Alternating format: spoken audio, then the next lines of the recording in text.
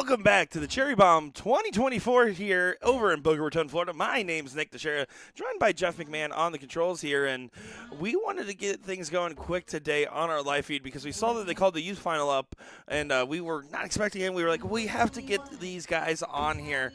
Looking forward to it. Maddox Williams, David Kramer is going to be your matchup here, and these are some talented youth shots that are ready to give us a great performance on the stream here.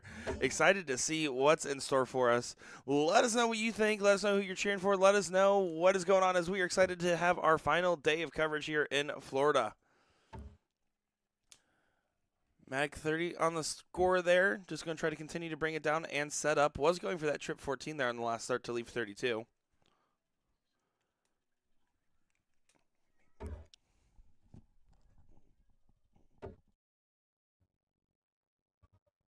On board 27.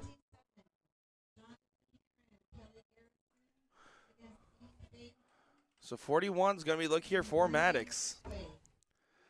Double top for leg number one. Almost just going a little bit high on it.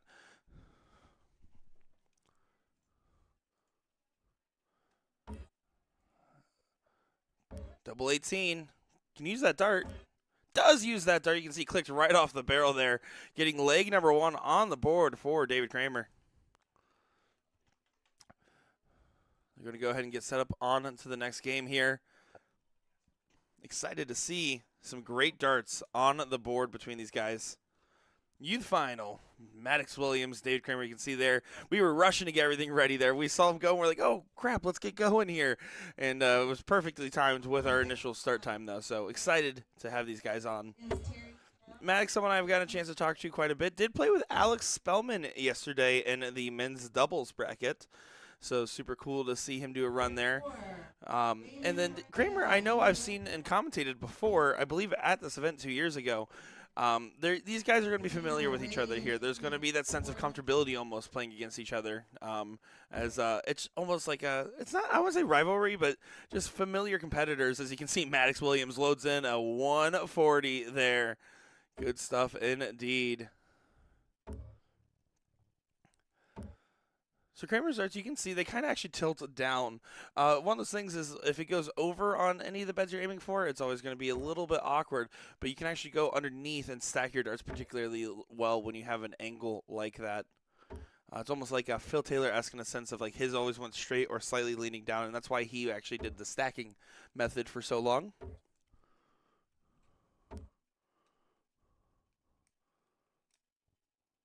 See right now, so far, Maddox's scoring has gotten him out in front here. Did so in the last game as well, but David was just more efficient on the doubling. That is what is going to be the difference maker here between these guys. Know for a fact that these guys are both going to be hungry for another youth title, especially as they've been playing in these events for a little bit now, and they have a lot more comfortability. I know I used to play a lot of youth events here. I believe not only at Cherry Bomb, but the Space Coast Tournament, a few others as well in the Florida region. And I can tell you for a fact that I was not as cool-headed as these gentlemen are on the dartboard. I was always super nervy, super like, I want to try to do so good, and I would psych myself out. So the fact of that these guys at their age have this level of composure, something else indeed.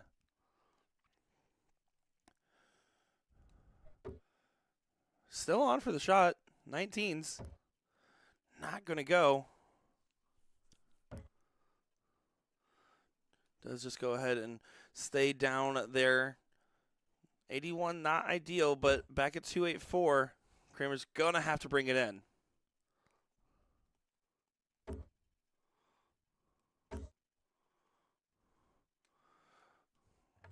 $83 there does help the cause, though. Gets him right in range to set up. Again, about that never say die mentality we've talked about so many times this weekend. You can't give up on any particular leg. You never know what's going to happen. Right there, 16 on the score so far. No out available. And you can see it's shots like that where Kramer has to just take those moments, settle himself, and try to focus on continuing to put the pressure on. A shot like that will help a lot. It looks like a 105 on there.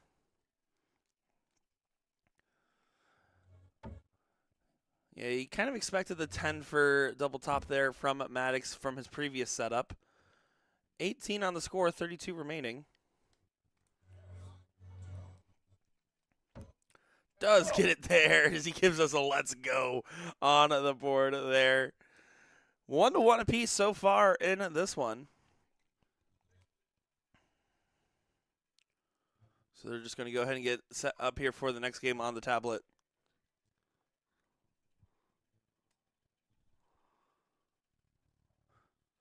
Yeah, it's definitely some Sunday darts going on for the rest of the folks in the hall.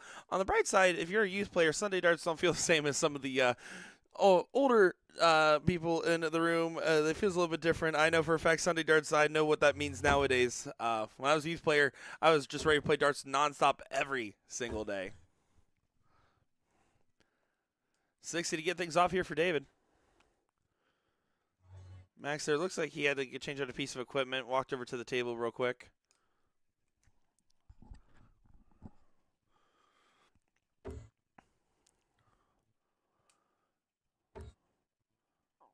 Catching into the wrong neighborhood at the moment. Does, though, go ahead for the cover shot there, down to the 19s. But so far, David getting an early sign of control in this leg. Yeah, Melissa, there you go. That I assume that was something along the lines. They're saying in the comments, David and Maddox are teammates on the FDA's Caribbean Cup team. And boy, I remember when I was playing to try to get on the Caribbean Cup team all those years ago. I missed a couple darts and a couple doubles to get myself on that team back when I was 16, 17, when I was first starting to really take darts seriously when I moved to Florida. So it's good to see that they're teammates here in that Caribbean Cup tournament, and seeing the kids out there, I know for a fact, is such a big carrot on the stick, and it's really what drives a lot of our Florida youth to get to that next level, right? And to try to continue to push themselves and truly approach this as the sport it really is.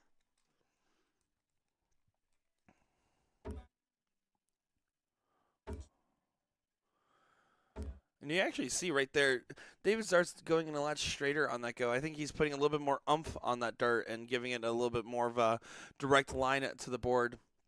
T. Maddox has one of those more traditional dart throws in the sense that that dart kind of kicks up just a little bit there.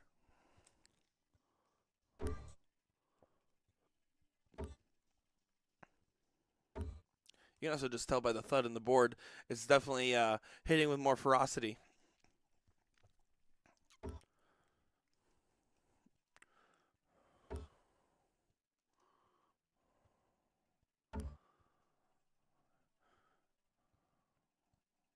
See there, so far, David's been able to maintain control. That dart kicked down. I'm glad he did switch to that cover and catching the wire on those 19s. Those are well-thrown darts there. Just not, unfortunately, going in, but enough to continue the pressure on Maddox.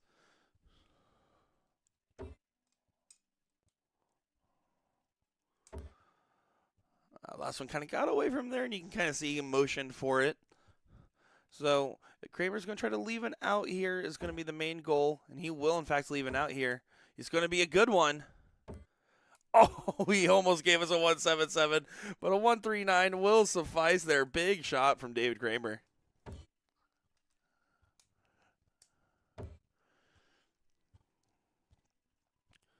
Trying to get a recomposure here. 40 on the score. Yeah, he kind of had to stay on the 19 there. At least to the 150 is just a cleaner leave. Trip 10 for double top. Going the 18s route. We'll get a dart. And does get it there. 2 darts at double 18. 2 darts hit. And clapping the audience there. I wonder, yeah, they're just having some fun watching that. I mean, a 139 to hit a 70 after in 3 darts. Also, Broward was saying, what's this, a race to 2? Unfortunately, they actually started this event. It's not on the flyer. I don't know the exact number of legs that they are running to. So, honestly, we're all just going to be strapped in suspense here, Austin, and going to have a good time watching these guys. Yeah, the youth players normally are actually kept in an entirely separate room, which is probably for the best. And Megan, they're saying it is a best of 5, so race to 3 there. So, do appreciate that, Megan.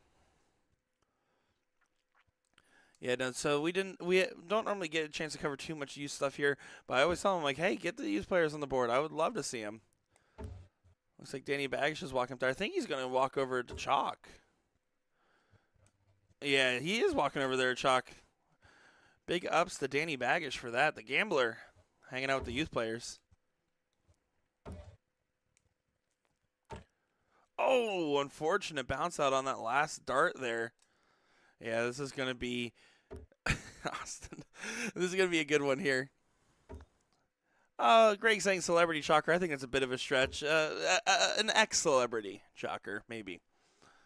Just kidding, of course. Danny Baggage and I, good friends, got a chance to call games together and have known them since I was a youth player. When I turned 21, Danny Baggage went to my birthday party, blind draw, and played me in Steel Tip, a race to 7 format. I lost 7-0. I believe I started at 301 after the first couple legs because it was just not going well. I was so nervous. And I know for the fact that that's the difference, right? You look at these youth players, there's not really much nerve showing. There's definitely some intensity. There's definitely some passion.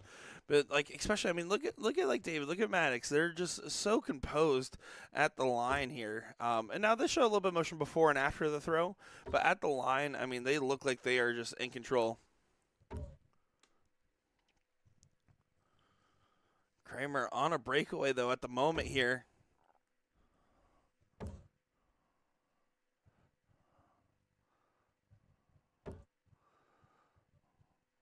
$39 on the score, so a little bit of ease here. Try to give Maddox an opportunity. He needs to find 100 for the 161. Yeah, not going to be able to leave a finish here. 136 can possibly go. I mean, we've seen the 139, we've seen a 122, and a 100 as far as the power scoring, and it is on so far. Not now. Single 16. It does go up for the 20s. There's leave 36.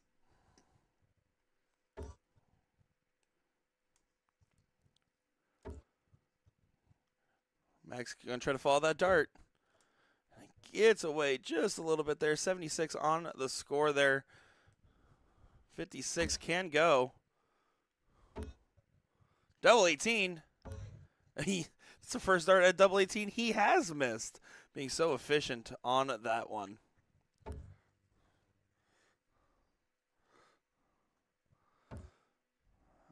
Max knows he's in some trouble here. David sitting on match point. This might be all she wrote. Double 18 for the win for David Kramer.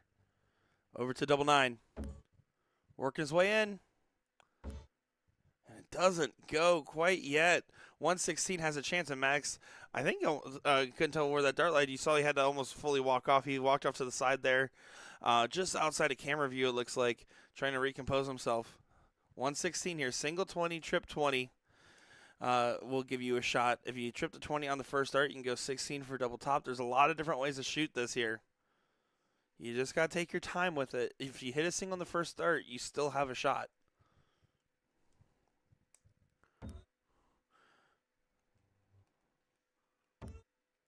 Not going to go now, though.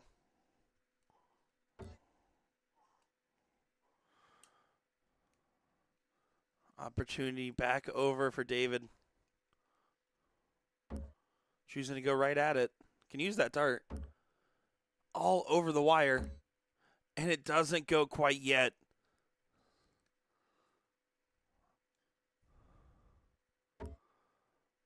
On 70 here. Has to stay on the 20s. Needs the guaranteed dart. Bullseye for Maddox Williams. Oh, my goodness. Clicking into the single there. A well-thrown dart. But does put the pressure back on David. Still hugging that wire. Oh, that one just slipped out of his hand. You can tell by his reaction, he said, oh, wow. Deciding to bust on that last dart there to leave himself the opportunity. Maddox has fought to get himself back in this leg and has not given up.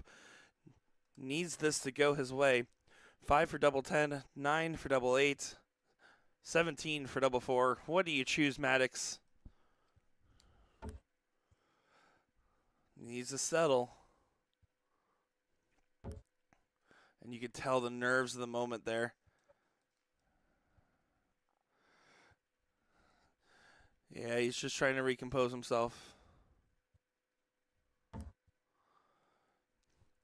Got 5 on the turn there, but opportunity handed back. David here, will he capitalize? Decides to split on the wire over to the double 2. And he accidentally busts there. Maddox needs to quell those nerves. These young gentlemen both want this so bad. They're fighting hard. Give him the double 10. No, not today. Back and forth, round we go. Who wants it more? Nobody knows. 2 darts again for Kramer for the match. On the wire once again. Kramer's doubles have been so close. It's almost infuriating. And you can tell Max still feeling the full nerves of the moment here.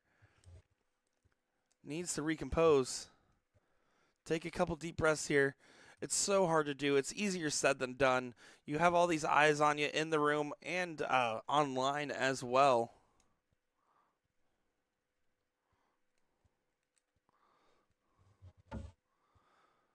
Still on for the shot. Needs to clean it up.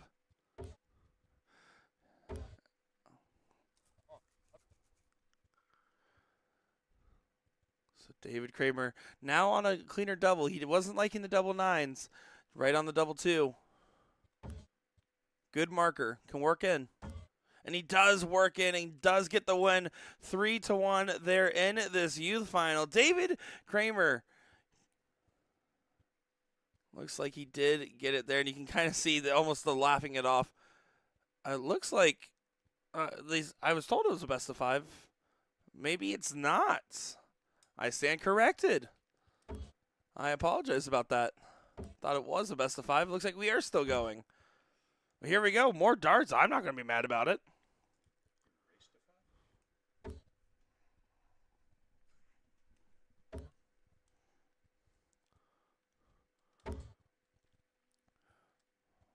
Let's see if Maddox is able to recompose in at this moment here.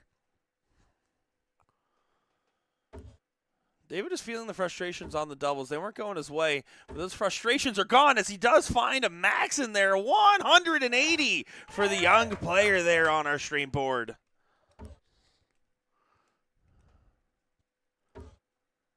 Yeah, you can definitely tell David having those wires on the doubles was driving him crazy. And honestly, if anything, all it did was just make him settle more and more on the Aki here. You can see the crowd.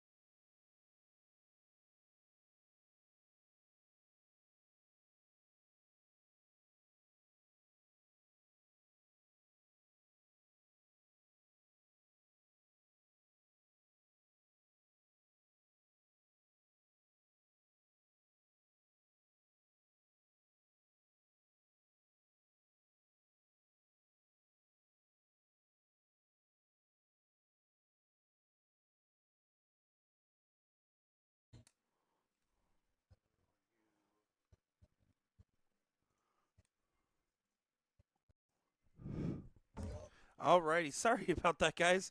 As it looks like, there we go. David Kramer does get it. Unfortunately, we fixed our sound just in time.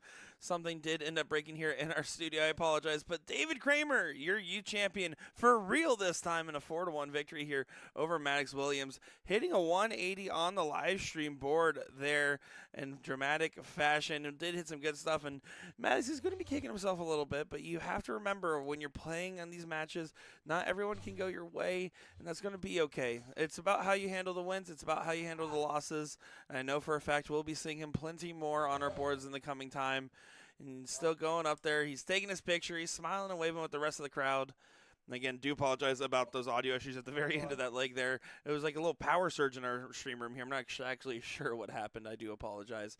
But hey, you know what? These guys came on to start off our stream right today with some great youth player action. I was absolutely thrilled to be covering it here. And let me tell you, that means that we're going to have another great day of darting action. What you're going to be seeing next on the stream here, mixed doubles 501. We're going to be getting a match here in just a little bit's time. Again, shout out one more time, David Kramer and Maddox Williams, your youth finalists and your winner, David Kramer. We'll be back in just a moment here with some more darting action. Don't go far, folks.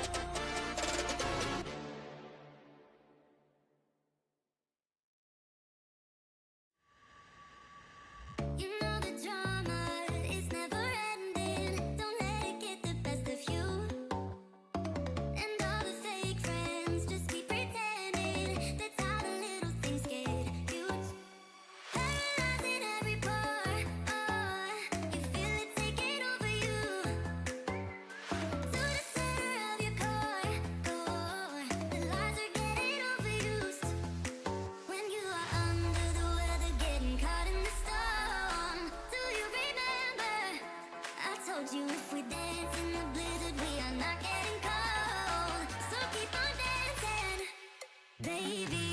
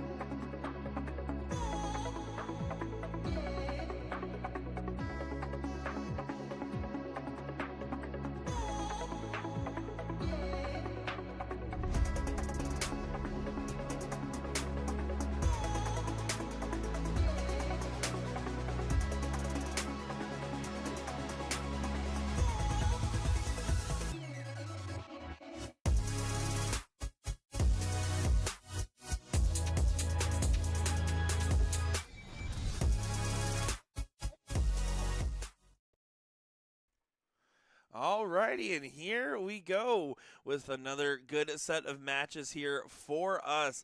Looking forward to seeing some mixed doubles 501 action.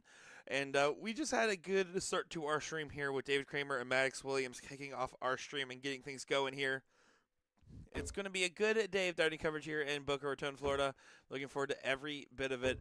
This will be the last bit of 01 in this event right here in the mixed doubles 501. Then after that, it'll be cricket rest of the day. 10:23 to get things started off here. Sherman's going to try her best to answer in suit.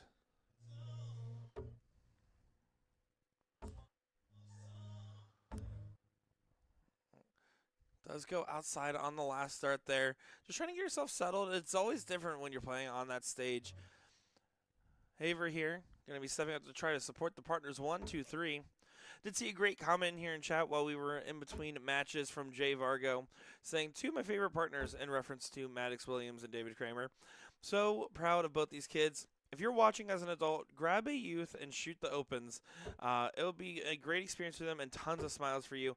Absolutely. I will wholeheartedly agree. It is something very, very meaningful for a lot of players, especially that next generation of talent. And also, on top of that, I mean, listen, I can go play with Joe Schmo any day, but if I get a chance to play with a youth player, I always say yes. I do wholeheartedly agree there, because that's what's important to growing our game and bringing it to that next level, is making sure we have the next generation of dart throwers ready. As Adams is still continuing with a great scoring. Does get away on the last dart there because I jinxed him, but 85 there on the turn. So far, his team is out in front.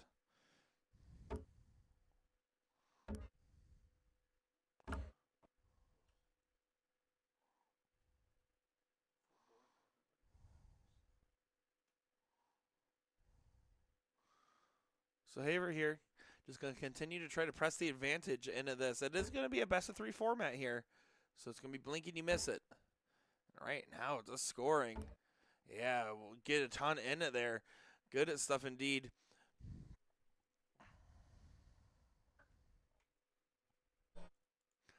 Did see a comment in there asking for links to bracket.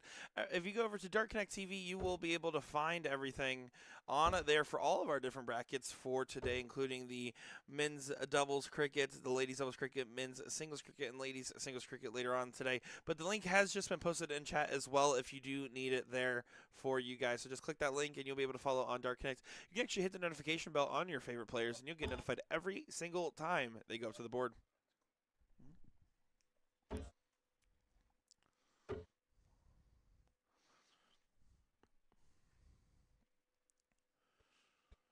Just focused on teeing it up there. Was not happy with where that first out lies, but that's all right. 98 there, well out in front. Sherman going to try to close the gap here.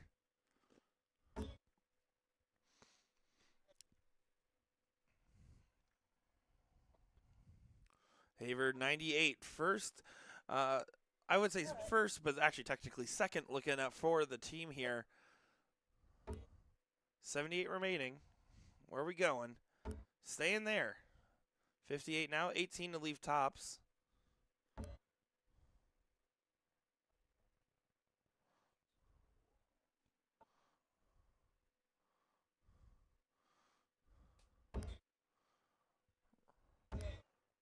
Roger continuing to check away here.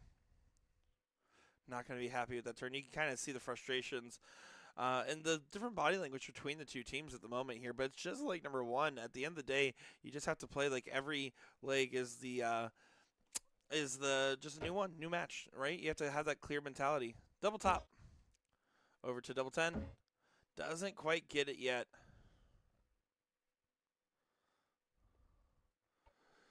Richard in the chat saying Austin Adams looks like he went to Ali Pally back in the day. Hey, it looks like he's throwing himself pretty well, having a little bit of a mess up in those last two goes, but hey, he's looking pretty solid so far. Him and Haver alike really cruising well together. Double 10 for leg number one.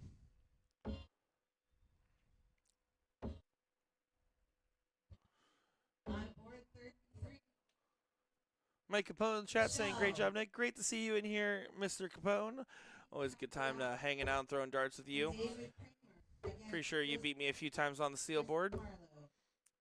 Pretty sure you probably still could beat me a few times on the steel board. Hopefully no one was watching in between matches there as I was struggling to throw darts straight and forward. That was brutal.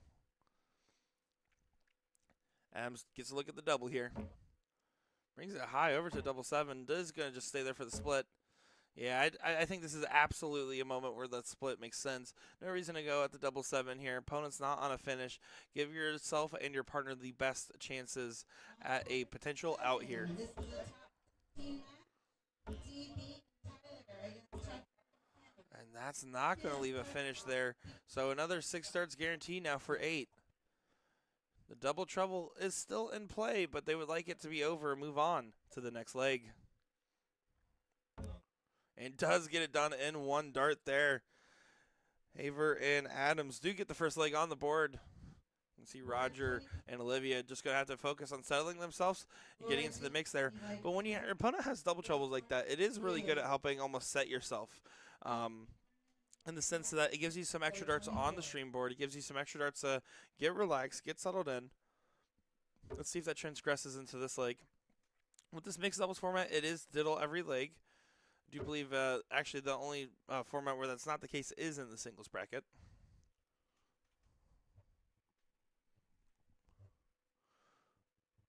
Alrighty, game on, the board says, and the board don't lie.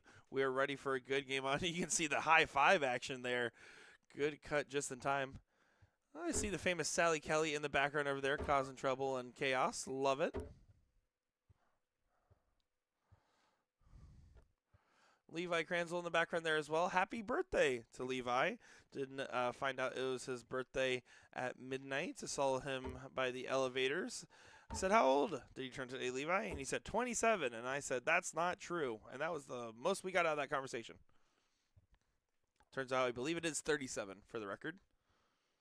It doesn't look a day under 37. Wait, no. Yes. Anyways, back to the action here.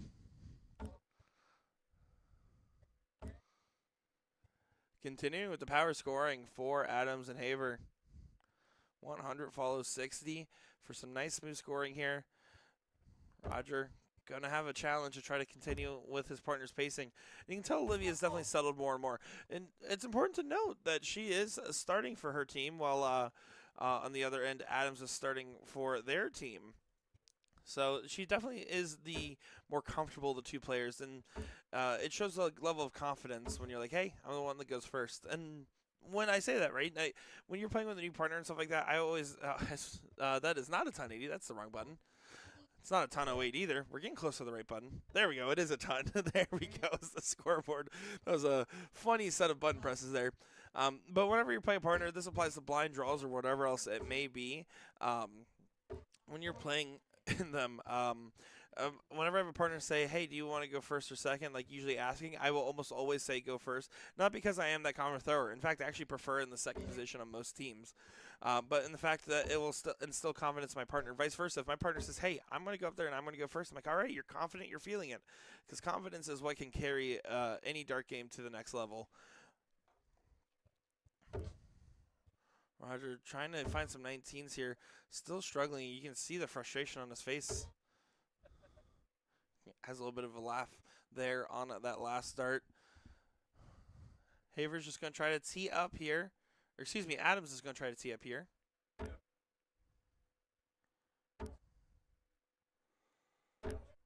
Does drill it on the last start to leave a 113. So back at 3-3-8. Sherman knows that something needs to change if they want to continue their run in this particular event. Does find a 140 in there. That does help the cause quite a lot.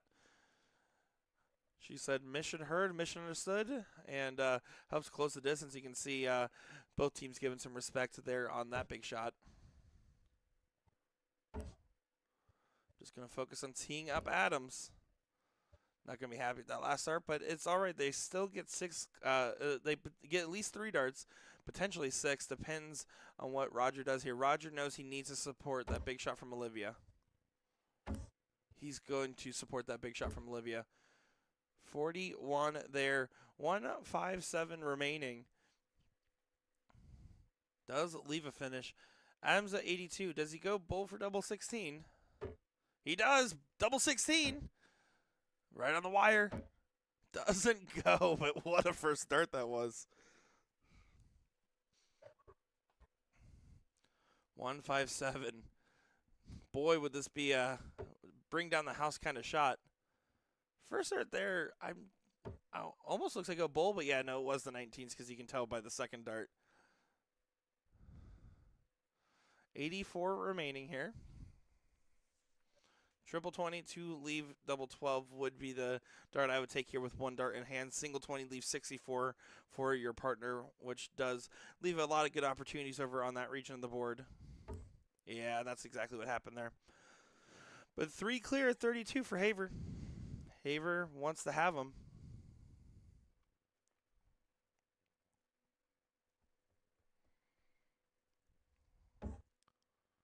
Just going to try to settle that dart in. And then back over to where the first one was. Oh, and that last dart is a little bit of a brutal one. Leaving at 5. Trip 16 for double 8. Oh, that's into the 14 there. That's a bull left, so it's going to be 10 for tops or 18 for double 16. I doubt we go right at the bull here. But it'd be so cool. Oh my God, that was actually the shot. And unfortunately falling into a 446 remaining there.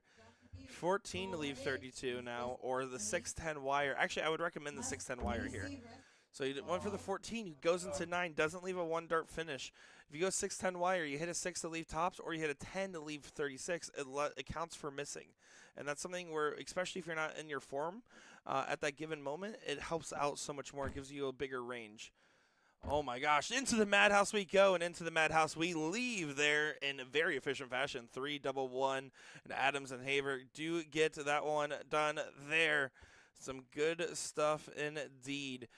And we're off to the races here with this mixed doubles bracket. We're hoping that we can continue the action flowing nice and smooth today as, like I said, there's so many starts to duos. Right now, eyes on Paula Murphy, Danny Baggish. They did win your mixed doubles yesterday. Paula is 4 for 5 on events so far. Can she go 5 for 6? We'll see here in this event. Her and Danny Baggish probably the bracket favorites, but there's some teams in here that can do some serious work, and I'm excited to see how this develops. My name is Nick Teixeira, joined by Jeff McMahon. We'll be back in just a moment's time.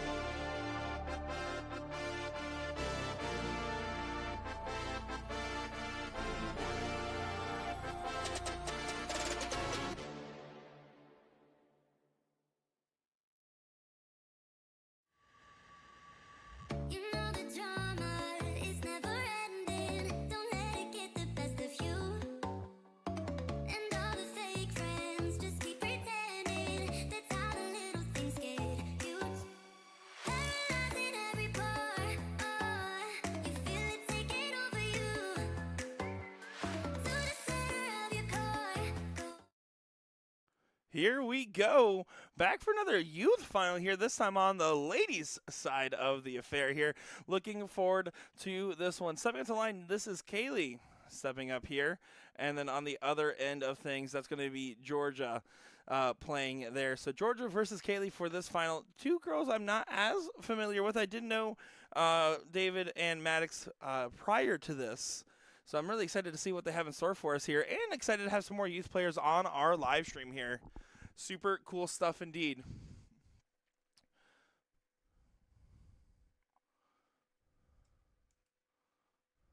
Good last start there.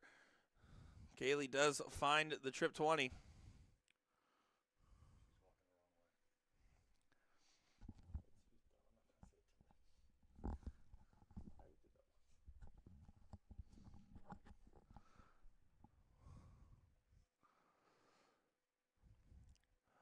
Yeah, chucking away here between these girls. It's going to be a neck-and-neck affair, it seems, early on in this. See, Georgia has a significant heft on her dart from the way she throws it there. You can tell it really, both these girls really click the board pretty well. You can tell it's almost like a gunslinger release there from Kaylee.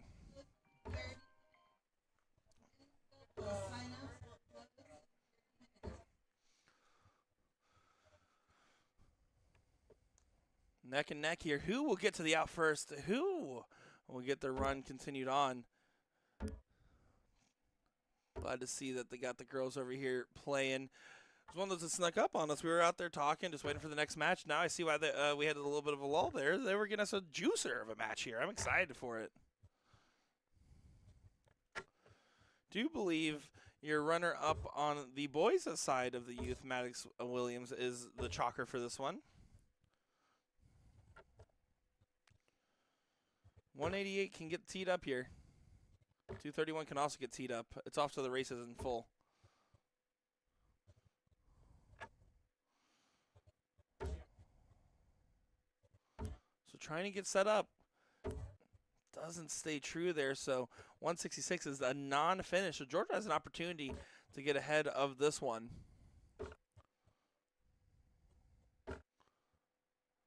.30 on the score, 149 will work for a finish here. But of course we saw with the previous youth match, and really any match in general, it can be all fun and games on the scoring side of things. It matters about how your doubles are flying today, and I'm curious to see how these two competitors are flying on their doubles.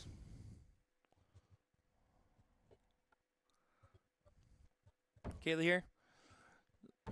Gonna just continue to try to tee up. And that worked just fine. Leaves the 130 combo, or 130 combo versus the 81. Did pivot after the first start there, so 130 you do stay 20 for trip 20 to try to leave the bowl. 81 is the look over here.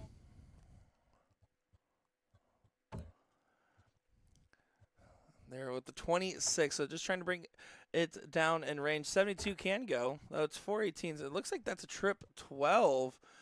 Yeah, so that is going to be 36, which leaves 36. Just confirming the math here.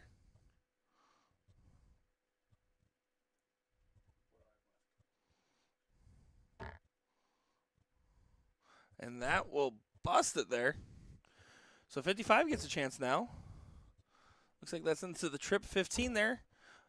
And was going for the double 5, pulled over to the 20. 72 did start the 20s last time. Going over to the 12s there. So 20 for tops. Did not go for the bullseye there. Did psych out our producer.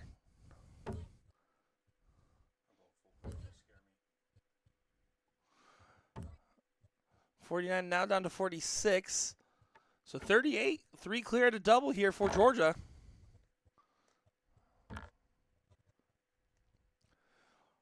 Now going to have to clean up. Oh, goes outside on the board there. A little bit of frustrations in that dart. So again, 46. I would recommend the 10-6 wire here. 20 for double 13.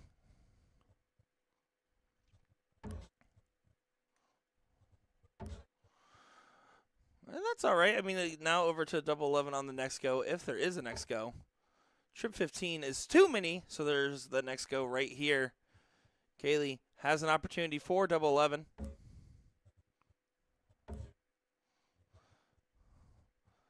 Trying to recompose here. 8 remaining, double 4.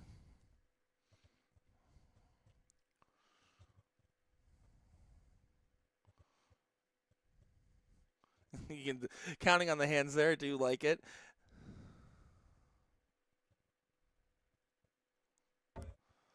Does pull it high. Richard Ott saying, I sense a little nervousness for being on the stream. I would absolutely agree with that. I think that the stream lights put a lot of pressure on these young players for sure. But hey, good on Georgia there to clean up and make sure to leave on an even. Double 11, now the look. Good marker dart. Now it's single 11, single 3. Does go up to the 5 there. That is also fine. Over to double 10 for Georgia.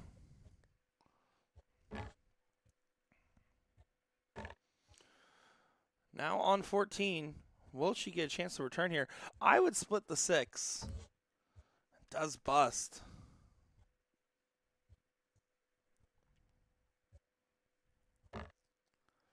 Single 10 for double 2. Oh, last one just gets caught up in the upper highway traffic over there. It's definitely hard, right? I mean, when you're a youth player, it's either you feel no nerves because you don't even know what nerves are yet, or you feel all the nerves. I mean, you look at like Luke Littler or Bo Greaves being young players playing on big stages, and they've also proven that these youth players, especially under the right mentorship and taking the right time and dedication to the game, can do some incredible things. And in fact, it proves that, in my opinion, that anything is possible. And is really inspiring, and I think that you're going to see more youth players kind of feel like that as well. And of course, when you're young and you're playing on a stream board like this, it's an invaluable experience. If you get used to that pressure early on in your dart playing career, the further you go on, the more used you are to playing on a main stage, the more you're used to having eyes on your match. It's that type of experience you can't simulate. You can only get from actual tournament play. And there's so many people that have tried to simulate that pressure. I know for a fact I used to, and still do whenever I'm trying to practice tournaments, run around my house over and over. I would run around my house. The double 1 does go in there for Kaylee. I would run around my house to try to get my heart rate up to make it feel like I was feeling like nervous on stage. That is always how I used to approach that. And let me tell you, it didn't work. It did not help me quell nerves. In fact, I still had to learn other methods to do that. So just having this extra practice here will help in the long run for their careers. I'm excited to see how these girls continue to develop in this match.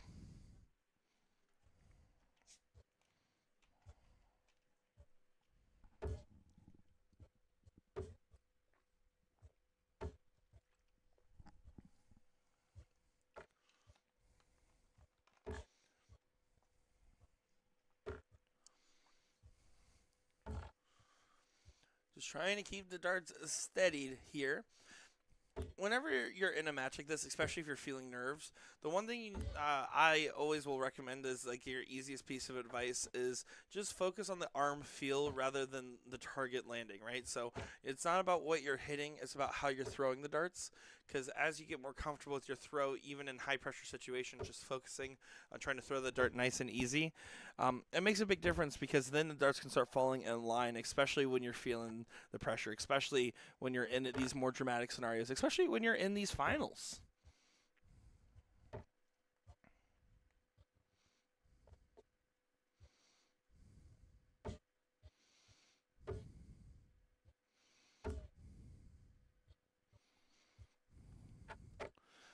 Georgia out in front so far, and that will help the cause too. 81 on the score there. Oh no, looks like that last one was a single 7, not a trip 7, but still a good round nonetheless.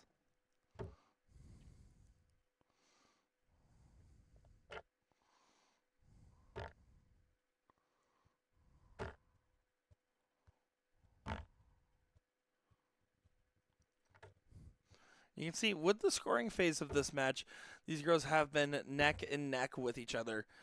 Let's see who gets on the breakaway here as far as it comes to that doubling, because we saw in that last one, that's what it came down to, was some nervy doubles in the madhouse.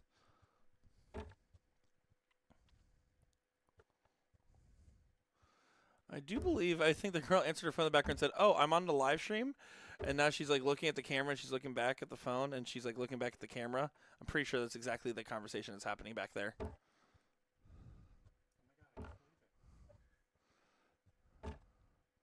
26 there. Again, edging ever so closer to that first shot at an out.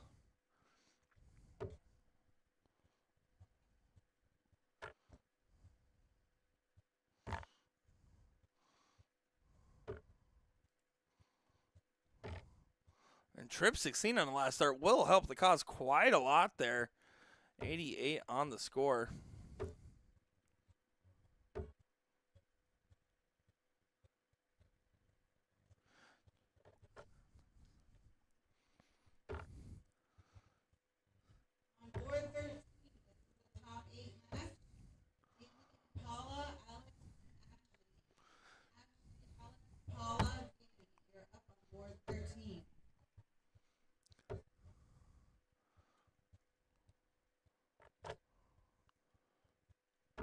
One 102's the look. 82 remaining. Gonna stay up there. You'll notice when it comes with a lot of confidence to try to utilize the bulls there, and I would actually recommend staying on those 20s in that given scenario. You don't want to go for the double bull, double 16, just because it's such a high pressure shot. I mean, it doesn't matter who you are. It's not an easy one. 70 remaining's fine. 69, gonna try to clean it up. Does go down to leave 64. So out in front, but 149 on a finish now for Kaylee.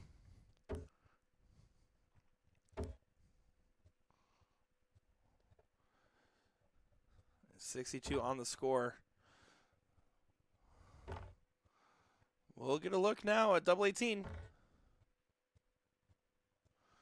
Not quite, but a good attempt at it. It goes outside, so it leaves herself 3 clear to double if she gets the return. 84 now needs a trip from upstairs. Not happened this go. So Georgia to get a leg on the board.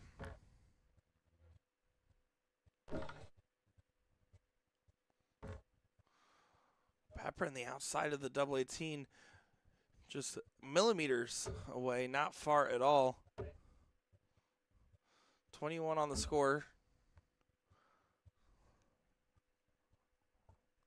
So back to the double 18 again we go. Good marker dart there. Can use it. Oh, and did use it just on the other side of the barrel. So now 56. Was going 16 for double top. That's 21 there. So that's going to be 35 remaining. So that 19, 3, 17, ideally 3. But any of those numbers there is going to be your honey hole, right? You want to be able to hit odd. The only thing you can't hit over there is double 3 or any of the 2s. Goes over to the 18s there. Was trying to go for one double 17, I presume. Yeah, that looks like to be the case. But does leave double 8s if there's a return available.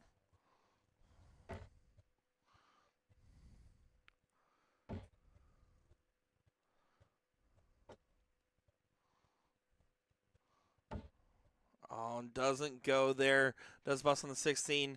So now a shot for double 16. And does get it there. So one apiece. So you can see a future youth player in the background over there playing with mama. That's very adorable stuff back there. Little girl at the dartboard over there. Oh, good stuff indeed. Georgia a little nervy on that diddle. I do think Kaylee got it there.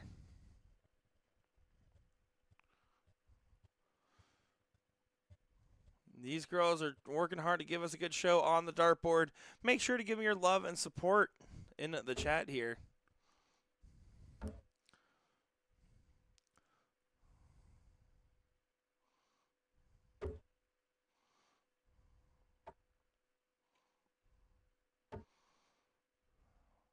Georgia goes into that trip 8 here. Kind of utilizing the bottom of the board a little bit more. But you can tell just by the way the darts are kind of leaving their hand that it definitely is a case of the nerves. And in fact, I can almost certainly guarantee you that averages that they had to get to this point had to have been higher because just, I mean, it's a tough room in that youth room. They play real hard. They play real tough over there. And in fact, right now, it's just a little bit of that streamlight pressure, but these girls are working hard, and don't underestimate that ability from them. And the fact is that at any moment, a couple click darts difference is all it will take to go one way or the other.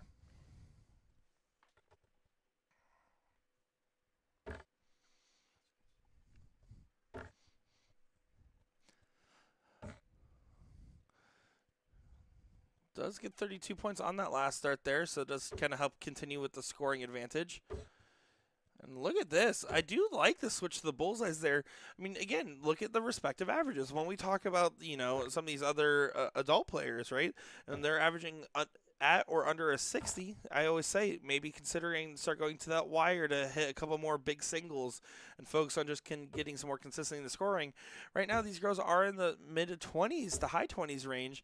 Utilizing the bull a little bit more for the scoring is not a bad idea whatsoever as far as just trying to get yourself consistent and those nerves quelled. But a good find there indeed. Do want to give a shout out as I will guarantee you Maddox, that is the chalker, and again it just played in that the boys side of the youth event there, is actually way better at this quick math than I am. I have to give props there. And it's nice to see the youth players supporting youth players.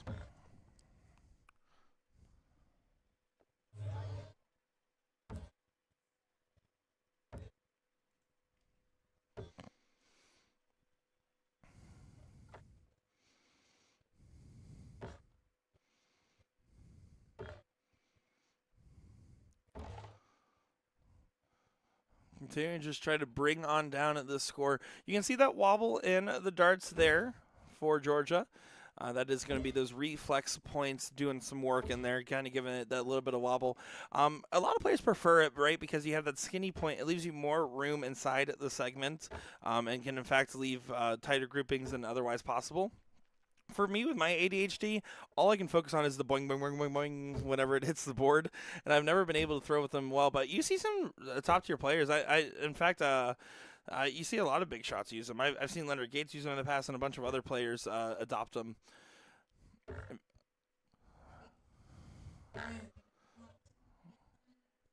21 there does leave a finish. Right now, Kaylee's just trying to make sure she gets herself down to a finish and get it in range. 10 points shy of leaving a finish, but it's still fighting along just fine here. Neither of these girls are going to give up on this leg at any point. That is just something, especially with these players, that they just have that natural competitive tenacity. You don't really see, being down and out. You kind of almost see every single leg as something to conquer, right? And you can see right there, Kaylee definitely felt the pressure of the moment with the two darts going outside the board at 180 to try to leave the finish.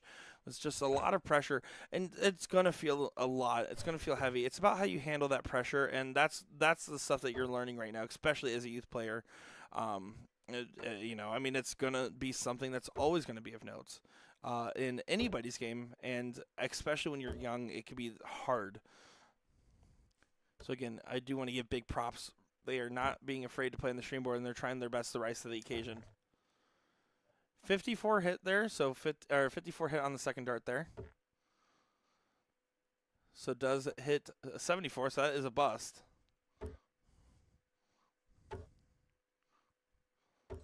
But you can tell by the frustrations that both these girls were definitely, again, playing at a higher standard leading up to this final, and I'm sure that there's a good chance that they could have an opportunity to kind of get themselves settled and run.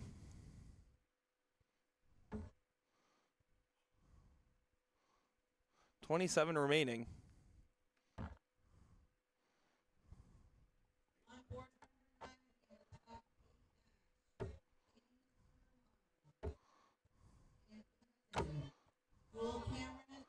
Jacob Wilson saying in the chat, would love to visit the U.S. and play one of these. Oh, I mean, it's always a fun time playing here in the States, but of course, everyone over here says, man, we want to go over there and get some games in, depending over there meaning anywhere in Europe, at least for me. But yeah, there's some great tournaments out here in Florida and the rest of the United States as well.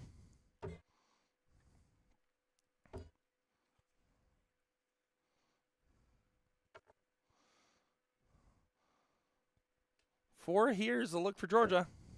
Trying to get herself settled. Over to the double one. Not going to go, but that's an area where you're okay with busting. You would rather approach again with 4 than 2.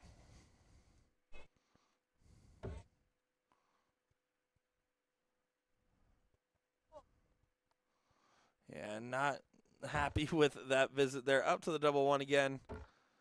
And that is a bust there. You can see these big deep breaths. They're definitely feeling it at this moment right here. 54 remaining, so you can go 18 double 18, 14 double tops, even 20 double 17, whatever you feel most comfortable with. 49 remaining here, so again, that 17, 19 area is the region you want to be in.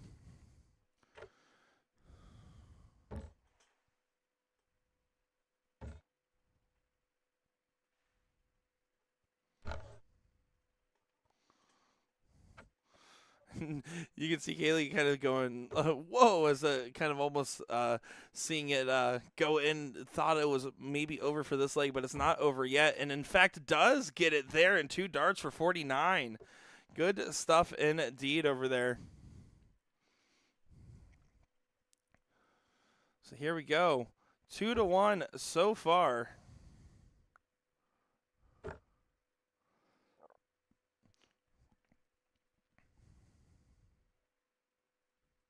So Georgia will get the start here.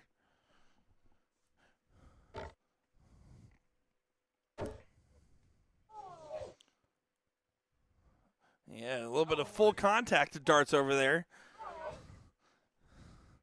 Having a little bit of a laugh about it. It's always important to look into opportunities if you want to get your kid into playing darts. The easiest thing you can do to get them involved is to start reaching out to the different boards, whether you're Florida-based and you're looking at the FDA, or you're looking at other opportunities through other organizations as well. Just make sure to reach out, start asking around, and try to get your kid involved. I know Sean Green has a middle school dart club that he does up in Indy. There's so many opportunities depending on where you're at. In fact, I remember playing for the Caribbean to be on a Caribbean Cup team when I was a youth player in Florida as well on the steel tip scene. It's really important. It's a really good opportunity because it's such a self sport. Self-driven versus like a team sport. It's a completely different style, so it actually pairs really well if you take your kids into baseball, soccer, whatever sport it may be, because it teaches a lot of self-reliance and a lot of self-assurance as well. I mean, it's a game about confidence with a side of darts. It's never the other way around, if you ask me. And so it's good as far as youth players and stuff like that to find that confidence, to learn that self-reliance through throwing, and then to also work on that teamwork dichotomy of working and playing with different players in these doubles, triples, quads, whatever format it may be.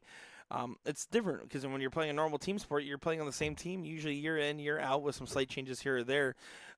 It's can be really great for these learning opportunities, and it's also a sense of like teaching them professionalism. Like they're playing on a live stream right now, they're playing with an audience behind them, and they're playing in the hall where Alex Spellman played Leonard Gates on the final on the same board that happened on. They're currently playing as well.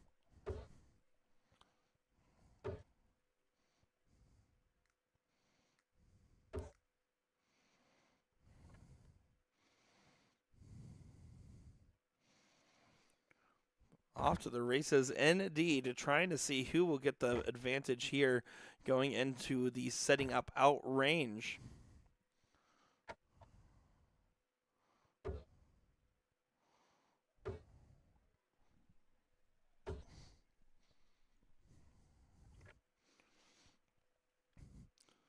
Georgia at 249. Continue to try to bring it down.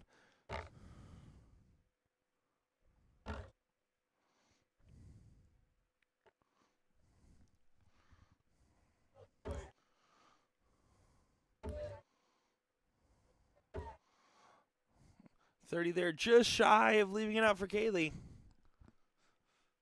Still any girls game here. And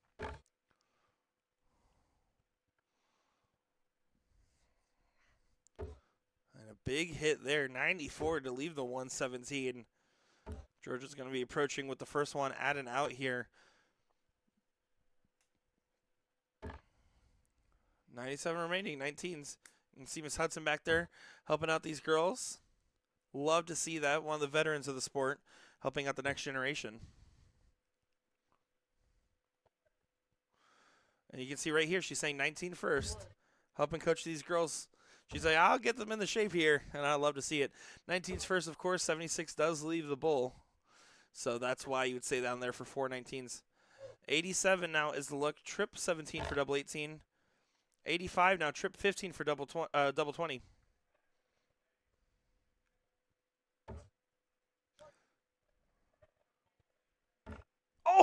Almost goes. What a good attempt at it. Oh, my goodness. 74 is now the look. Well, it's going for trip 16 now at 53 remaining here, so 13 double 20.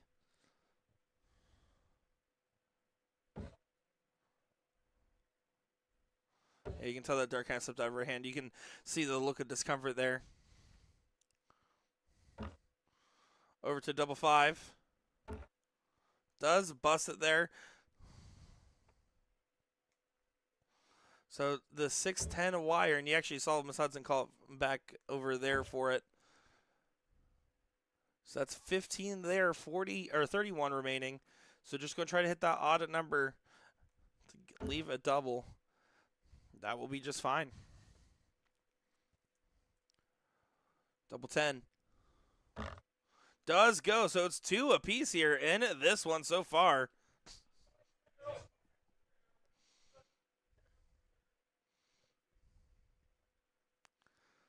Here we go. Georgia to show first on the Bulls. Good diddle there, right on the wire. Tough spot to get around. So yeah, Georgia will get the start here in this leg, 2-2.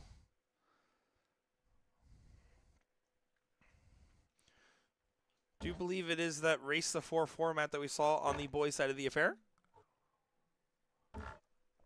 And we do have quite the crowd starting to build up behind these girls now, and that is so cool to see, and just giving them, again, the support that they deserve. This is the future of darts, and it's about how we take care of it. It's about how we help it get nurtured and grow. Because let's be honest, all of us watching right here, there's hundreds of you guys online across all of our different platforms here. With all you guys and all of us, we could be talking about darts and playing it for the rest of our lives, but they're going to be around longer. And it's good to see more young talents in the game.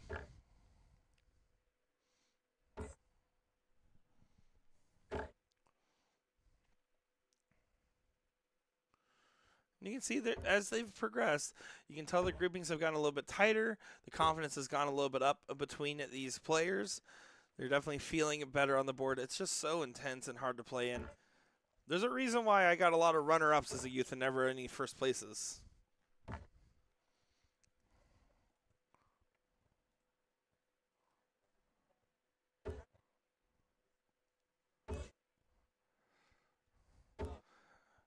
If you guys are curious, the reason why these girls are going to start throwing really good now is in the dart hall, they're playing some NSYNC. So I feel like that helps motivate any dart player, regardless of where they're at in the match. Because they just want it that way.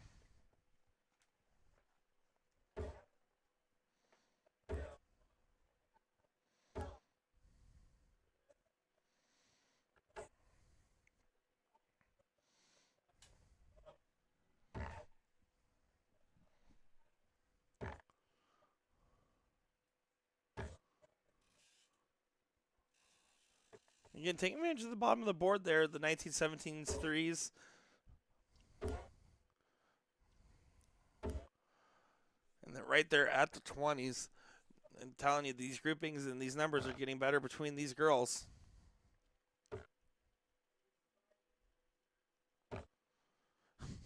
Richard not saying, Nick, word just came in.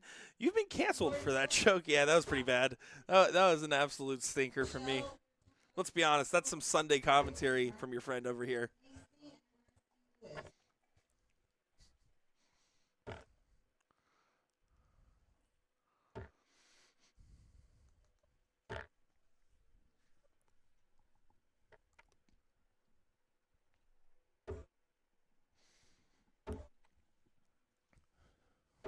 Oh, good last start there. Kaylee finding a ton to leave herself at 93, putting all the pressure now on Georgia.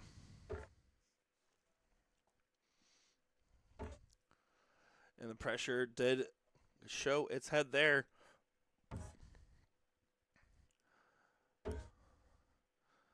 Not going to be able to take it out in this go there, but 39 on the score. Does get in range. 215 needs to get brought down. That's a good start to this. It's all right. Big old single in this last start. 52. Does not leave a finish. That's actually some bad math for me there. Would have needed to hit an odd. 19 would have left a 164. 34 remaining.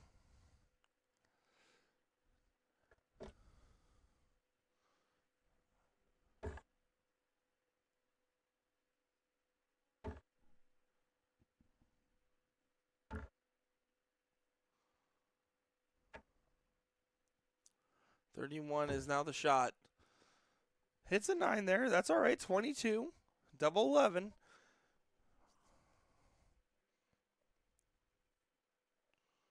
.22 is the look here. Just confirming it.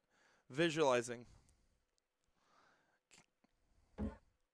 Good mark on it. Oh, does that? It didn't look. Yeah, it didn't go. Oh, that was a good beat on it though. 138. You just continue chucking away. We've seen some double trouble from both these girls here. It's you never know until that finish line's crossed, right? You have to have that never say die mentality. 11's now the look, and it doesn't go here. So now 104 is the shot. Steve here in the chat saying, "Boom goes the dynamite. Happy Sunday fun day." Welcome, Steve. Thanks for tuning in. 84. Almost like the trip 20. Yeah, 69 now brought it down to 50. So good leave there. Double 4 to double 2. Not quite yet, though.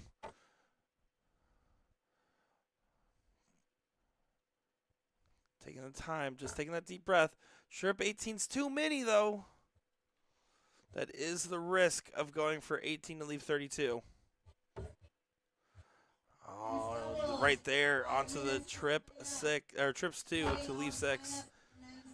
No good there, but over to double 15. Good beat on it. Can we get it in?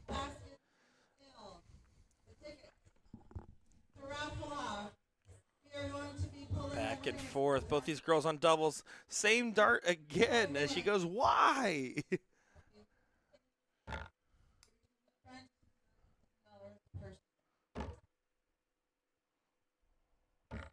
Does get it there.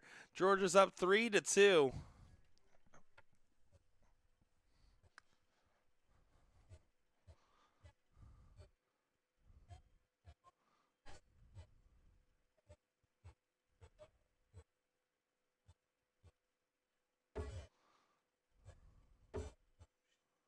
Does look like they're not corking anymore. Not sure if there was a change or if there was a misunderstanding in the formatting there. They did not cork for that leg. Not 100% sure the reason. I did hear in the background that someone was saying something to them, so that was from a tournament official, I would imagine. But I don't believe I actually recall David or Maddox diddling each game either, so maybe that was just a misunderstanding in the formatting there. In either case, no harm, no foul. 79 on the hit there for Georgia. Georgia's on match point here.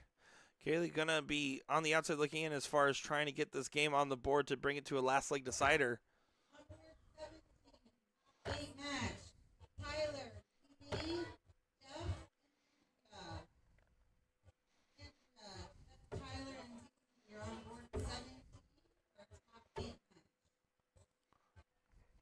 And you can see right now, What Georgia has done particularly well, other than some of these darts at doubles, has done so good at staying stone-faced on this, right?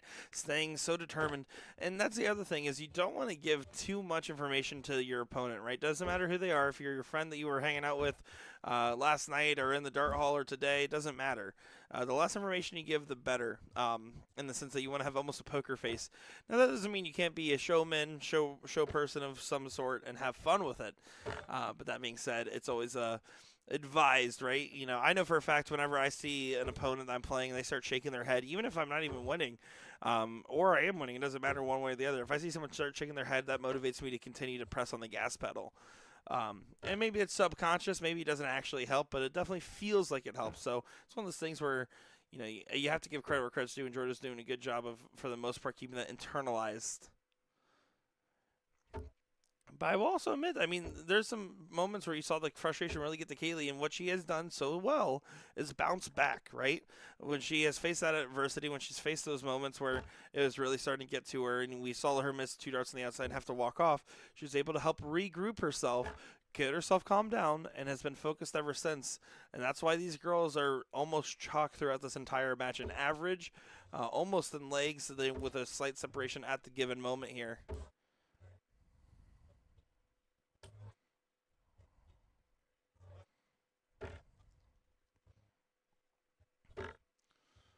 Georgia trying to be the first one on a finish.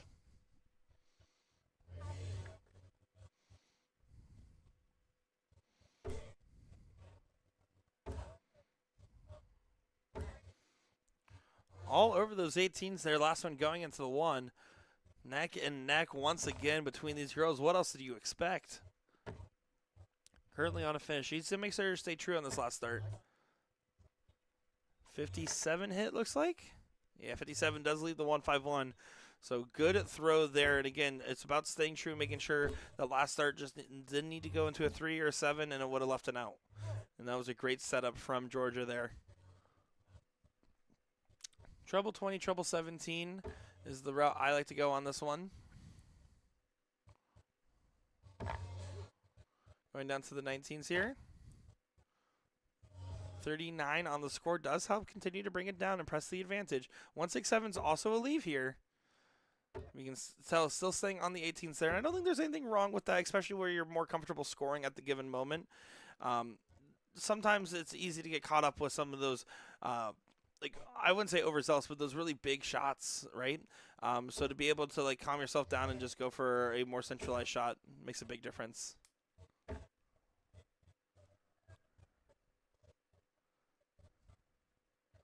$73 at 54 now. Not going to be able to go.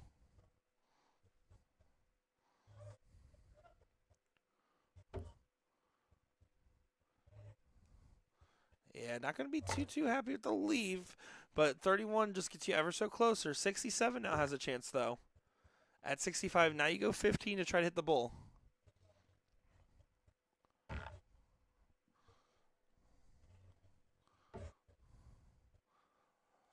8 scored there. 31 now the look. And it will get a look. Double 14. The pressure is on. Can this dart go in? Single 14 does a double 7. And now 59 gets the look. 19 for double 20. 56, and now 16 for double 20, or might go to for that 20 to double 18. Was hitting 20s particularly well. Yeah, that's exactly what's going to happen. Double 18. Kaylee gets an opportunity. If she hits this, we move into a last leg decider. 7 now to the 3. That's to the 5. All right. And last start needed to be a double 2 there. Or double 1, excuse me. The needed 2 there is what I meant to say.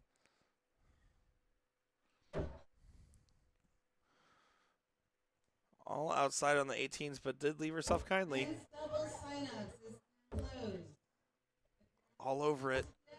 Last one was played more aggressive. That's okay, though. You're supposed to play that dart aggressive.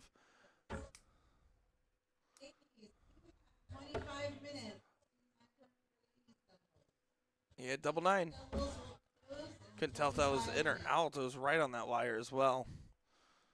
Double 1. Oh, you can tell. Kind of rush that dart a little bit. You got to pace yourself. That's the one thing. Pace yourself. It's easy to go back and forth, especially if you and your opponent are both struggling on the doubles. But there we go. Georgia wins it 4-2 there over Kaylee. Good stuff indeed. And does get the win there for another youth final on our board. And congratulations to those girls. Shout out to Maddox Williams and the run for chalking that one. And yeah, good stuff indeed there. So guys, we're gonna let them get their pictures in there. We're gonna get back to action in just a moment's time. I'm Nick Teixeira, joined by Jeff McMahon.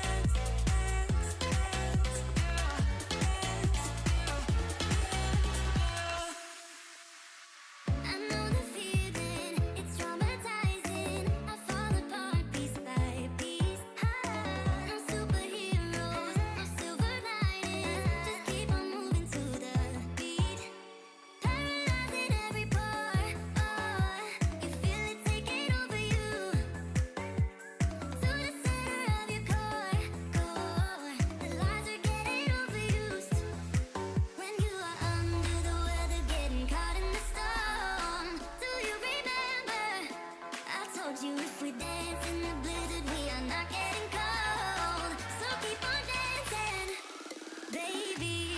Dance, dance, dance, yeah. Dance, yeah. Baby, dance, dance, dance, yeah. Dance, yeah. Baby.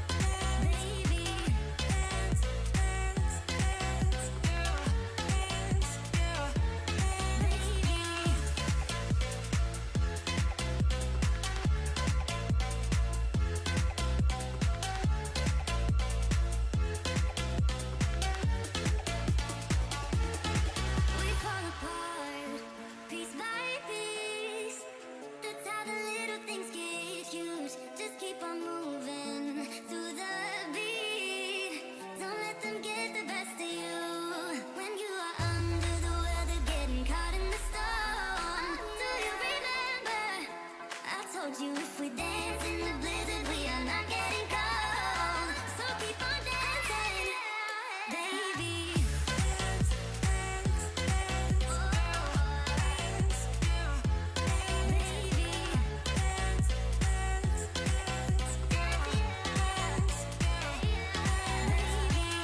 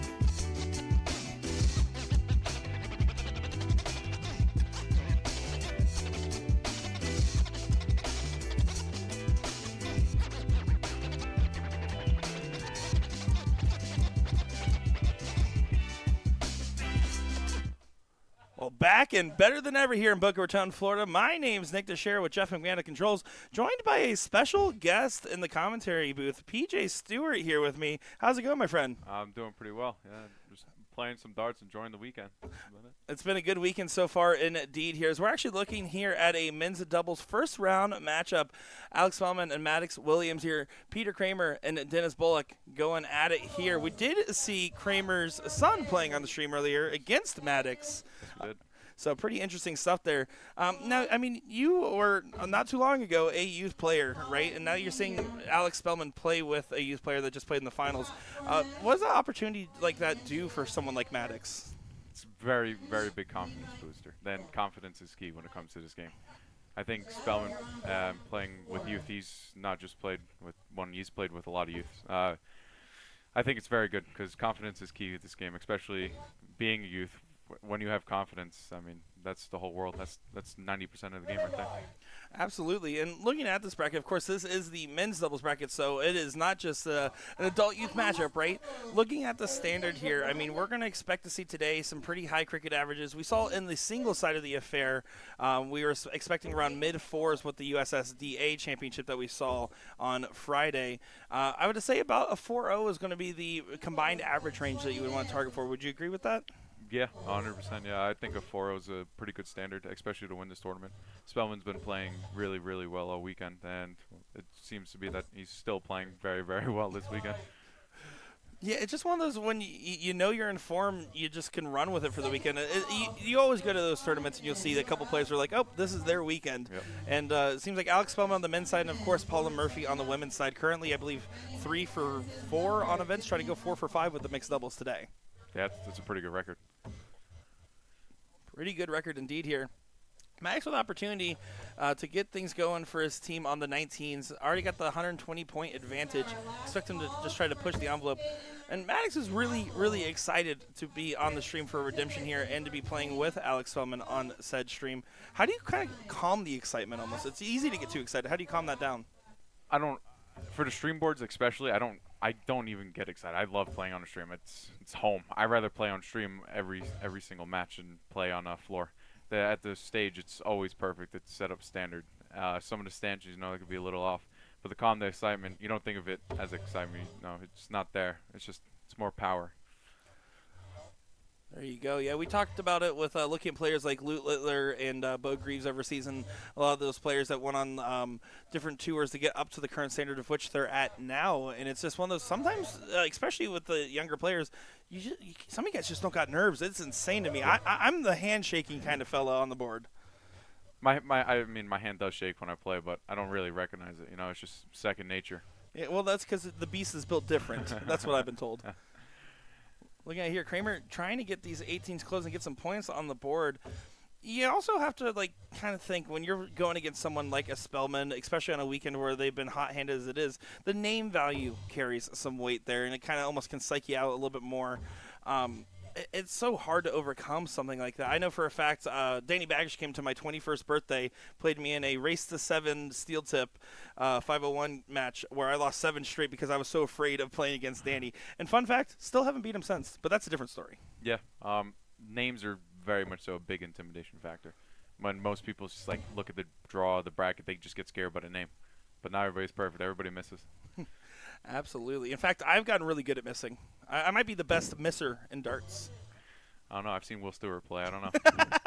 There you go. But bam! PJ's in the booth, and we're feeling it good. Spellman here, just going to focus on getting these 16 shut down here. Wasn't able to do so. So a slight opportunity opener here as you expect Kramer to try to pounce on this. Looking to load it all the way up. Needs a 7 for the point lead. One dart at a time is going to be the secret here. See, he holds that dart pretty high above his eye line there. Kind of hard to do that, just because it's one of those things with your eye-hand coordination. Getting it outside of your eye line is one of those things where it's hard to keep track of where your dart's at for consistency's sake. Yep, you lose your dart all the time if you do it. But I mean, it's not like baseball or anything. Everybody has their own throw. Even if you just watch this, everybody has a different throw. There's no set standard. There's the fundamentals, but everybody's throw is different. That's what that's what makes darts unique.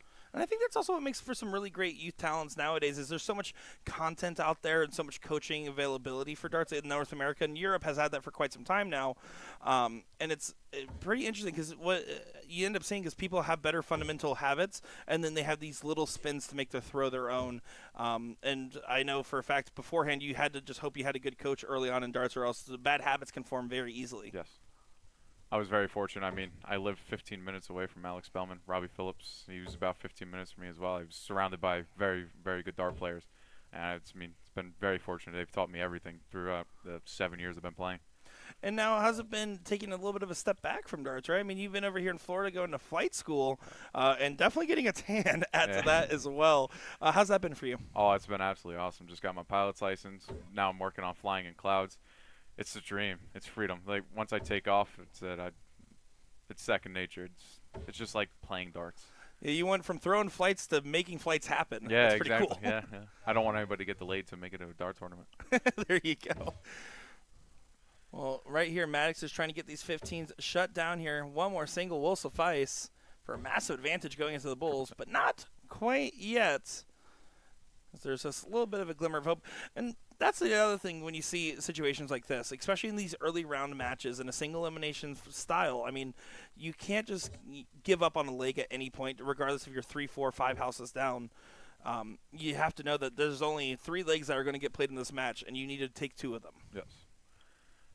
No matter how far down you are, I mean, I don't always follow this principle, but I should. No matter how far down you are, do you want to fight back? You know, it's the best advice I could ever give somebody because you just never know. Maybe they just start missing. Maybe they have a bad day on that one number, and then you just start hitting, and then we start climbing back. And, of course, easier said than done, too, course, right? yeah, It's easy to be like, man, I should have just dialed in a little bit more. But all these guys seem very locked in. What I do like from Kramer right there is he just still smiles and laughing despite the situation. And that positivity is what can make a big difference in a match like this. Enjoys the game. For the love of it. Does need to secure this point lead, or else they're 115 away from the leg going the other direction. Maddox here to get the leg win on the board. The young gun himself. There it is. Does get it there. Does do quick fist bumps around. Pulls the dart and gets ready for the next one. A high five to the partner there as we take a look back and just dead center in that single. So now, do you prefer an alternating start in a format like this, or do you like the diddle every leg? Diddle every leg for best of 3. Best of 5 or more, you could do alternate. Definitely puts a lot of pressure on each of these diddles, and that's a big opening for Alex Spellman to not get the bull here. Kramer is going to want to be capitalizing, getting right over top of that flight. See, he's kind of rolling the dart in his hand just a little bit, but I think that does get it. Yeah, looks like you got it. Good stuff indeed. Now, for those that aren't as familiar with you, PJ, which is probably not many because a lot of people have seen you play for a long time, what got you into the game? What got you hooked on darts? Just playing in the garage with my dad, really. That's really how it started. The more and more I played, the more and more I fell in love with the game. Then going out, meeting people, getting introduced to more people, and seeing where this game could take you and where it has taken me. That's it. That's how I started. Yeah, same story here. Definitely playing with my dad and trying my best to beat him. He never let me win in anything. In fact, I still remember the first time I beat him in something was in Madden 08. It was a big deal for me. Of course, I did cheat by using the Patriots when they had Randy Moss and Tom Brady together. But that's a different story. We don't need to talk about the cheat codes I used. Yeah, my dad never let me win, ever. He still tries not to let me win, but now it's not even close. I can relate. We're both better than our dads. Yeah, You're way exactly. better than me, though. Well, here I we get go. lucky every now and then. I think luck is a skill at the end of the day. As Alex Spellman there does start off with a 7. Bullock here going to try to get these 19s going their direction here. One dart at a time. And the thing is here, right, you have to also understand the team dichotomies. Right now, out of all these players on the board, I think Maddox is probably feeling the most pressure. He's playing with Spellman. He really was excited. I'm not kidding you. He asked so many times, hey, do you think my first round match could get on the stream? And I actually didn't pull any strings. I was like, we'll let the tournament directors decide, and they put him on there. So it's almost like, trying to apply the pressure to him, right? Putting the pressure on his throw, making him hit the big shots is going to be the key to success. But Maddox is going to be unwavering at the end of the day and try his best to keep his composure. Yeah. I believe like pressure is trial and error. Eventually, do enough of it, it's fine. it becomes second nature. Like if you watch Spellman play the whole time, he says he doesn't get nervous, but he knows it's there because his hand's shaking the whole time. Absolutely. All the time, his hand's shaking. Absolutely. And for Spellman, what's interesting, and you can say this about not many teams in the men's doubles, neither Spellman nor Maddox will be drinking today. Nope. So that is an interesting note there as well. And it was cool. I got a chance to interview him last night. Fortunately, there the audio is a little scuffed, so I'm not sure if we're actually going to be able to air that interview. But in that interview, we talked about like giving advice to youth players and as far as trying to quell the nerves as someone that is played on big stages and doesn't drink. I know for a fact that for me, I always had this one idiosyncrasy where I would clench my hand really hard. I was always told it helps blood flow in the hand. It probably doesn't. It's probably placebo. But that's still something I do to this day. Do you have any tricks like that? Playing on big stages, I've never like had anything. Most people put like washers on the shafts of darts. I don't do that because that's my thing. I like to just like tighten the shaft, you know, instead of like rattling my darts because I don't like doing that to my opponent. Just tighten the shaft. That's about it. Fun enough. That's what I'm doing while commentating. Yeah, exactly. Right here. Yeah. That's funny enough there. Yeah, you can see right now Spellman and Williams just maintaining control of this leg. Not really showing much signs of weakness. Spellman's been starting off strong, and Max has been trying to support. You can see Max there, though. He's still, like, hitting himself in the head. He wants to be lighting up the board and hitting 9 marks every go he can. But you have to remember that it's going to be just down to those couple big 2 marks, 3 marks in cricket. Sometimes those big closes and those couple rounds where you get the point lead makes all the difference. Of course. Playing with Spellman is a big pressure. I mean, I've played with Spellman hundreds of times, and every time I want to play great. But the more and more you realize you don't need to play great. You know, there's no need for that added pressure. Just do what you can do because everybody knows you can. Well, you know these pro players pretty well, debatably better than I do, traveling around and trying to interact with them. Who do you think right now is the number one in North America? Number one in North America. North America. Definitely Campbell. Definitely Campbell. By far, yeah. And U.S., who do you think? Oh, U.S. Spellman. Yeah. Spellman? Yeah, by far. I've been saying Spellman's the best in the country 7 years.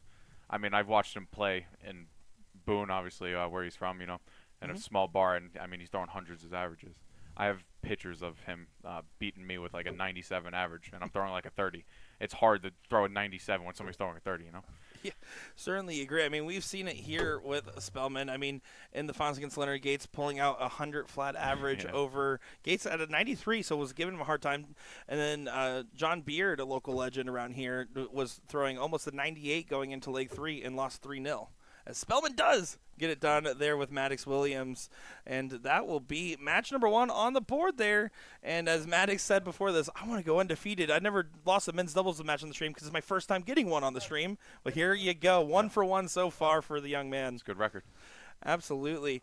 Alrighty, well, we're going to figure out what's coming up next to our stream board here, continue the action, and continue the increase in quality and commentary. Thank God PJ Stewart's here because, let's be honest, you guys don't want to hear my voice no more.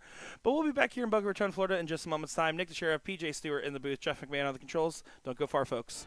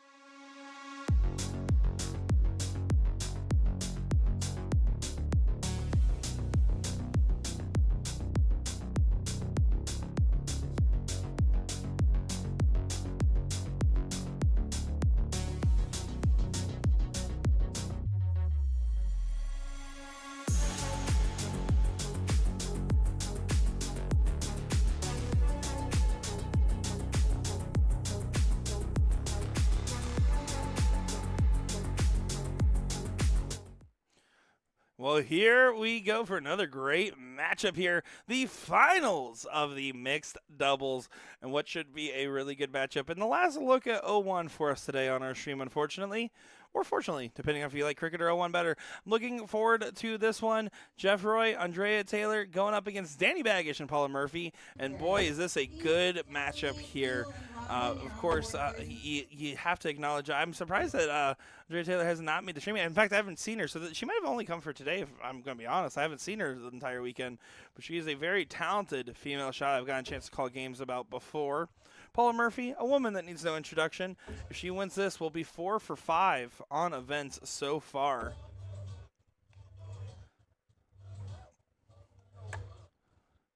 First look at Taylor on the dartboard. I will say I love Taylor's form. I've always been a big fan of it. Just nice, simple. You can tell there's steps of the process. Aiming position from the 90 degree, bring it back to the face line, hold for a moment, and then throw. It's just nice, it's simple, and it's methodical, which is very important there when you're trying to get something nice and consistent.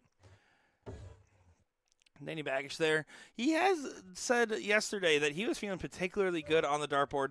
He was throwing some pretty great darts in the matches that we got to see from him, especially for how little he's played as of late, as he's been making a bigger priority, focusing on the important stuff in life, like family. Norman Madu and Chris Platt against Keith Switzer and Justin Jones. Justin and Keith, Chris and Norman, you're on board 34. Paula chucking away here at the 19s. Last one gets away from her a little bit, but they're out in front, but it's only a ton of difference in the separation here. Taylor can do a good hit here to flip the script in this leg early on. It is just going to be a best of 3, so it's going to be blink and you miss it style format. Men's doubles on board 36. Joe Cheney, Jason Brandon against Pete Lee and Doug Messiah. Danny Baggish trying to just continue to power away. Not able to find the treble bed there. Jeff Roy did make one appearance on our stream this weekend so far, but when he's wearing a hat, it's so incognito. It looks like he's ready for the golf tournament here with his outfit today. And honestly, I'm here for it. It's total Boca Raton, Florida vibes, if you ask me. Paul's going to try to tee up Danny Baggish here. Men's singles is now closed. Except for 1, 2. Paul there does find a ton. Taking up Danny Baggish just fine there. 116, going to be a good leave. Taylor's going to feel the pressure to try to hit a ton in response to leave the 160. Good mark on the first dart. Oh, might have boxed out. It might be blocked out. Yeah, the last dart goes high and out. Definitely some frustrations at this given moment. Danny's on for the shot. Double 20.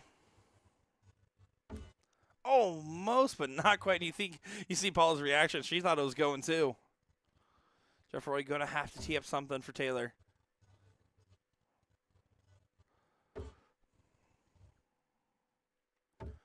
I almost would have preferred him to stay on the 19 after the first dart there. I feel like there was room to work.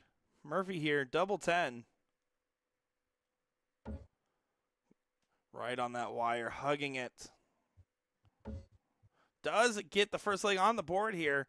But of course, it's diddle every leg, and this is an important diddle now if you're Roy and Taylor. Danny to show first. Does hit a single. And double there from Jeff Roy.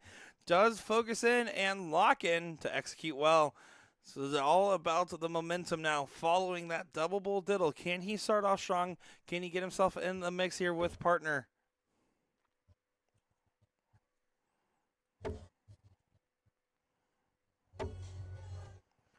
41. Definitely not the start he envisioned, but it only hurts if Danny hits big.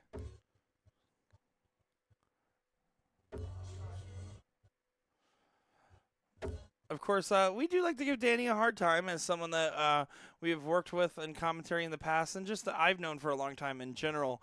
But I will say, for what all the jokes being aside, Danny Baggish has done quite a lot for darts in North America and really helped pave the way, I truly believe, in the last couple of years for the pathway of North Americans overseas that we have been seeing. With Jules getting the tour card, with Lobby getting the tour card. You see Spellman going over the seas to the Moto Super Series and stuff like that alongside with the Canadians. I think Danny Baggish had a big part in helping North America's game get to that next level in the last couple of years. And so you have to give credit where credit's due. On top of the fact that he is, at the end of the day, a good representative of the game. He just decided to go up and chalk the youth finals earlier because he's like, hey, there's no chalker there. I know my math. I'll go out and help out the kids, and some good stuff indeed.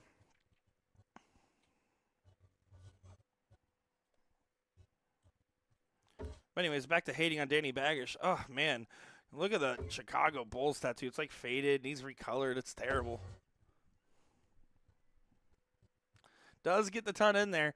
Taylor is definitely one of those players that, because they're methodical in their throw, they have the frustrations when things aren't going the way. You can see the head shake there. But it's one of those, like, if it clicks so well. And she's one of those people that can just be dominant on the board, dominant in the room. Murphy, of course, dominant this weekend, though, so far. USSDA's ladies singles winner, ladies pro singles winner, mixed doubles cricket winner. Did not win the ladies doubles 501, but did win the ladies singles. So, yeah, pretty good run for her so far, only missing out on one event.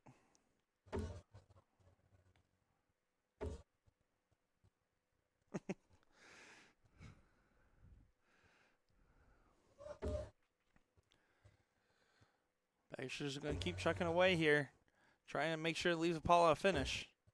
Oh, and that last start does not do that. You can see the frustration on his face there. Big moment here for Taylor. Wants to capitalize on this moment. Is going to capitalize on this moment. Going down. Does find a big 139, and that's a massive hit there after Danny did not leave a finish. Murphy here is going to have to tee up Danny Baggish, so she's looking for around a mid-80 here at least.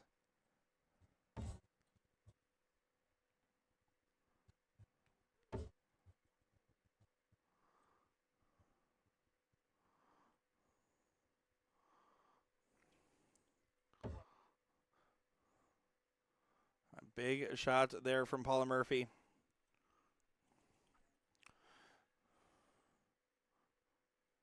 $18 for double tops. Jeff Roy to get a leg on the board and send it to a last leg decider.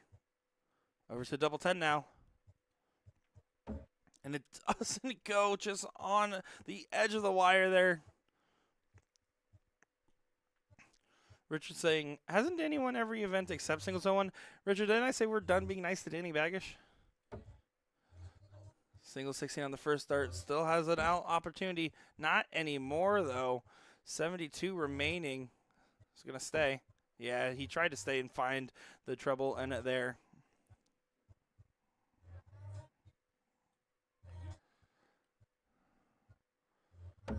Taylor working the way, and that's a good first start there. Can use that to the advantage. Needs to go on the left side of the dart, though. Right in the barrel. And you heard it click off the dart, but it just doesn't quite go. Paula Murphy can take this leg from behind in a 2-0 win fashion for this final. 2 looks at double top. Visualizing and throwing the phantom darts right there. Wants this to go and be done and dusted. Just going to settle in on that dart. Doesn't go, though. Ego Chip saying hello in chat. Hello. Men's doubles on board 25, Charles and Dave Dennis against Doug Kindelov and John Whitley. John, Doug, Dave, and Terry, board 25. Can Roy get this double 10 in? Having double trouble, and that goes into the 6th there. Has to go for this double 7. Can't afford to split now. And it goes inside there to the single 7 there. Baskets that haven't Double 20 for DB. Does get it there. Danny Baggish and Paula Murphy get the other mixed doubles title. undefeated as a duo, and that's a big win for him there. Taylor and Roy, unfortunately falling shy, but definitely showed signs of life in that leg and could have had it. Just unfortunately, a few wired doubles is all the difference that it makes. Danny Baggish so far has been on a pretty good run. Can he continue said run this weekend? We'll have to look to find out here. We'll be bringing you more action here now, going on to cricket for the rest of the day with our men's and ladies doubles cricket and our men's and ladies singles cricket starting as well. Don't go far, folks. My name is Nick Teixeira, joined by Jeff McMahon. Be back in just a moment's time.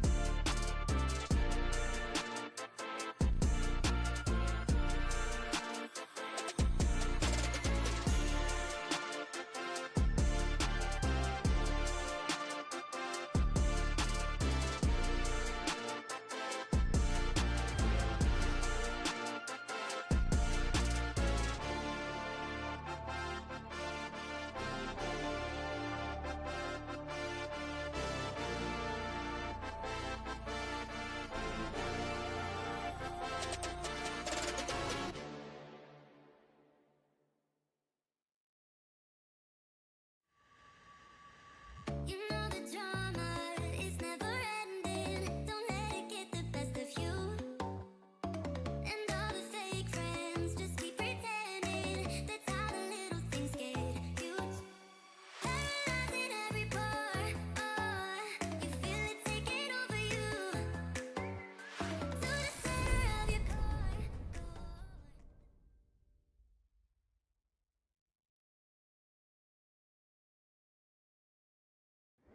Luke Humphries is the greatest darting force on the planet.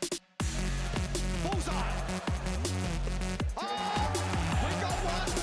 The fish has been landed. We know he's too good.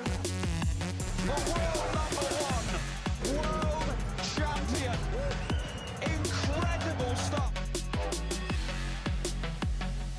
Let me tell you about A to Z Darts. We're a specialty dart store with over 10,000 different products. We create in-depth videos and blogs to help improve your game and showcase our products. We give helpful advice on how to practice darts, the fundamentals of form and mechanics, and how to make better decisions when purchasing your darting equipment. Whether you're brand new or a seasoned player, we try to provide fun and informative content. I'm Jen, the creative director for A to Z Darts. I've been playing for over 10 years, and I've traveled the world competing in and promoting the sport. This is Will. He runs our live streaming company, USA Darts, and travels the globe as well to broadcast major darting events and interview PDC players alike. You'll find over 2,000 different sets of darts on our website. Guessing right now you're pretty interested in our resources? Learn about form, throwing mechanics, practice routines, scoring and grouping, checkout methods, cricket strategy, and much more. Visit a-zdarts.com to take advantage of our blog or follow us on social media at AZDarts today. This game is going to be key. You can tell by the way they're scoring. There may be nothing in it. One man misses, does the other man get? Yes! Double 12! That is the most amazing lap you will ever see in your life. I can't stay. Double 12, and the 9 Dart King lands another one. Covered by Team Michael. Double 12, back going! Michael back going! Luke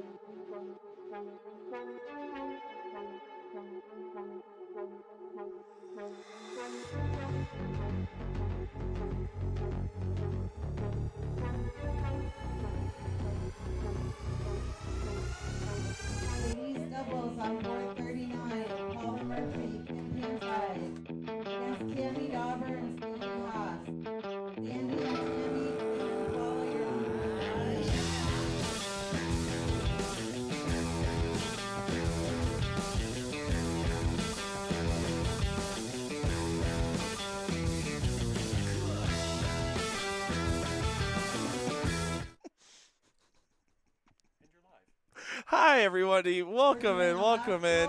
My name's Nick Teixeira, giving you some more coverage now, looking at our men's cricket doubles. Once again, we did just see Maddox Williams and Alex Spellman play together while I had PJ Stewart in the booth with me, which was a nice little treat there for sure. Now we got a good one here. We already had seen this team of Brito and Slaven. I've already messed up his name enough times. I'm going to overpronounce it now.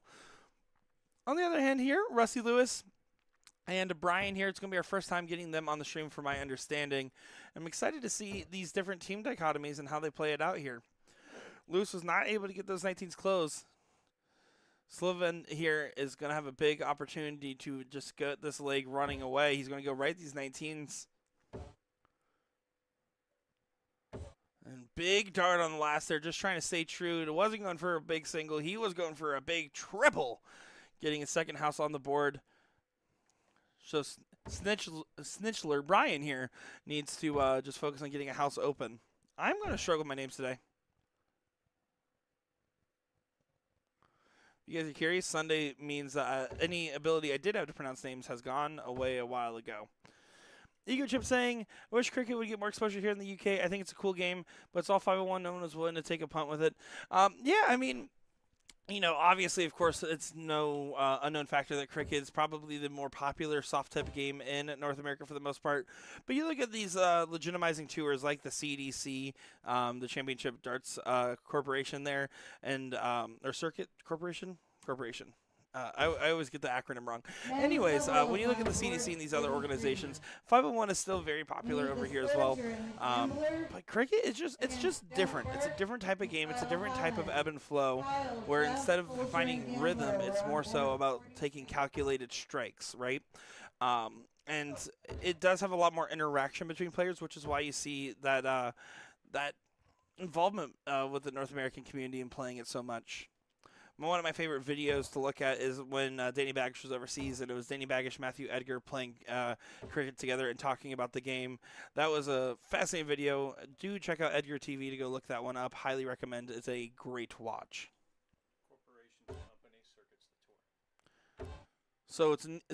Corporation's a company, Circus a tour. So basically, they made the acronym to always confuse me because no matter what, it's correct, but also feels wrong. Ramon's saying, wake up, Nick. I am awake. Guess what? They have us in the closet with no AC. So it's not like I'm getting sleepy in here. We're sitting in a dark closet. I am awake and lively. And honestly, these darts have been so phenomenal. We've been spoiled with some great matches and some great personalities on the dartboard here. I will say, this is a lot of talking to myself here as well, and annoying Jeff in the background. And it's one of those things where the train of thoughts don't start to not flow as easily as it was the first day or two where I had a lot to say. Now I'm just like, all right, don't repeat yourself. Don't sound stupid. And then I have to remind myself, wait, people listen to you because you sound stupid. It's part of the appeal. Good close there on the 19s as this game is slowly starting to shift away. Brito here going to have to just focus on getting that point lead. And see a little bit of a split between two minds on those second two darts. He really wanted to get a shot at the 18s there, but wasn't able to secure the points. Single 20, then over to the 18s to try to get the close. And yeah, just unfortunately, same thing there. But those darts wanted to go perfectly into 20s or the 18s. Richard saying I've been binge commentating for days. That's definitely how it feels, right? I'm going to be honest, it'll be kind of refreshing where I don't have any events where I'm the primary on the microphone for a little bit. Of course, we still have the WCS going on, where actually the last match we saw was Caitlin Myers, Kelly Sipe. That was actually a Florida player, and first time I got to commentate Caitlin Myers, and boy, did she impress me. She made that shine on Tim Adams' head look extra good with her good darts there. But yeah. Next time you guys will hear me on the microphone other than the WCS on Mondays probably won't be until sometime in July, I would say. I know I do have DPFL coming up here in not too long. Of course, I will be on the mic there in Rock Hill, South Carolina for the Bull Shooter prelim for the ESPN event.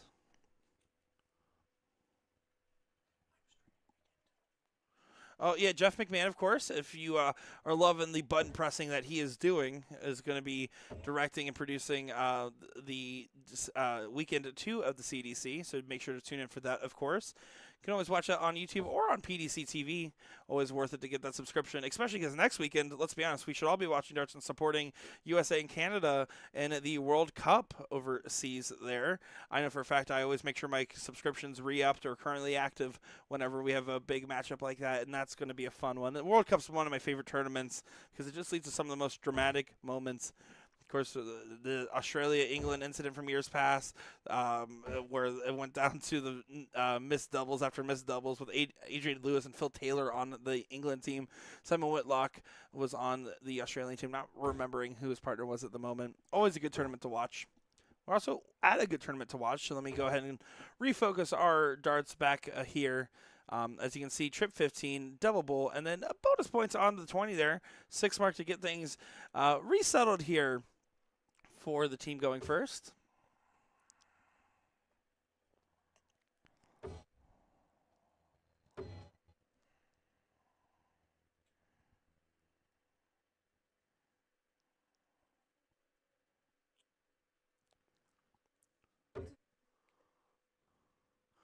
And there we go. Leg number 1 goes in Joe's favor there. Joe and Brito get it on the board here.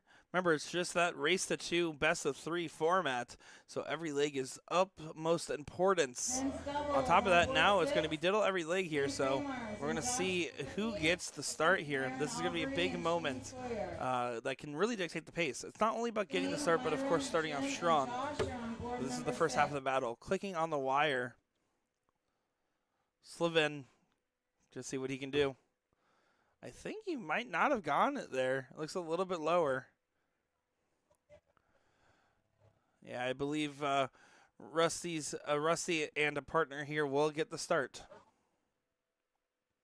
All right, everybody get out your, are they red, Rachel? Right? Everybody get out your red lottery hat. Here we go, game number 2 here going on. Rachel's pulling the number right now. We are underway for what should be some more great darting action on our board here. Cricket time, everybody. 31, DB and Mark Lowe against Tyler and Gabriel.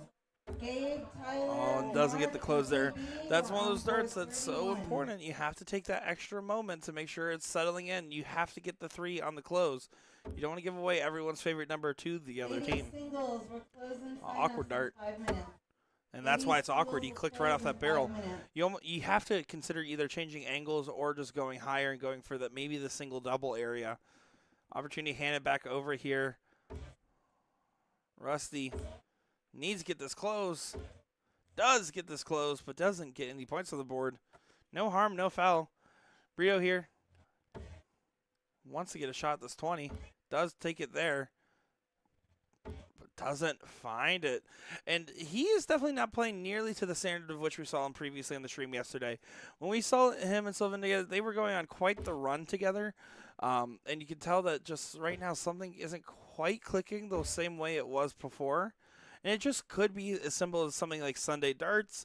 It could be simple as just dart sitting a little funny in the hand. Whatever it is, they definitely want to snap out of it here, because this is getting too close for comfort in this matchup where you would think so far they would be more comfortable. Not to discredit the other team here. Rusty and Brian just haven't quite shown us the capabilities of what we're sure they're capable of. Red ticket. 936 04 9. Did I say go last year? 2019? I'm always going to be more conservative with my calling here, even but just because soft tip cricket strategy typically is a more point first style. But I think, oh my goodness, here, yeah, you have to regroup. You have to regroup. Big trip 19 on last start. And the reason I say that is just because the 20 can go away anytime with the X on it. But in this case, it did not go away, so no harm, no foul. You just want to make sure you're defending the best number on the board, right? It's a little different when it's down to numbers that's preference, but you have to, at the end darts, you have to like 20s and you have to like 19s. That's simply just a must with cricket and 01 alike.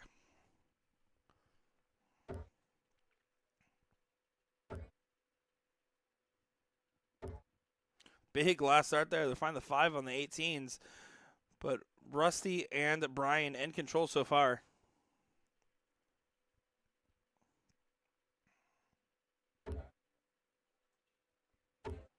Oh, what a shot this is. Good course correction and finding a 6 mark there, and definitely firing on all cylinders now. And that's exactly what I'm talking about as far as defending your territory. Right now, Burrito's going to be thinking to himself, hey, this is on me because I failed at the 4 darts I've taken at the single 20 up until there. The 5th dart does take it. You can't put that type of pressure on yourself, but obviously being pragmatic here, that is one of the things that did affect this current match position. I do think they're adjusting scoreboard. I believe, yeah, they're just going and double checking everything here. Not sure exactly what they're doing. It looked like it was correct. Did it unless they're... Yeah. Yeah, it looks like they're actually talking about the ordering of the names here. I'm not exactly sure what they're doing. I'm not sure they're exactly sure what they're doing. All right, ladies doubles top 16 match. Alrighty, there. Well, back to the action. McLeod and Tabitha Ventura against Trisha Bowd and Connie. Going to be able to try to close these 18s here with that point differential in their favor. You need to just focus on getting a big close here. Just you got to make sure your partner can just keep pushing this game along. Oh, and just a 2 mark there. So that leaves a big 7 mark to be found. If Sylvan finds it, it completely negates the difference from earlier on at those 20s with the 6 mark. It looks like that was 5. On board 12, Ashley Ritchie, Ashley Oliver. Yeah, it is 5. So that is a big hit there. It helps close that gap significantly, getting down to a 39-point difference here. Going to try to get these 17s in their favor. And now looking up to grab the 18s. Does grab it, but since he did not successfully open those 17s, right here, a 4 or 5 mark makes a big difference. Obviously, you want to get all the marks you can, at least a close here, but you also want to try to close that gap in points. Big moments here on the dartboard. And big 5 mark found. And a good course correction for Brito. 5-point difference, but now they have the house. You can see going for the close here immediately. You guys won top 4 in the mix. And does get the 16 the last there. That's a big find.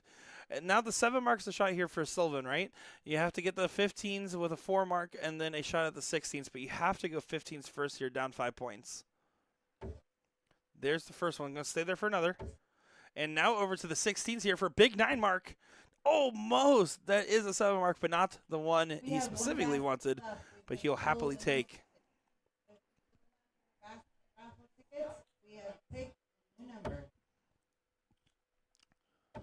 Point lead regained there. 8-point difference. Decided to stay and not take a look at the 15s.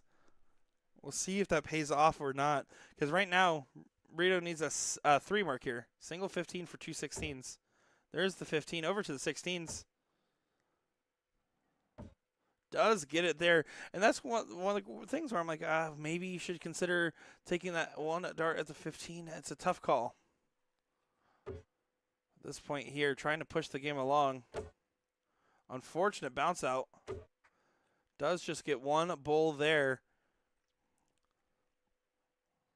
So Sliven here just needs to get 3 bulls.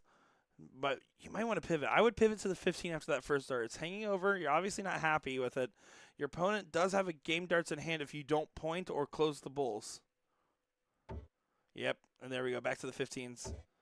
Does find 60 points on him as well. That's a big find. And, of course, a single 15 would have pushed the bull as well. So that's the other reason to go down there is the single is already helpful. Big find there indeed. 67-point difference here. And 4 bulls found. So only a 17-point difference. So, again, a single 15 pushes the bull. I would start with a 15. Now I definitely go 15 here. You have to get off that. A single 15 pushes. Especially, just to put it pragmatically, Brito's been struggling a little bit in this match, right? Especially to the standard of which we've already seen him on the stream. You want to make sure to get your partner set up that has the slightly hotter hand. 2 bulls will get a shot at the 15s. Big Men's moment football here. top 15 match on board 14. Terry Charles, Dave Dennis, Norman Madu, and Chris Labatt. Chris and Norman, Stay on for the double. Dave and Terry are on board 14. Now whatever you want on this last start. Does stay for the single there. I think you can stay for on the bull. I still think you do stay on the bull. There's an argument to be made for shooting the 15 in the last start. Same thing here for Sullivan. I expect him to probably go first start at the bull to see if it sticks. It does, so he's going to stay on the bull. Still on the bull, looking for the hat. Does get the hat trick there for that one, and to get a 2-0 win. And yeah, you can see Rusty and Brian, they're not going to be happy with their performance overall. You can definitely tell there's some struggles, some blows on the board, but the game is done and dusted regardless, and darts does not care if you're feeling it or not. It is going to go the way it goes. Looking forward to some more great darting action here on the dartboard. My name is Nick Teixeira, joined by Jeff McMahon. We'll be back in just a moment's time.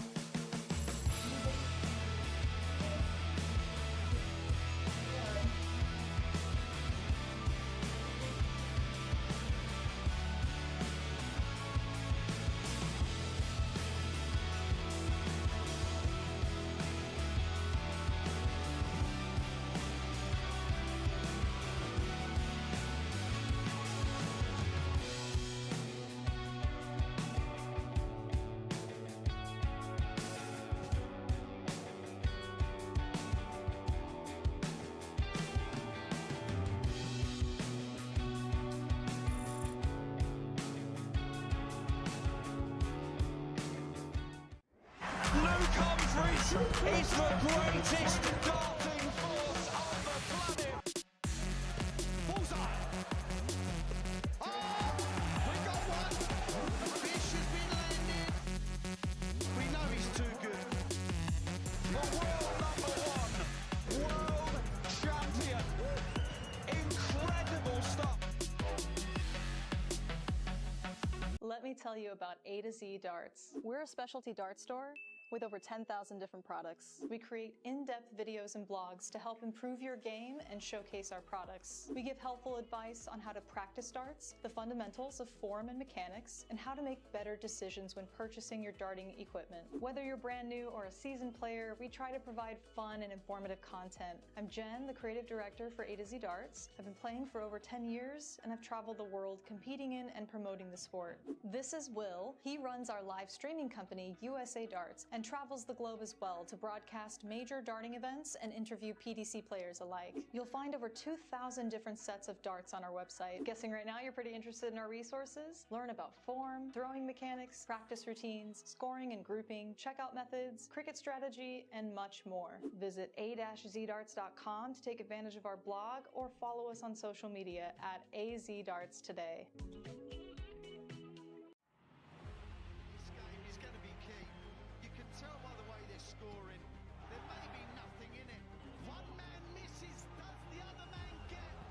Yes! Double 12! That is the most amazing dance you will ever see in your life. I can't stop.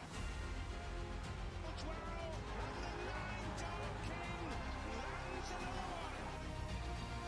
Covered by T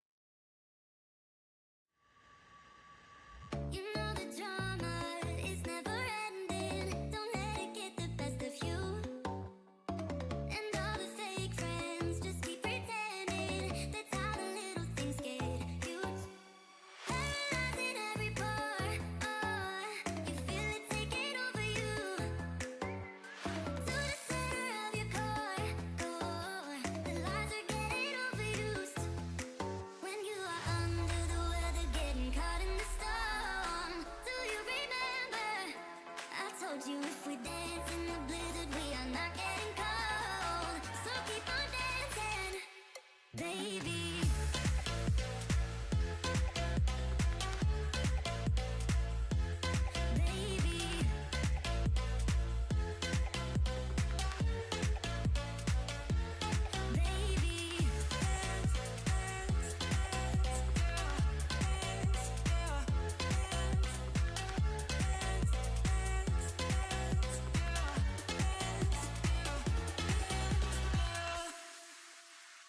I know the feeling.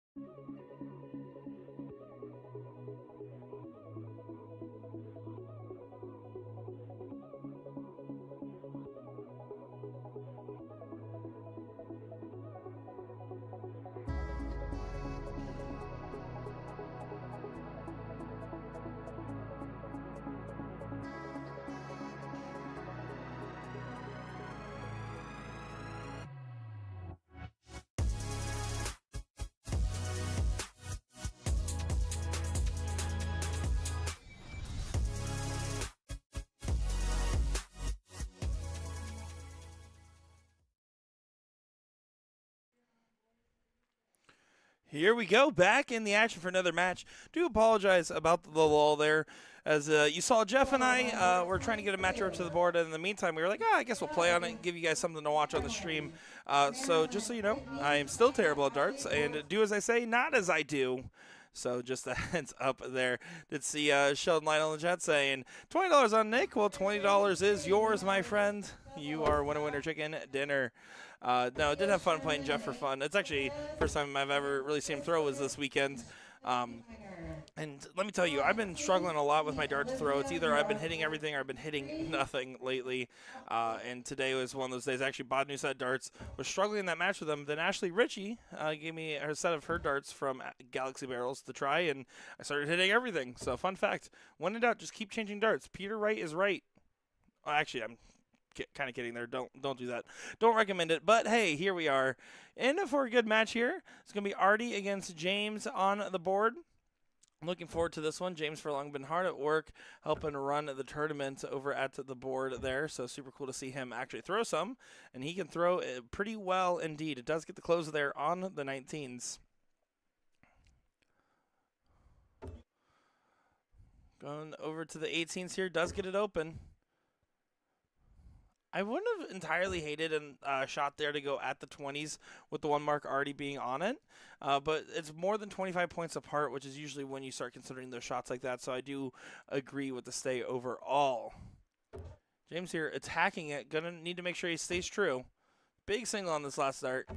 Big single found. Does get the close there. Still controlling the pace, and just right now taking Schmidt down the board. Did see a comment here from Dan Parker. I presume it was on the match that I was playing on the board there, but it could be in relation to one of the earlier matches. But it says, while strategy makes sense, I still despise point mongering. If you're good, run the numbers and get out. So I will say I really do think that is a old school way of thinking about it. And you notice that there will be certain people that really have that anti-points mentality.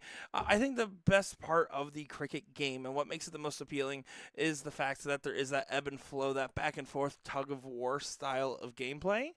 And at the end of the day, when you use the points to your advantage, you can absolutely dictate your opponent's starts. Don't get me wrong, if you're hitting everything, it doesn't matter what targets you're aiming at. As long as they're open and available, you'll win the game. But in general, when you're trying to think about the mentality of cricket, just realize if you take pointing as a sign of respect, then it makes you feel a lot more comfortable with the entirety of the game. Natalie Brzezinski against Elida Honeywell. Elida and Natalie, you're on board 37. And see right there, does get the close and then back up to secure the point lead. On board 16. John Lingle against Dan Miller. Dan and Coach, you're up on board 16. So Schmidt here, trying to get the 16s online, has been neck and neck in this leg. Just hasn't really had an opportunity to take a good shot upstairs. Second call for Jay Vargo. You're up on board number 10. Jay Vargo. So Furlong here, going to start at the 16s. Yeah, he is. He's staying on the path of aggression today. Big single for the last start. And does collect it. And that's the thing. If you're going to take that shot there, you have to make sure your first dart hits a single and that you stay true after that, right? If your first dart misses, I think that you pivot off pretty quickly. You only take one dart for the close unless it's a single. Then you can use all three. When you take a mentality like that in a game of cricket, it'll let you be a lot more efficient with where your marks go, because the singles on numbers you're trying to close don't matter until the numbers fully close. Singles on numbers you can point on will always matter as far as progressing the game in your favor. And you can see right there, first start doesn't stick, so he goes back up, grabs 20 more points, makes the shot a little bit harder. But I do think it's a little bit of a tricky spot. He did leave an opportunity here for 4 mark to get the point lead. There's the single, needs a trip. Not that trip, though. Gonna have to try to work in. So just 2 15s there. Now it means that James afforded himself the opportunity with that single 20 to go right at these 15s. 2 big singles to close, and they can choose to mark the bull, can choose to go right to the 20s and get some more points. It is a 19-point separation here, but he did trip on the first. Goes back up to the 20s. What a shot there. Yeah, when it's 19-point difference, you want to push it. Push up, think in 25s when deciding when to close or when to throw a couple extra points, especially when it comes down to the bulls. Think in 25s.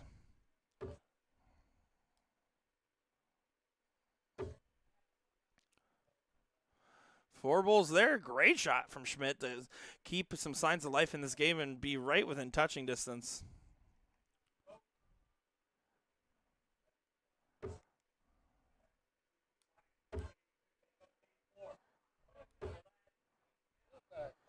Not going to be happy with his bowls, but on the bright side there, does find the trip 20 with ease.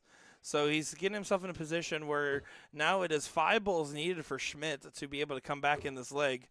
Long way to the top if you want to rock and roll.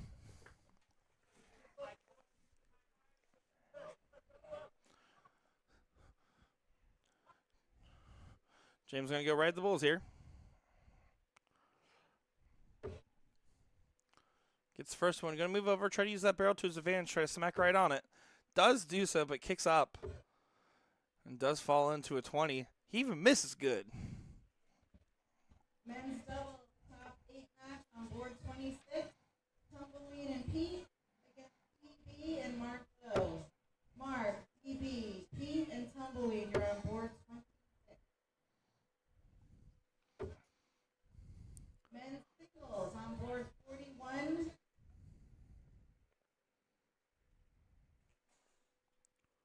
Two bulls needed for James. Going to try to settle himself in here. These bulls in cricket can be so pesky. Alex and Mike, you're on board 41. Right now they must be feeling pesky as well. I know James is definitely a little frustrated. Schmidt can take advantage of this opportunity, right? Just take the time to get some extra darts at the points. Brandon Mosley and John Beard against PJ Yeah, help get him settled and get him set up for the next leg. You can see the one thing with Artie there, he stands pretty much straight up. There's almost zero lean into his throw there. And it does make it a little bit harder. If the more lean you have, the less distance you have to travel, the bigger of a release window you have to be accurate. The further away, the smaller window that you will have to be able to get your dart release on the correct timing.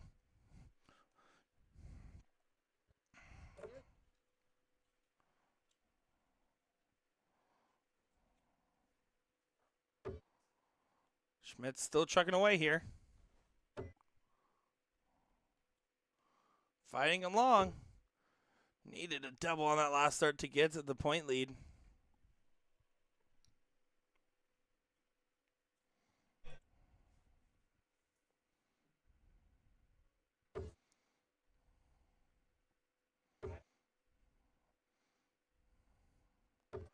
James says, come on, man, give it to me. And now left a game shot here. 2 bowls away from Schmidt to come from behind. This is definitely not something I would have expected. 1 bowl now needed. Will it go? Does go, and Artie Schmidt there takes a leg where, I'm going to be honest, James Furlong did not expect it to lose. Unfortunately, those bowls were just not connecting, and you could tell he was starting to psych himself out and think about it just ever so more. Can't afford to do that.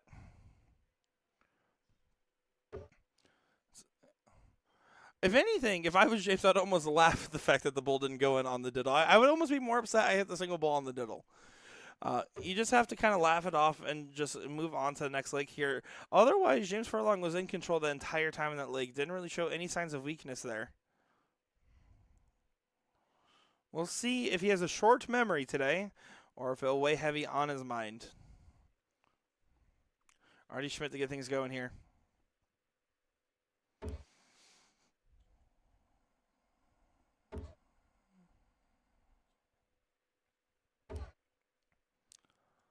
.320s will get the close to get things going here for Schmidt.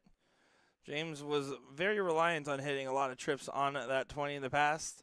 Now we'll have to wait and shoot the 19s first. Catch on the wrong side of the barrel. Just the 1 mark. Yeah, you can definitely tell the mentality seems a little bit different there from Furlong. Schmidt needs to capitalize on this moment. Playing aggressive, going right at it with 0 points. And now has some points on the board. Finds the trip in there. Can continue to just push along the board now.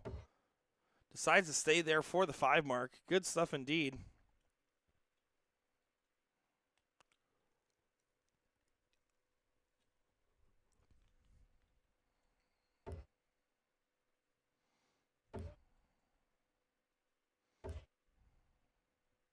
Hey everybody, we're running the last 50 of the day. If you like 3/18s for Artie. Can use that as a good marker dart. All over it. Now kind of blocked. Decides to try to force it, but just gets a single 18 there. So this is a moment of reprieve if you're Furlong. 4 18s get you the point lead. That's what you're going to think, one dart at a time. You can see Alex Spellman there having some Mickey D's in the background. If you're curious, his order, it is 3 McChickens, 40 nuggets, and a Big Mac. Oh, wait, sorry, that's my order. I believe he gets a salad.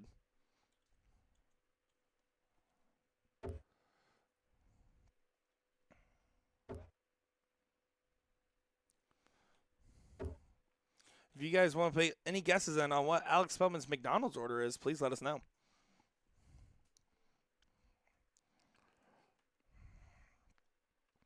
James here now down to the 17s. Just needs that one big turn to go his way. He was hitting just fine in that first leg. It's purely in that mental space that he's in that is kind of playing that factor. It's as easy to get into as it is easy to get out of.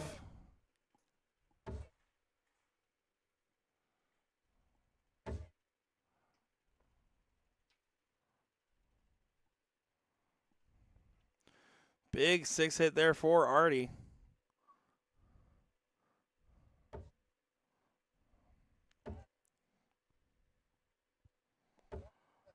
James is trying to get in there. I believe he actually just said to the microphone, stop embarrassing yourself. You're not embarrassing yourself. You're being a human being and a player on the dartboard. Can't think about it like that.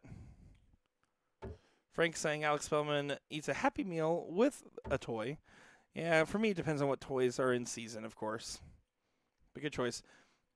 Fries, or does he do the apple slices?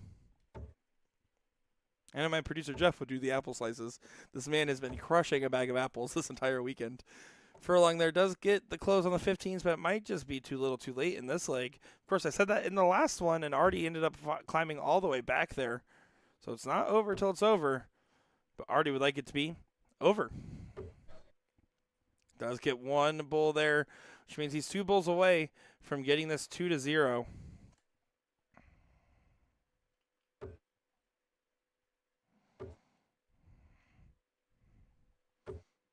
And you just have to have a little bit of a laugh if you're James there, finding the hat trick on the bulls.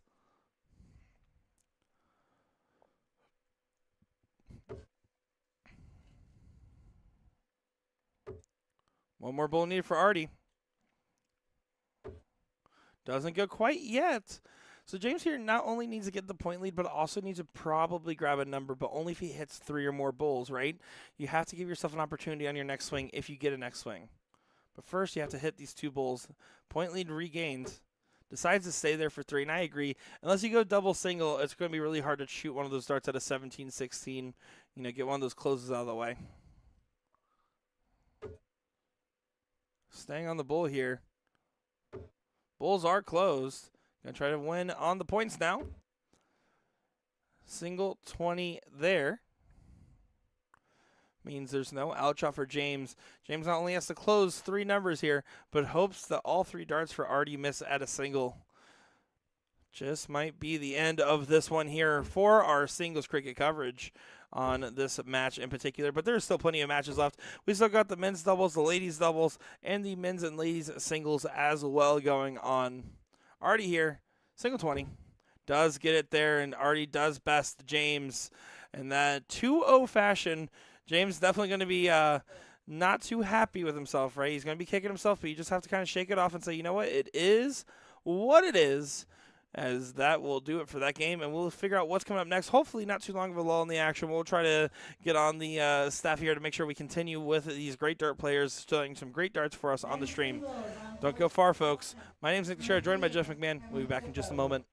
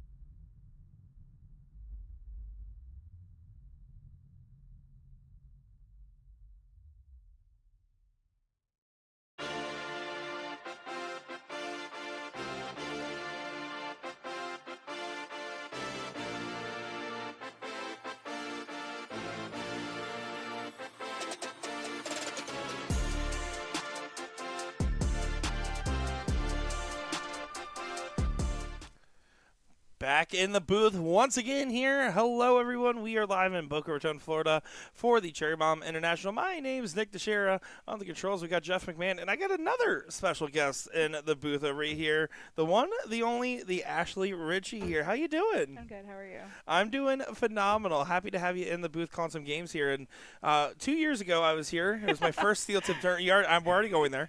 We're already going there. 2 years ago, it was my first steel tip tournament, and it was my first in-person tournament. And I was so worried and nervous. Then I settled in the mic, got settled, and then you got on the stream board for the first time, and then you got to be worried and nervous. How does it feel playing on the stream board, especially 2 years ago versus now? I don't remember it. You blacked out? I blacked out. I don't remember that match. I haven't made it on the stream board this weekend, but I would be fine now. Yeah, I mean, you were playing with Alex Spellman in the mixed doubles events. How was that for you guys? It's good. I like playing with Alex. He's calming. It's not much pressure. Easy to play with. Yeah, and you guys had some tough matchups in there. I mean, of course, the Danny Baggage-Paula Murphy duo being a tough one in there. Both days. Both days. Both days top 8. So we got some great ladies on the board here. You said you know a little bit about these ladies. Can you tell us a little bit about them? Deb McLean. She's from Cape Coral, and also Tabitha Ventura, which is her partner. It's obviously not her. That's whose last name is on that board?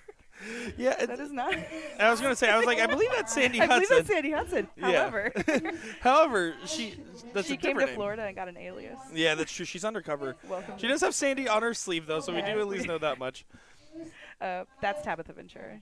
She's a great shot. She's up and coming. She's fantastic. She's a great person, too. Now, you work in the darts world, right? I do. Can you tell us a little bit about what you do and what company you work for? I work for Galaxy Apparel. So I handle basically all of the coordinating of the designing, from the talking to the customers to exchanging the artwork to promoting it, making the banners for it. Anything you see on Facebook on our page, I probably made the banner. Stuff like that, networking. Super, super fun. So how did something like that start, right? I mean, because a lot of people always ask us, how do we get into streaming, stuff like that, and we've answered those questions a million times, which is, please do anything else.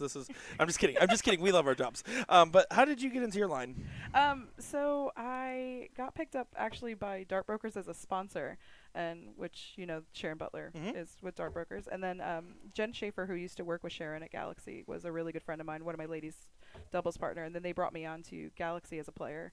And then I just started helping with managing stuff, because that's kind of what I do for like a real living. So, and then it just kind of trickled down to me helping manage everything.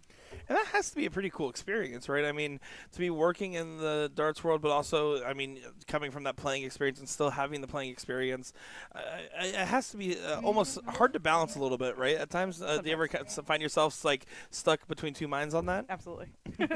All the time. But I think it's really cool. I definitely it gave me the opportunity to interact with and work with a lot of pro players, larger players, and it's been a really awesome experience. They're going on 3 years now. Over 3 years, actually. Well, we actually were having a debate earlier about one of your pro players you work with, Alex Spellman. Oh, we love him. So we do love him. We saw him carrying a McDonald's bag, and the entire chat and I were trying to figure out what his McDonald's order is. Now, if you know, don't answer, but what do you think his McDonald's order is? I mean, I don't know what his McDonald's order is, but I can tell you when I looked at him and said, "You went to McDonald's without me," what his response was. What was it? I told Jessica I didn't really need food. This is what she had left over. I'm going to go eat it. So his McDonald's order is whatever Jessica gets. That's literally whatever Jessica shows back up with. Jessica makes the joke all the time that she has to remind Alex to eat and drink while he is playing, so she will literally just feed him Cheez-Its during our matches. That's fair. Good choice of snacking. I would get worried about getting stuff on my fingers for Me sure. too. With Cheez-Its. I can't do anything eating while playing. I get all weird. And Absolutely. I feel the same way with commentary. I know for a long time I had to remind myself, hey, you have to be comfortable. You have to be taking care of yourself to be able to best portray it. And that also applies to the players, too. The nerves, the anxiety, and also the liquid encouragement can all play factors in different levels of when to or to not to eat. There's that fine line. Looking back at the match here, this has definitely been a close-knit affair so far. You can see Asia there trying to get some darts into that 16 to get them away from the other team, but going back to the 19s for the cover shot will do just fine.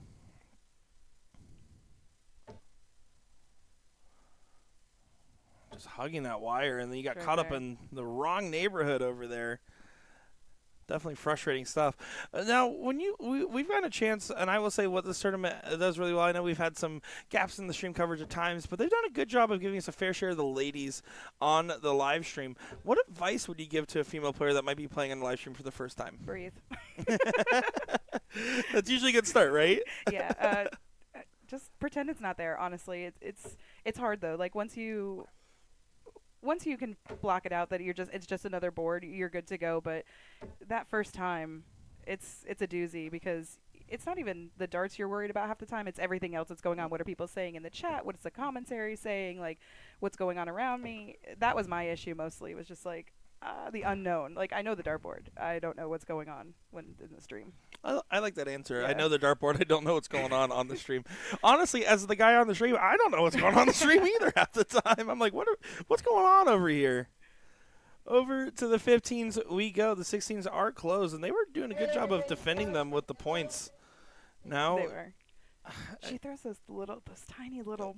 reflex points. Yeah, I can't stand those because I'm like, I don't know what's going on with those. Yeah, I always said that my Personally. ADHD, it shakes too much for me. Yes. I get too distracted by the dart shaking, and I already get distracted enough with everything else going on in my basket case of a brain. Our last 50-50 of the day, Rachel. That's what you're supposed to tell me. Hey, Nick, you're not crazy. It's okay. Hey Nick, you're not crazy. It's Too late okay. now. It's way too late now. Listen, we definitely, sometimes I we have to definitely be missed that prompted. opportunity.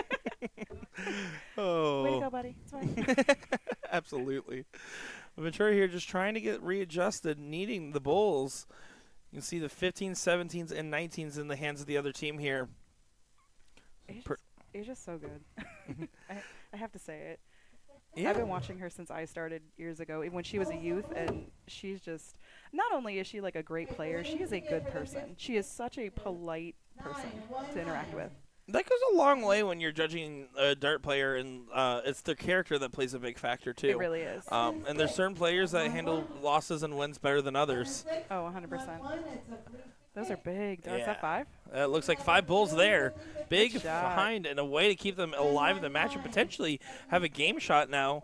So now Hudson here will have to try her best to make sure she gets some points in the other direction to make sure that game shot's not available. High pressure dart needs to find a trip. Not that one, though. So here we go. A shot for the 8 mark to steal the leg away. And honestly, here, I would focus on closing the 19s no matter what. And if it happens to get done on 1 or 2 darts, that's great. Get the 1 number away here. Goes a little haywire on that last dart. The reason I say that is simply just because it's going to be only a handful of opportunities you get the point lead going into the turn going on the bulls. Right. And so getting any darts removed that you have to shoot in the future is going to go a long way. And the opportunity handed back over once again. McGlade now, single 19, and then over. I would honestly prefer after the 19s to go to the 15s. Take advantage of that single mark. Try to get 2 numbers I closed agree. in 1 turn. You get all 3, that's even better. Goes to the 17s, though. Last start is an awkward one, so I wouldn't hate if she goes back to the bull. Does go back to the bull. Absolutely. Yeah, it's tough, right? I mean, what these girls are doing right now is doing a good job of staying focused, playing from behind. And that's something that's way harder to do and way easier said than done. I know I've always struggled with it. Super hard. My heart rate goes up. You just feel it like palpitating? You do. And then I unfortunately start rushing. Like, I don't know if you do, but all of a sudden I'll feel that pressure to, like, get the darts out of my hand as fast as I can, and that's something I'm working on, too. Yeah, I certainly feel that all the time. I want my darts to be anywhere but my hand. Trying to get the point lead on the bulls here first.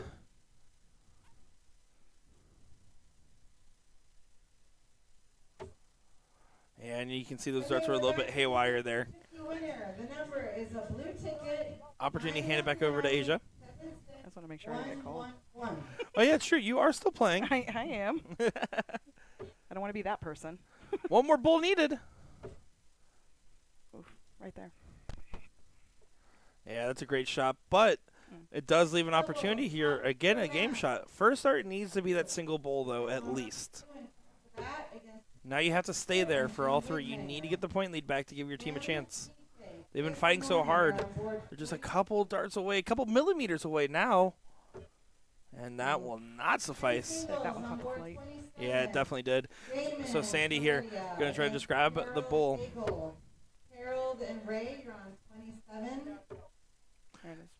And it does do so. So leg number 1 does go away. But that was a little bit of a scare. And if anything, if I'm the opposing team here, right, McGlade and Ventura, I would be honestly a little bit more confidence boosted. Absolutely. I think to stay alive in a leg where you feel like you're down and out just shows that, if anything, they're in their heads more than you are. Absolutely. I'm proud of those girls. Those are 2 big names. That can be intimidating. Absolutely. I get intimidated very, very easily, especially by empowered women. That works. Don't worry, Nick, you're not crazy. Don't worry, you're still not crazy, Nick. Here we go, leg number 2 here. Sandy, get things going. Go start right upstairs. Just get that number open nice and true. The start, I feel like, honestly, it's not starting, diddling are already hard enough, but to try to diddle and then to get the start and to try to hit a big start is so hard. You're asking for extra perfect darts, right? You're asking for 4 instead of 3 of darts that need to hit where you're aiming at.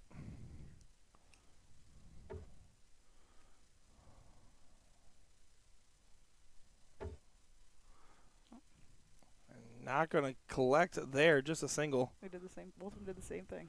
Yep. It's funny how players follow suit like that, right? I mean, you look at somebody and they're hitting particularly well, and the other person starts hitting well. You see someone that's starting to struggle, well, then it's easy to start struggling yourself almost. It's like almost you get too relaxed. You're like, oh, okay, and then there's your arm. Yeah, that's absolutely the case there for sure. Looks like they're adjusting the tablet here. Now, let me ask you this, right? Because I'm sure you play at some venues where there's not raised Akis. Do you feel like you're more comfortable on a raised Aki or not? I am not comfortable on a raised Aki because I am clumsy, so I will fall right off that. You're like Aki. intended. I'm like, please don't trip, please don't trip, please don't trip. It's already bad I black out on stream. Like, let me trip. I will never recover. For the record, we were talking about emotionally blacking out. For the record, let's yes. I've never actually clarify physically for our stream viewers I here. have never physically blacked out on a stream yet. No, I'm just Yes, kidding. there's still time. There is still time. Hey, me neither. Me neither. With my career on the line, I haven't let me yet. December. Pete and Justin, you're on board. Saying you're just trying to attack those 19s. Looks like Dud did get a tie on the second. Fun fact, still need glasses here for myself. I'm sitting next to 2 people that are wearing glasses, and fun fact, they saw where that dirt was. Crazy set of fun facts there. On board 6, Mike Wallace and Bo Brown. Bo and Now, Toby how are long have on you board been number coming to 6. the tournaments around here? Probably 2015, 2000. Yeah, around then. So There. about 9 years. And what got you into it? Like, why'd you start throwing? Like in total with darts, why did I start throwing? Yeah, sure, why not? My friend Spencer called me one night and needed a girl to cover on his team. I said, I've never really thrown darts before. He said, I just need a body, and I showed up, and then I just never stopped throwing. It spirals, Literally right? never stopped, and then I got sucked in. Yep. It's crazy how that happens. You ask once to play, and all of a sudden it's a new addiction. I know for a fact that's me with bowling. No, I'm just kidding. That's not true. I can't bowl. I got to stop telling people I'm a bowler. I am a baller, Jeff. That I am. Right now I'm going to take you bowling. I'm a baller, shot caller. Hey. Thanks. You're welcome. I do like taking advantage of the mark that they already had on the 17 there. Finds 4 marks on it. I'm a big fan of opening up a bunch of numbers in cricket and having a less point-centric strategy, especially if you can get a second or third house early on.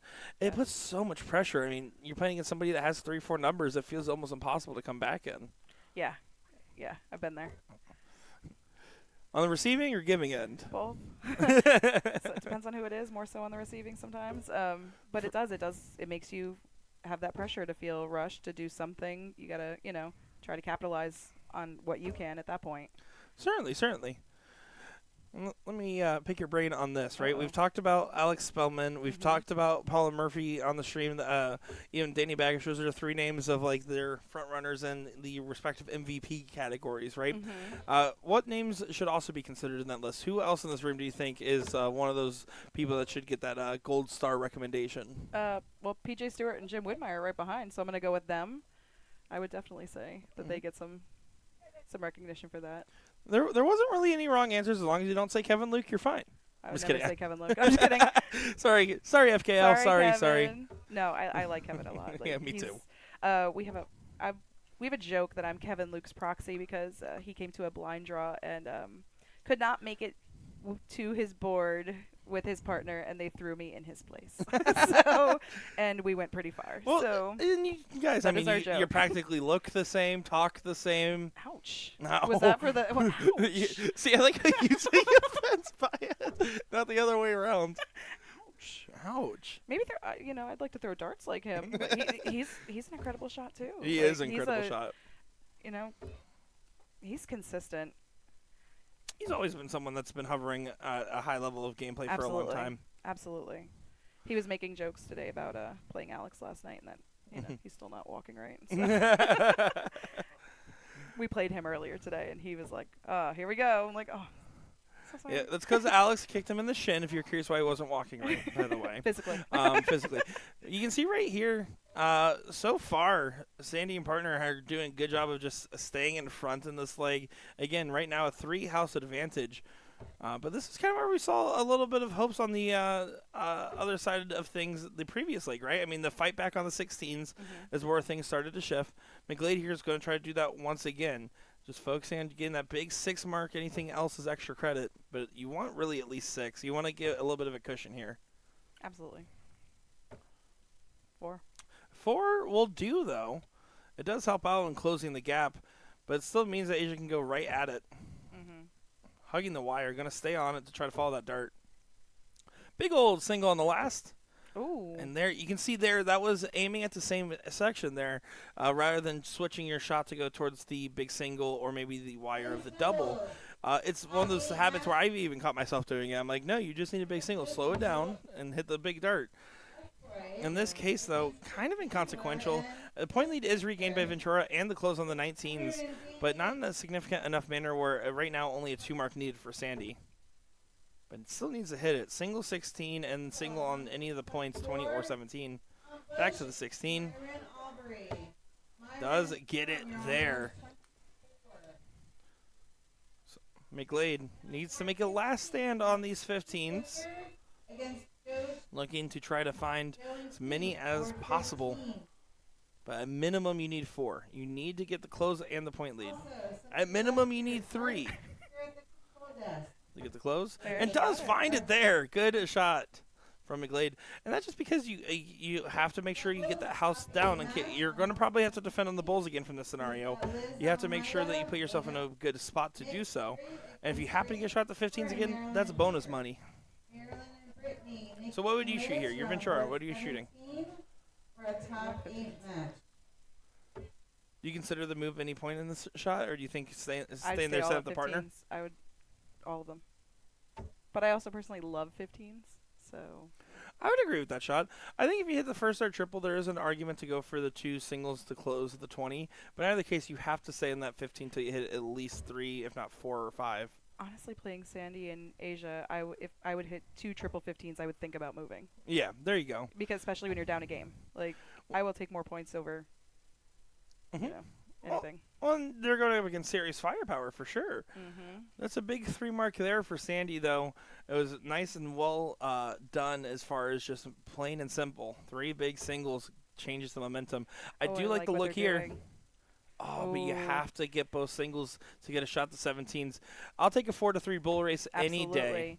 I don't Close. have any issue staying there on that last start for the record. That's only an 8-point difference. I can change anything. I will wholeheartedly agree there. And also to the point where a single 17 does not push the bull. Right. Does actually keep it chalk. So you can see Sandy saying, if you're going to shoot the 17, you have to hit at least 2. A single in the 17s effectively does nothing and leaves them a game shot. Misses the bull. Now this is where you should go down. Does go down and has to stay down for 1 more. And does find 4 in total. Yeah, she did. Yeah, I mean, that's a big shot, right? And that's what we're talking about with your mentality. You think in 25s, especially at this point in the game. Every 25 points changes your shot. Well, these are some good fallouts, though. They are. I was going to say that last one I might have even just thrown at the 17 at that point. I wouldn't. Yeah, I would probably agree there. 3 to close and 3 to get up. So it's 6-3 on the Bulls, but also single 17 needed. So no game shot available for McGlade or Ventura. falls into the 17. They are magnetic right now.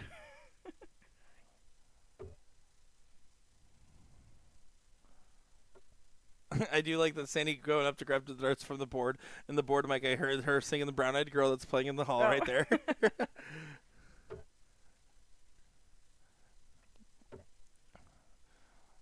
Yeah, McLeod's feeling the frustration. There's no last start was to close the 17 there. Yeah. It doesn't really change anything because you're looking at 7-3 on the Bulls right now. Right. But it also changes the mentality of the dart game entirely and makes it feel like, all right, it's coming to a close here. It's rearing its head. Who will show the trophy on their side, or the proverbial trophy, as this is a top 8 match, I believe. It is. Pretty sure. Yeah, I would say so. But proverbial match trophy, match win. So 7 bulls here. You would have to hope for at least 3 to give your partner a fighting chance. But at bare minimum 1. Oh. No game shot available. Sandy here, 2 bulls for the win in 2 straight fashion. So we all know winning's easy as far as like how to handle it after. How do you handle losses? Politely. Politely? For the most part, you try. I mean, it's nobody's doing anything to make you lose except throwing their best darts. Mhm. So, you know, that's all you can do is good game. And if you're, I mean, you get frustrated. There's everybody else. You know, you can't say you don't. Mm. But good game, good match. Walk away. Handle your frustrations. I mean, and that's what it is, right? At the end of the day, it is right now we're looking at double, so it is a team sport. Correct. But it's a lot of self-driven mentality, and it's easy to take stuff personally with your own game, and taking those losses hard. But it's about how you take the loss as well that really does make you the better player. I agree with that. Not quite yet. 1 bull there. Shot is available. 5 bulls in it total as our light timer ran out. Hold on, we're going to crank the lights. And You did tell me about that earlier. I wasn't kidding. It makes a little pop noise. It It did. sounds like a toaster oven. Yes. Oh, there you 2 go, 2. bulls. It does start to ask the question here. Sandy, you have to hit now or you're giving them a reasonable game shot. Especially because Debbie hit that 5 earlier. She seems comfortable on the Bulls. Absolutely. There it goes. But there it it goes. does go. And that will do it for that match there. You can see some handshakes and high fives across the board. But Sandy and Asia will move on to fight in another round of darts here. And the other 2 girls, they're not going home yet, as the ladies singles is still going on as well. But all right, that'll do it for that match. We're going to figure out what's coming up next here. Ashley, I do want to thank you for joining us in the booth. Hope you had Thanks. fun doing it. I did. Thanks for having me. Well, alrighty, guys. Nick DeShera, Ashley Ritchie, Jeff McMahon. We will be back in just a moment's time with some more darting action here and Cherry Bomb International as I struggle to get through that. Be right back, guys.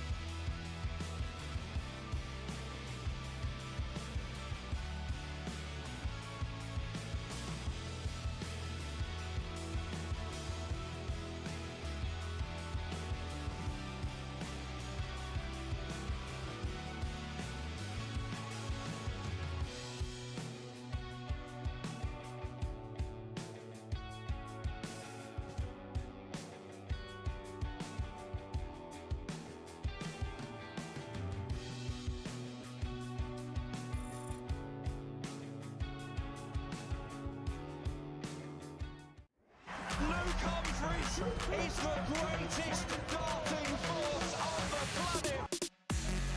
Bullseye. Oh, we got one. The fish has been landed. We know he's too good. The world #1, world champion. Incredible stuff.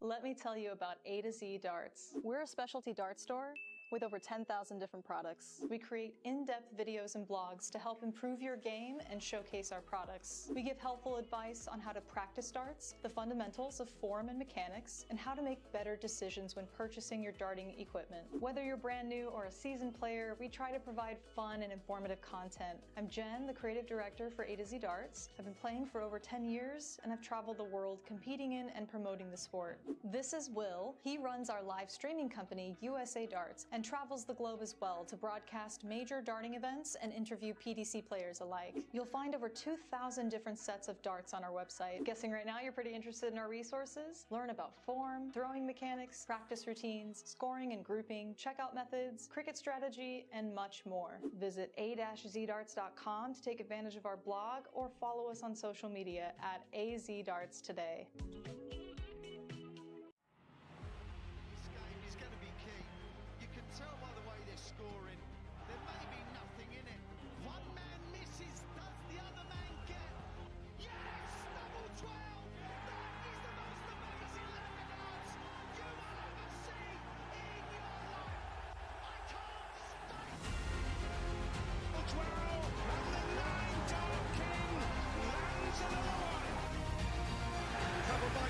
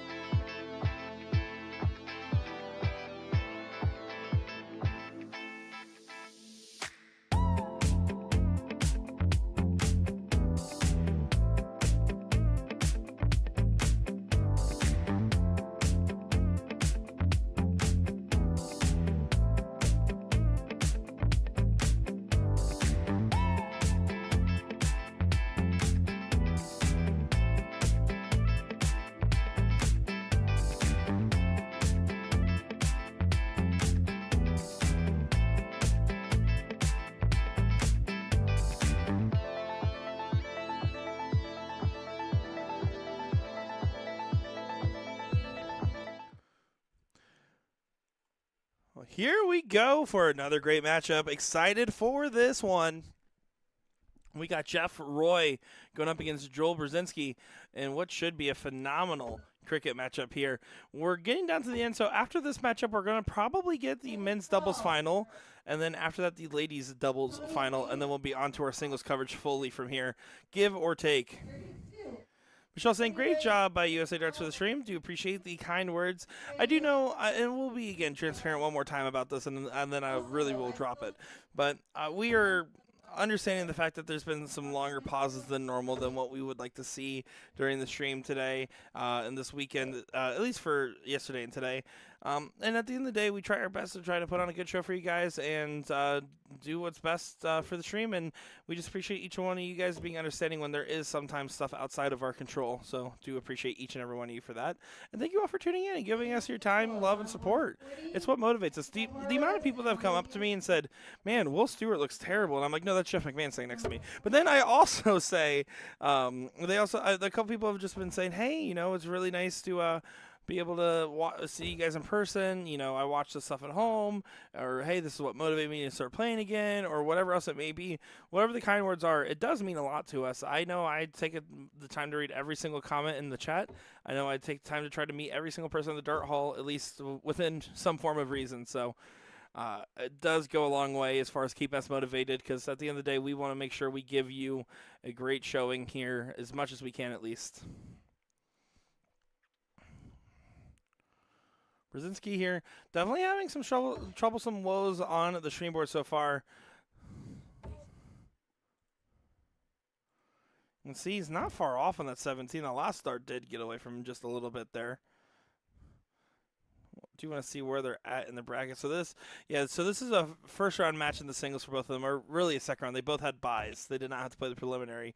So this is a top 64 matchup that we are looking at here. So it could also just be some first stream Dart blues for Brzezinski. Roy, on the other hand, we have seen on the stream and has gotten loosened up, did play in the final of the mixed doubles on the stream board as well with Andrea Taylor.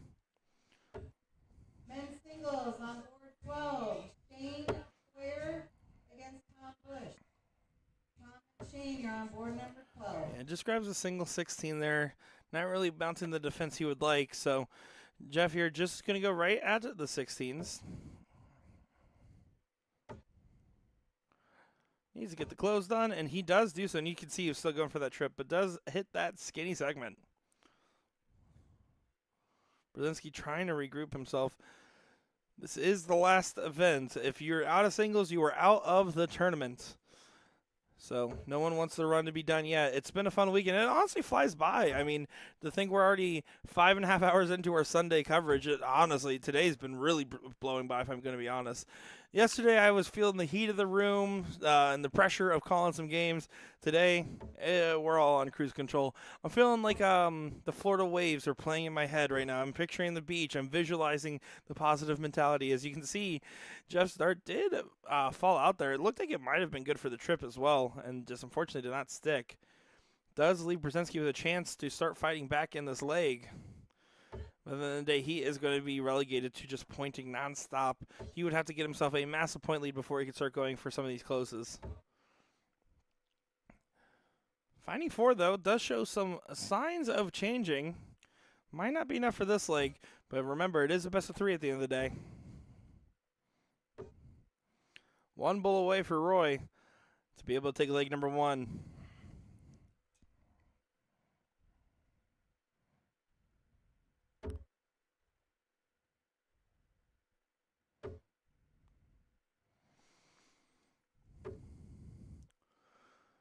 Two bulls and a 20 there. I have no problem with Brzezinski, by the way, throwing up at the 20 there, just trying to get the arm loosened up a little bit, be ready for the next leg. Of course, throwing some bulls as well to get some practice before the diddle.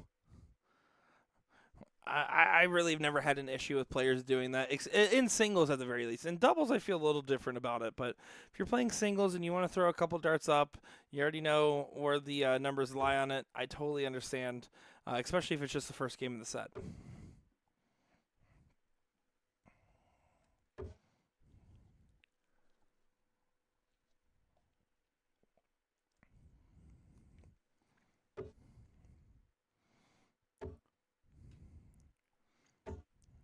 Jeff there does not get the win quite yet, but does close out the Bulls, and with a 1, 2, 3, 4, 5 house advantage, Brzezinski on the outside looking in. Lewis, you're on 24. Marking up the 20, trying to get the close here. Down to the 19s. No, he goes to the 18s. Almost figured he was going to take a shot down the 19s there for fun and also for a potential close.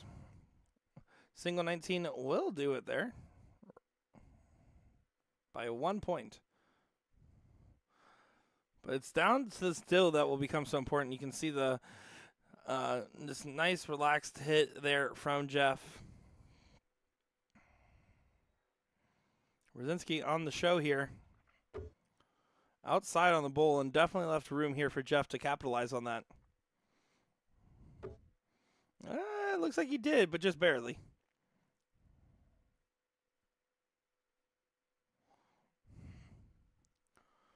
Well, here we go. Jeff Roy will get the start here. Will he start in Fuego once again? Let's find out. That's an awkward first start for him. He's going to have to move around. And they're only grabbing 2, so an opening early on. Will Joel be able to capitalize on it? You can see taking the time to get himself composed.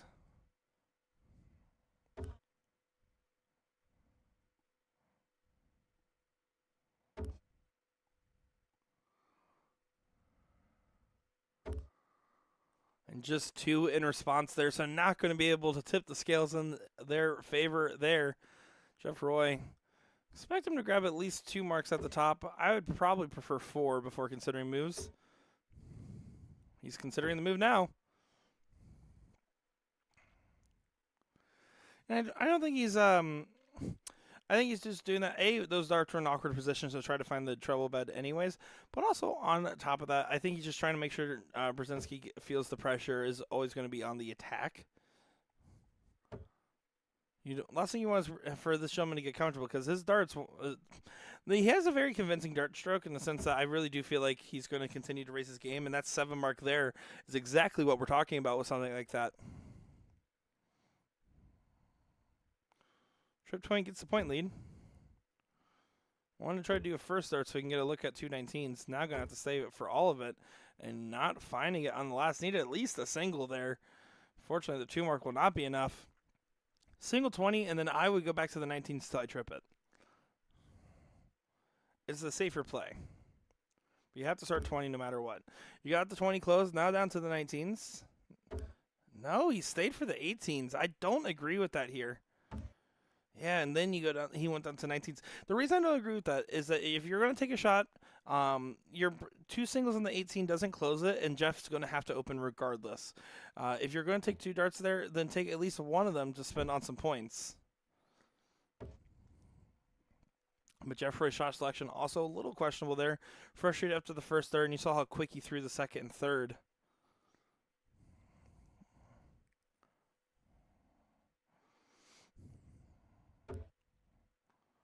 Electing to go to the 18s here.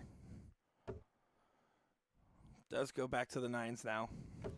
You have the X on them, so you have to assume your 19s can go away at any point here.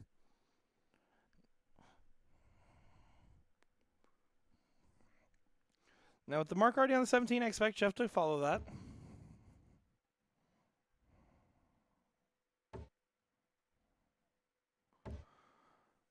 Three mark there does help close the gap just a little bit here, where Brzezinski's still in the driver's seat. First start, can you go ahead and try to stick it close if he wants? I could argue for the 18s or the 17s here. Does go for 17s. Now that first start missed, this is where I'd consider the pivot. Again, a single on a closed number doesn't do you anything until the number's actually closed. It's an investment for later when that happens. They're getting nothing. Will mean that Jeff has a big opportunity. I would expect the 19s to go away on this turn regardless of what happens. And that's exactly what happened there. 3-point difference, but now Jeff has the house.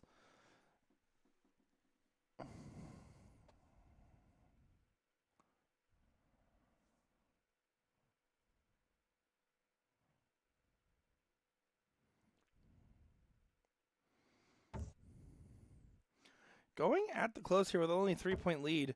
High risk, low reward if you ask me, especially now you have to stay there, gets the close. But now you're basically challenging Jeff. Hey, can you hit at least a 3 mark? And I would say more often than not, absolutely he can. Does hit it there. Yeah, he's going to try to get a little bit more points on it. He wanted to follow that first dart in. But there, all you've effectively done is taken away a lowered number. He got himself a higher number and a bigger point differential now. If those same 3 darts were spent closing those 318s, then you're looking at a completely different board state here. And one where Jeff would be on a lower number.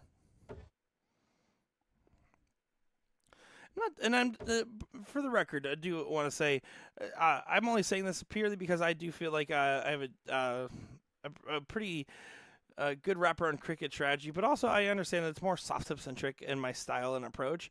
So it's not that Brzezinski's doing anything wrong. It's just this is what I would do if I was him, and I want to make that clear. If you guys have saw any of my times I've walked up to the board today, you would know I am not in a position to criticize others. It's just, there's been some UGLY darts for me. And guys, I don't in fact have an alibi.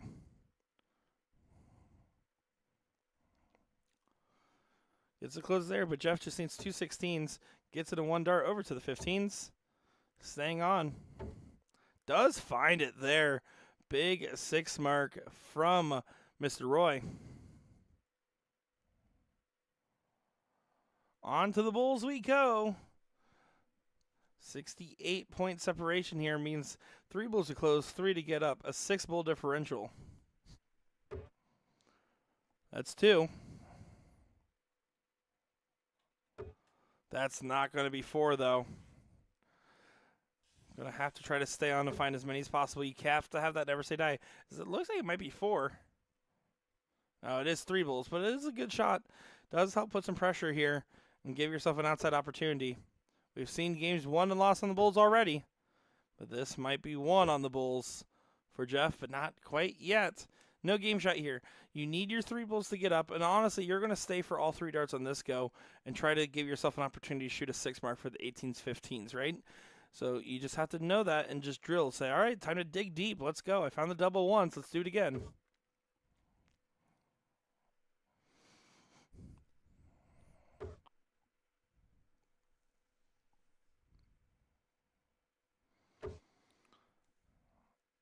And that's not going to suffice there. Might be all she wrote for Brzezinski today. Jeff Roy does get it there in a 2-0 win for the gentleman there. And you can see Joel not going to be happy with the run being over, but he still takes the time, gives the head shake and the nod of approval and the handshake as well. So some good stuff indeed here. You can see Alex Spellman walking over to the line, and I feel like I know what that means. Means the dartboard just got uglier. All right, guys, we'll be back in just a moment here. Nick the Sheriff, Jeff McMahon, be back in just a moment's time.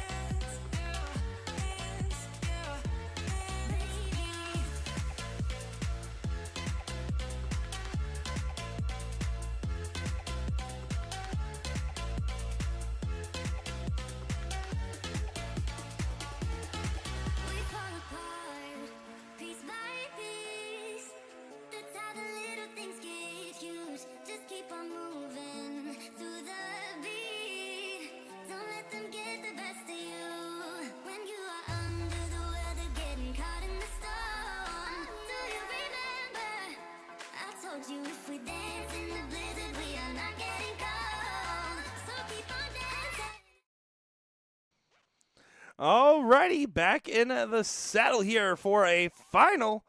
Time for the final of the men's doubles cricket here. We got PJ Stewart and Jim Widmeyer going up against Leonard Gates and Danny Baggish over there. And, oh, boy, this should be a good one. From my understanding, Jim's been throwing pretty good today, as in, like, really pretty good. Interesting dichotomy here, though, is that Leonard Gates is starting now. When we saw them yesterday, Danny Baggish was starting. It definitely seems like the games have flip-flopped just a little bit today. 3 mark there does get the close on the 19s. Gates and Baggage did survive a little bit of a Game 3 scare going into this in their top 4 match against Dave Bylock and Mark Lowe. Oh, and doesn't hit the big single there for PJ Stewart. PJ did come in here and call some games, so now we actually have a good Stewart that's been on the microphone. That's nice. But also, jokes aside there, PJ did have a good time talking with us here, but also told me afterwards when we got the mic, he's like, man, I am really struggling to hit my darts. And it's something that he said he's had to learn to deal with since taking an active step back. He's basically fully stepped back from darts. He's almost entirely focused on flight school, and the fact of the matter is that he knows how to play really well, but he can't channel that same form because he's not playing all the time, and he's trying to learn how to accept the highs and lows a little bit more nowadays.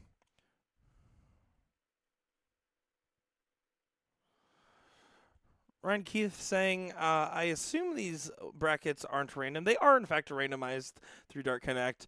It is just a lot of talented players in this room, especially on the men's side of the fair, but also on the ladies' side as well. There's a good spread here, so that's probably why you're seeing that. It's just that there's so many different good teams. I mean, the fact of the matter is there's great players that we haven't even had a chance to see on the stream. We barely saw Kevin Luke on the stream other than that match against Alex Spellman. And then we saw another time there. We haven't even seen Norman Madu, for example. That's another big name that we haven't even gotten a chance. 7 mark there for Jim Wood.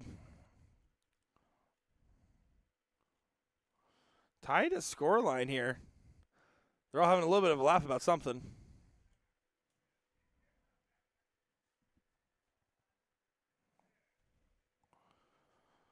So chalk a game. There is advantage to the Gates and Baggage team right now in this scenario.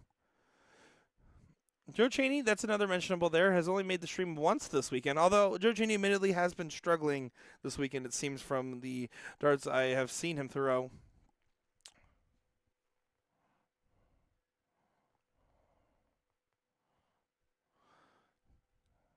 Must hit on the 16s here, needs to get the close. Last start there, you can tell he tried to push it in. And if you notice the flights and everything on the darts, I think PJ actually switched to Jim Wood's darts yesterday when they were playing together and starting with a different set today than he was. I believe PJ's darts he's been throwing with, he's like, I've been throwing them so long it's almost completely smoothed over on the barrel. And just like how his partner's darts felt in the hands.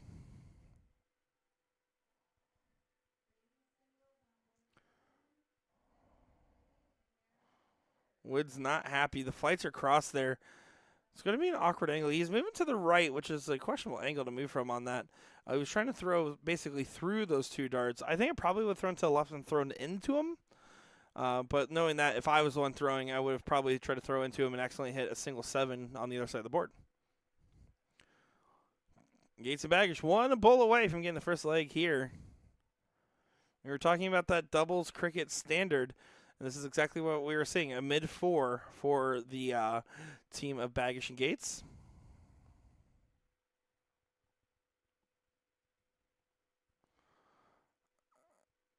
All over the wire there.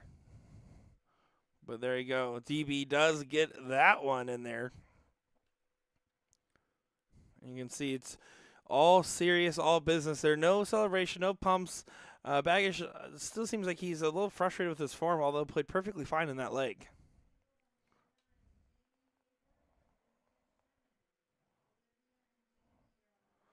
And it goes low. So Jim Wood and PJ Stewart here getting the start here. With Jim to start it off. He's been throwing Unfuego up to this point with himself and PJ. A big start here would go a long way.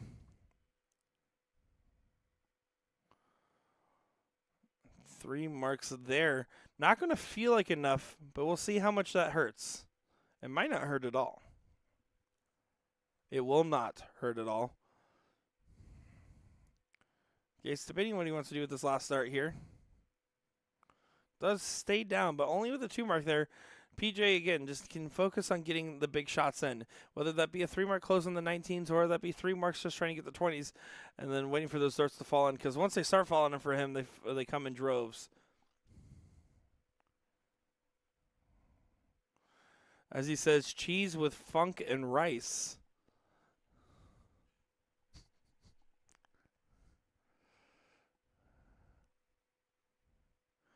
You can see Danny there does get the trip. Decides to stay there. Getting the point lead for him and teammate there. Wood's going to be okay with this position, though. Gets the point lead here. Is going to stay and does stay for the trip on the last dart there. It's a good dart indeed. It makes the shot harder now for Gates. Gates does have the point lead there, taking a look up, and does find the 7 mark there and shows a little sign of showmanship there, having a little fist pump. I think that's an earned must-hit dart there, so therefore you get the must-fist bump, or fist pump. You guys know what I meant. 5 mark there for PJ Stewart on the 18s does mean that we got a live one here for a game.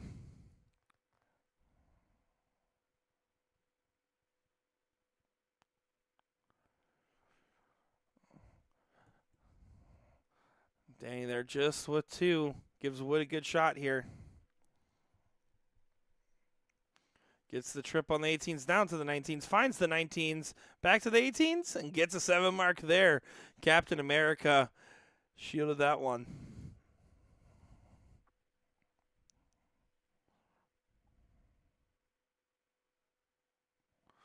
But Gator don't play. Finds a 9 mark on the 17s and responds. Oh, my goodness. 3 in the bed there for Leonard Gates. PJ stays up and finds a 7 there. And I do like to stay on that round, especially right now where you can tell his form's definitely not where it's in. It's not in its normal range. So to stay up for that 7 mark is a nice calculated play. You get more consistency shooting at the same target.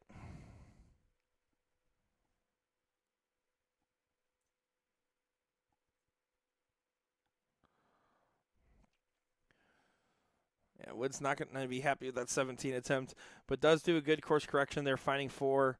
Means that Gates has to hit the 6 mark to make a tied score. He did not. So now PJ can go up here and try to take the 1, 2, 3 at the 17s. He's bailing out to the 18s there. Yeah, you bail out after 1 dart. If you hit a single, you can stay for the close, but afterwards you got to bail. And you can see Jim trying to give a little pump it up in the background over there. As, PJ won a little bit more on that turn. Yeah, this is definitely a very lively game between these two teams at the moment. Combined 4.4 plays combined 4.1. This is neck and neck.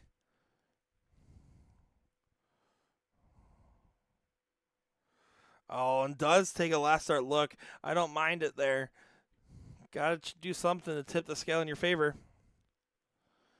Kim saying, have a nice evening, all from Denmark there. Great to see you in here, Kim. Gates debating what he wants to do. Should stay.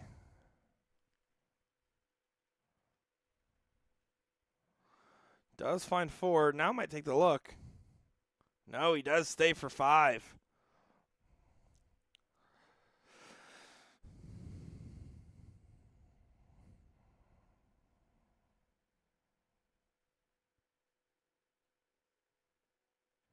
Oh, and PJ Stewart there was not able to collect on those 18s. You expect them to have to go away here from Danny.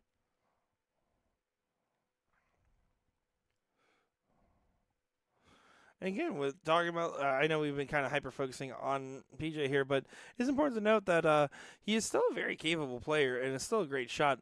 But it is a learning challenge, and that's something that Danny Baggish is going through as far as stepping back from darts and still trying to expect that high standard. You have to have a little bit of give there, right? You should know that while you can still throw the same level of darts in the same vein there, you know you can't throw them as often. And that's just simply a matter of the fact of how much you practice, how much time you put into it, whether it be practicing or just going to a bunch of tournaments or playing in a bunch of leagues. These are all different things that help get that arm and that muscle memory really refined. While the muscle memory will still be there, it does regress over time. When he does hit, though, let me tell you, PJ can really hit. Danny taking advantage of the mark on the 15, going wide and getting a second house. Now over to the 16s here. Does hit it there. A lights out dart indeed, finding the 7.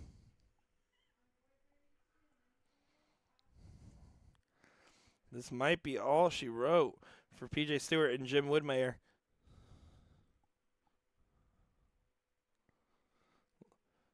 Leonard Gates, the soldier. 3 bulls away from the title. There's 1, 2, and put it on the counter. Finds 4 bulls there. Gets the job done, and you can see some handshakes and some respect between both teams there. And honestly, Jim Wood did play really, really well there. So some good stuff from him. PJ and Danny, both are going to be guys are going to be hard on themselves for their performance. But there's no need to be hard on themselves there, as there was some excellent darts all across the board.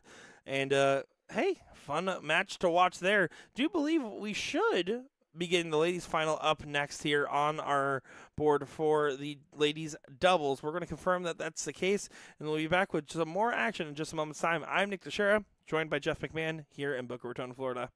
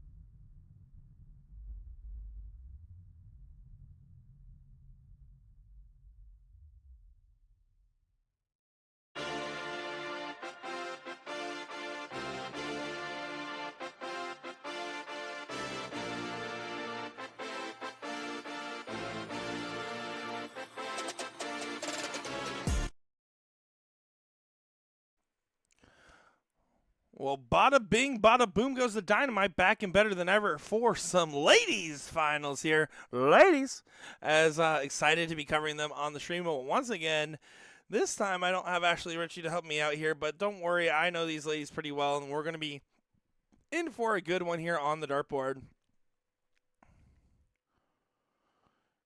See there, Sandy, getting things going. Trying to start on the 19s. Interesting that she elected to go 19s instead of trying to contest the 20s that were not successfully closed.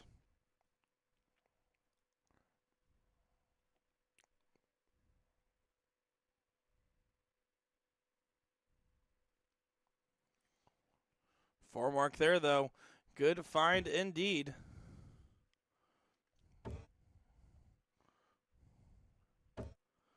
And a good last start there from Asia on the 19s, though. Put some pressure. Andrea Taylor, we did get to see earlier on the stream, was not happy with her performance in that finals match there with her and Jeff Roy going up against Paula Murphy and Danny Baggish. I said no matter what happens, and even if you didn't beat him, you have better tattoos than Danny. And that's what matters. That's really what we're here for, isn't it?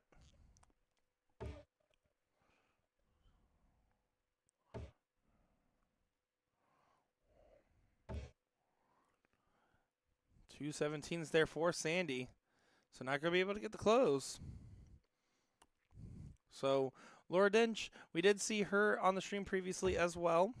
So all these players reoccurring on the stream board. Was trying to contest the 17s there. Wasn't able to successfully do so, though, so goes back for the cover on the 20s. You can see the look of disgust there from Asia on the first dart. We'll say, I've gotten more used to, with all the Wisconsin players I stream, of seeing people in hoodies while throwing. But to do it in Florida is wild. A wild place to wear any type of long sleeve while throwing darts, that's for sure. Does get the close there. Taylor's not happy, took all three, but it did get the job done, pushing the advantage, and now pushing Miss Hudson here, 2 of the 18s.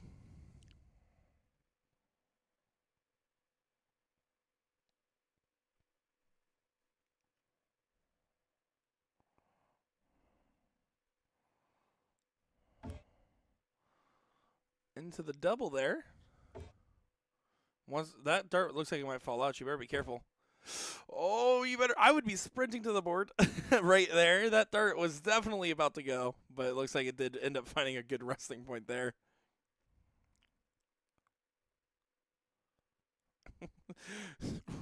Ryan, go back to making an AIR. I'm done reading your comments.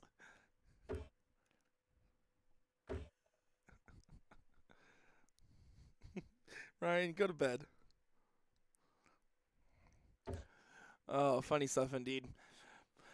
As you're trying to get that point lead secured, does get the point lead there by 10 points, but not enough to really tip the scale quite yet. Let's see what Taylor is able to do on this throw. Good first start there. It's almost one of those darts that's so good you want to stay, but no need. Oh, how about a 6 mark, though, from Andrea Taylor. Good stuff there.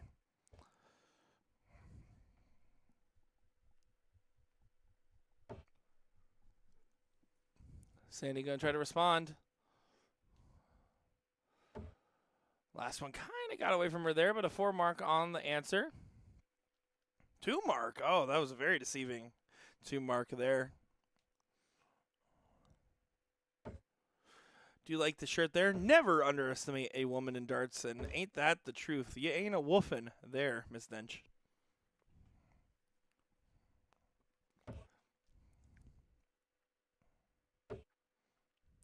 Asia does get the close on the 16s, but not able to add any points to the campaign there. Taylor, 2 16s and then on to the 15s or back up for points. Gets the first one in. Gets the second one there. This dart could go either way. I think it's a good opportunity to shoot the 20s. Did actually go for the bull there, it looks like, from the position of that dart and the setup. Nothing wrong with utilizing the bull. 50 is worth more than 48 or 45. But Sandy said that, hey, how much are these darts worth? Find the first one on the trip. She get another one in there. 5 mark will do.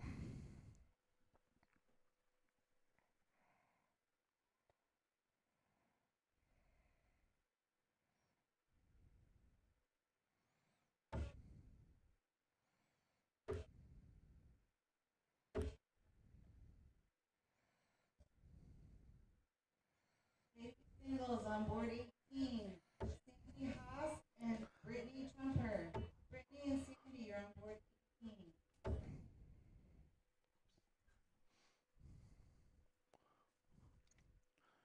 Taylor here wants to make sure to get these 15s closed, but looks like we're taking a dart upstairs first. Nothing wrong with taking that calculated dart. The difference is on this approach there, if you're going to take 1 to 20, take 2, right? Take that extra dart up there. Take advantage of the fact that you marked the distance on the first one. In this case, inconsequential, she still finds 4 marks. Because you're only ever going to shoot 1 dart at that 15 if you shoot it on the second or third dart. You might as well just shoot it on the third.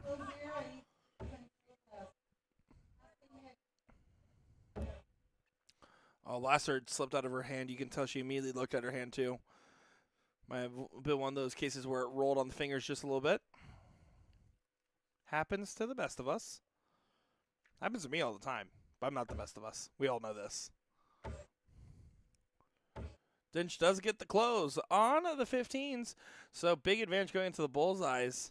A 65-point difference, which also does mean it is a single 20 from pushing the bull here, so important to note. 2 bulls there from Aja.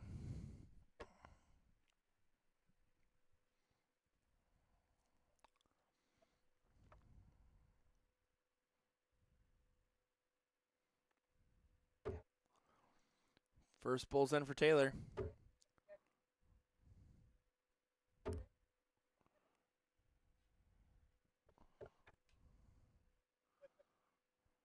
Yeah, Taylor not going to be happy that they didn't push the ball on that last start with another single 20. No outshot available on this go, but it is one of those situations where these bulls at the end of these cricket leagues can be so pesky. Sandy trying to get readjusted there. Walked off the line. It's okay to do it before you get that first dart thrown, especially get yourself settled.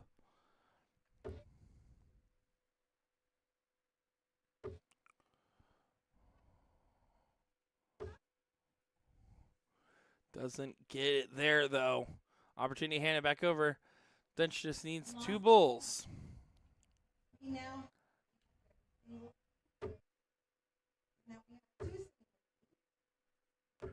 And does get it there. So leg number 1 onto the board for Taylor and Dench. Let's see what Aja and Sandy have for or Asia and Sandy. Oh my gosh, Jeff messed me up earlier with that. He messed me up. Leave it to a commentator to blame the producer that's only been working hard this whole time. That's actually very fitting in the darts production industry. Oh, Sandy to show first. Oh, and that one definitely not a normal dart from her. She is a very talented thrower that we just haven't had on the stream too many times this weekend. But definitely one of those cases where that was not a characteristic dart. Taylor wanted the bull, but will take the miss on the outside close to the bull. As we will be going here to a second leg situation. And a big moment here for Taylor and Dinge. They're going to try real hard to get this done here. They don't want to go to a last leg decider. And they want to take advantage of the fact that Hudson right now, I mean, you can see from the body language, her head was down in the background as she was walking there.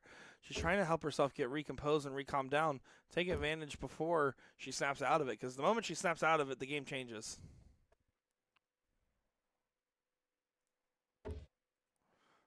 Hugging that wire almost.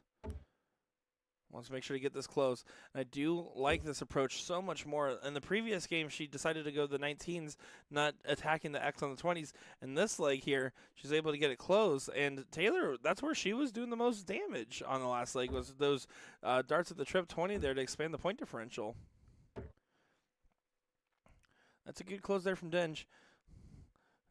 You're pretty much expecting, if you get 3 marked while the other team has a 2 mark on the 20, that the 20s are going away. It's very rare that that's not the case. Gilbert there does hit a big hit, though. Finding the 4 on the 19s and then hitting the single on the 17s pushes this game along in pretty speedy fashion so far. Contesting the 17s, I do like this from Taylor. Makes the 1 mark not useful yet. Oh, but Andrea there goes to the left on dart number 3 and doesn't get the close. Sandy going to try to make sure she does get this. Oh, big dart here. Let's go back to the 19s. That's a door opener here. Dinch is going to focus on getting a big 3 mark here at bare minimum to bring it back within 4 points. Of course, anything else hit extra is going to be even more phenomenal. 24, check letter J. Good marker dart, too.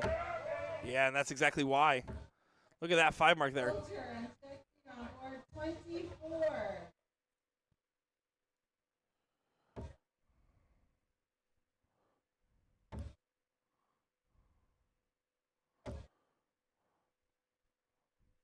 And a 5 mark found once again for Asia. She's definitely heating up. Tim Goodwin in the chat saying, great job all weekend, Nick. Thank you for the commentary and stream USA Darts. Hey, I appreciate that, buddy, especially because I'm telling you, I was thoroughly impressed with you on the mic, and I'm looking forward to hearing you more and me less. That's for dang sure. I know for a fact my producer, Jeff, sitting next to me, is feeling that right about now.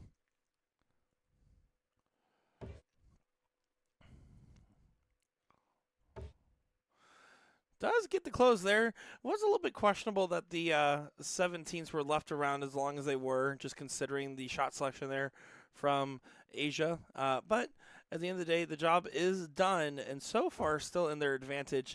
Denshire trying to get these 18s closed. Yeah, that was really awkward to try to get around after the first dart. On the attack, playing this aggressive. Must get this close. Does get that close. You don't want this to spiral. If you're Taylor here, you start considering other shots. You can see the frustration there. I know Taylor's been having a little bit of issues with the mechanics of the throw as far as just getting it feeling like it's loose, the arm's not tucked out, and you can see there that hyperfixation on where the elbow's positioned.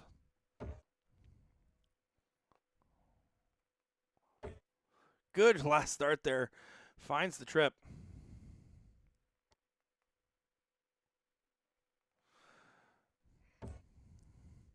Oh, 19s with ease for Sandy. Is she going to stay? She does go back for the coverage there. Do like that. Again, a single 16 on that last start doesn't help at all. Single 19 continues to push the can. Kick the can? Push the can? You guys get the idea.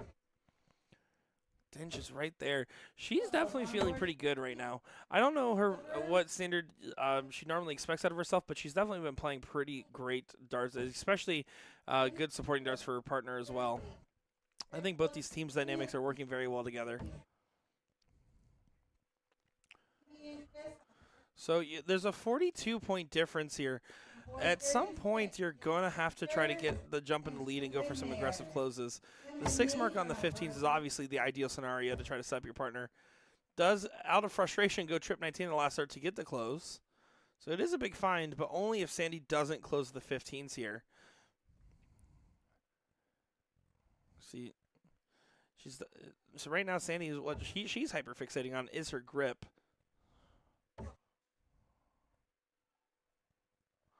Coverage on the 18. Does go up for the single.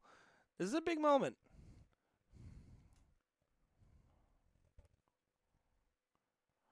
This is a big moment here. A 7 mark is needed on these 15s. Oh, but not being able to get them closed. Nightmare scenario in this given leg. Ross asking, why does the name not say Sandy Hudson? I was wondering the same thing. I want to be honest. I have no clue. But it has been like that the whole day, so I don't know if that was just a error when assembling the bracket together for Dart Connect, maybe. Maybe the wrong name was selected. I'm not sure exactly the reason or reason behind it. So, unfortunately, I don't have a better answer.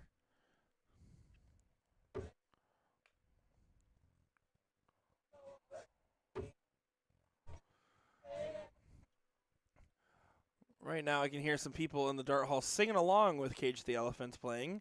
Respect the alt-rock representation in the Dart Hall. 3 rules needed here for Sandy to bring this to a last leg decider.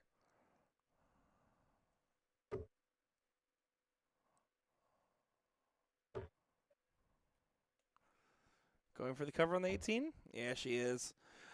Nothing wrong with just continuing to add a little bit more points. Pushing it a little bit more each time you throw.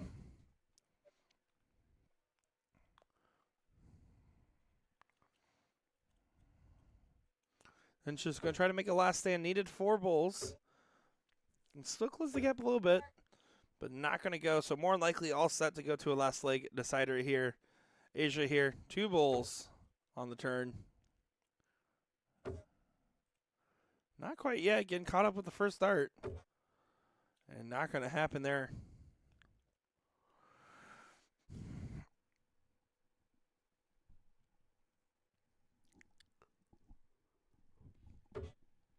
Double bull there for Taylor. This could get interesting.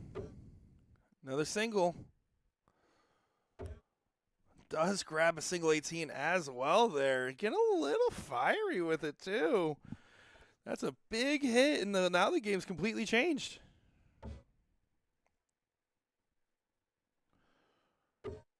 Oh, going for the 2 bulls. That's a risky move. That's so risky because now you just left them a 3 mark. Actually, a 2 mark. Single bull, single 15. For them to steal this, Dench and Taylor to get it done. 1 bull. Gets it in there. 115. And gets it there. 2-0 in this final. They come from behind in a leg where they looked down and out, and a way to stay focused with the tenacity. Sandy and Asia, you can see Sandy right there kind of putting the blame on herself. You see that tap to her. She obviously had more in the tank there, and unfortunately just wasn't able to channel it. Asia played really well, but honestly, I think the MVP here is going to be Dench. She just really hit some very clutch darts, including the game winner there. Very impressive stuff from the ladies' final. All right. Here's what's happening, guys. If you are watching on YouTube, ignore this message. Just keep hanging out with us, except for you, Ryan. You can go. I'm just kidding. Great to see you, Ryan, in the chat. But if you're watching here on Facebook, we're going to go ahead and we're starting to get about 7 hours into our stream here. Every 8 hours, Facebook has you reset.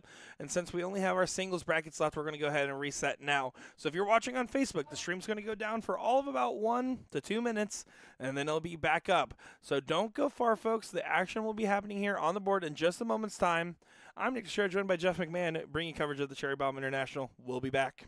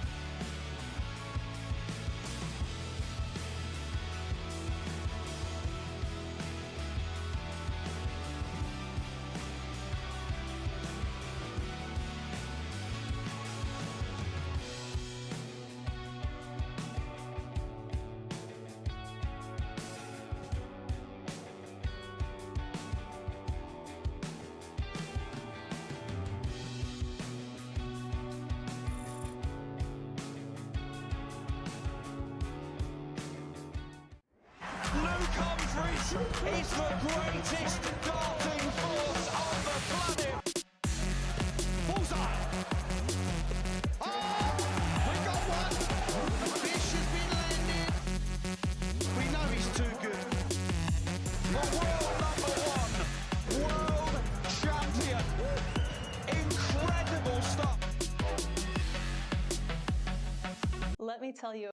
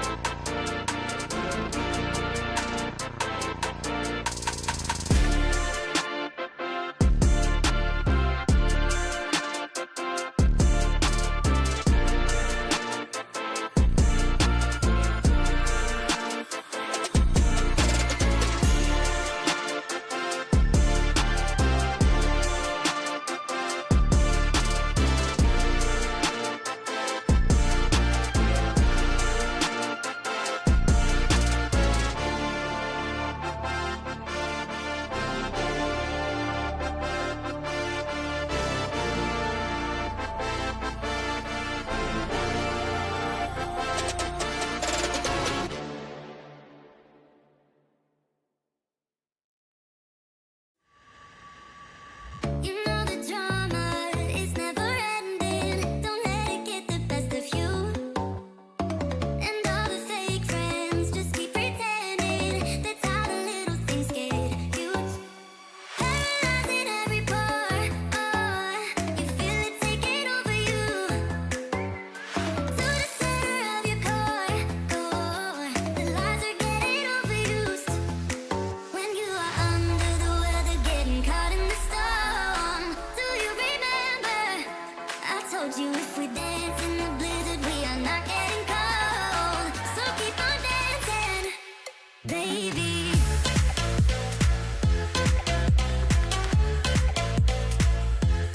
Baby.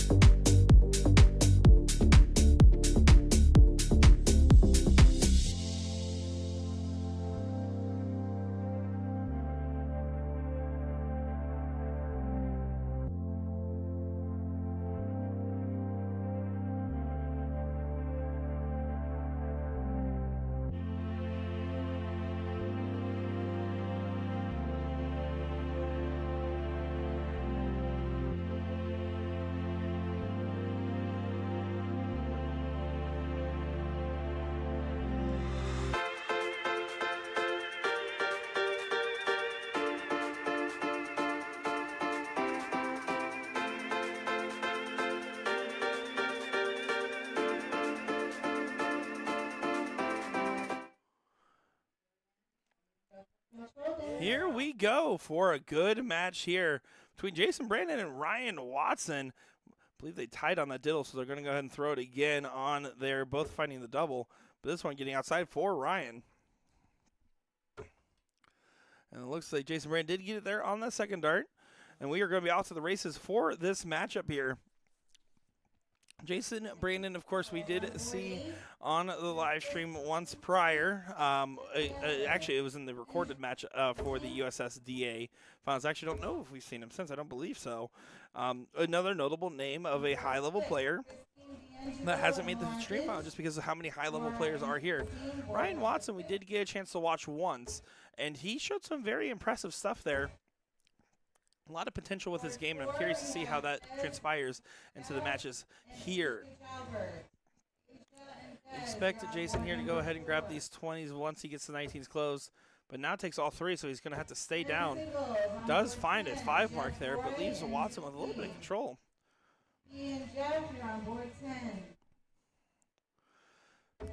Nardos in the chat asking or saying hello from Colombia, and if there's any Colombians in the competition. There is not, from my understanding. We do actually have a big contingent from the Jamaican areas and those Caribbean island areas as well. So it's really cool to see the different groups of people that come out here for this event.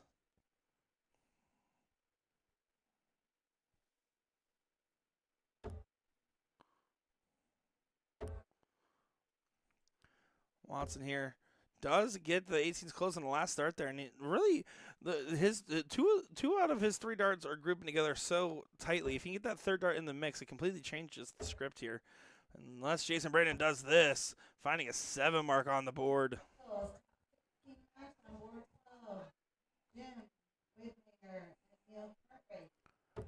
now Watson going to continue to get pushed along the board here.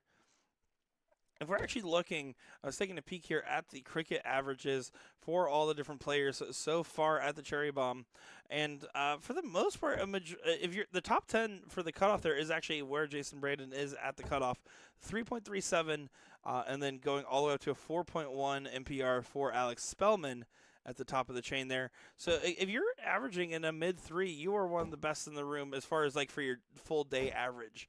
Of course, at times, as we get a big 9 mark there, 3 in the bed from Ryan Watson on the 16s. It's just one of those things to keep in mind as far as a good benchmark for your game and your weekend. Jason Brandon going to be following right in a quick response with the 5 mark there on the 19s.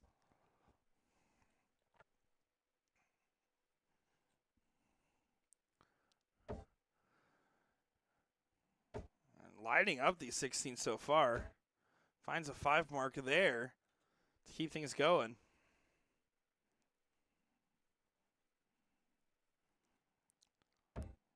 Jason Brandon, will he take the shot? He chooses not to, and that last start kind of slipped out of his hand a little bit.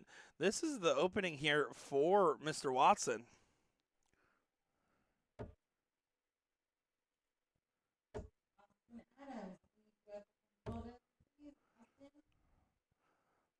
Does only hit a single 19 on the attempt there and doesn't regain the point lead. So that's going to be a big opening as far as strategically speaking here. You can see Jason Brandon was going right at these 16s. Does go back to the 19s there on the last start. They're finding the trip. But it did not hurt as much as it could have. 72-point difference. Needed to basically go trip. Deciding to close the 19s here. I think that's a frustration move. Because if you feel like you're blocked there, you probably are better served grabbing some 15s as well. I don't know if that play is definitely the most advantageous one, especially if Jason Brandon does that. Gets the close on the 16s and grabs the 15s there. He said, all right, you said no more 19s? That's fine. I wasn't hitting them that well anyways, as he was actually hitting them pretty well. But I digress.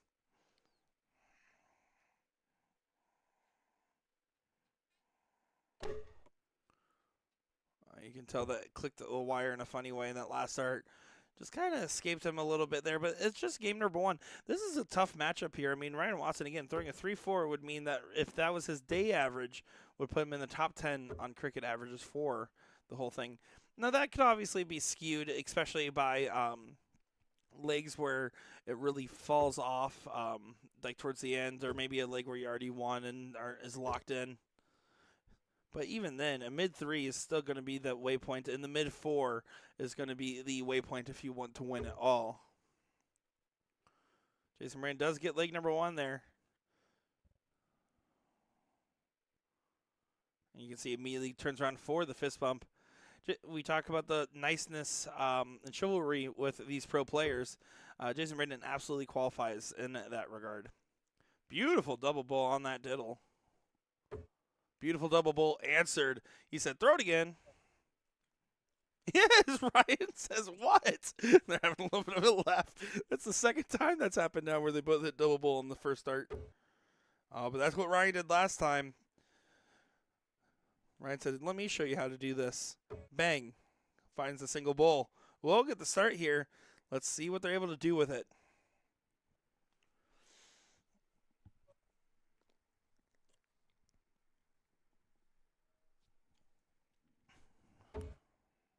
Ryan going right at these 20s.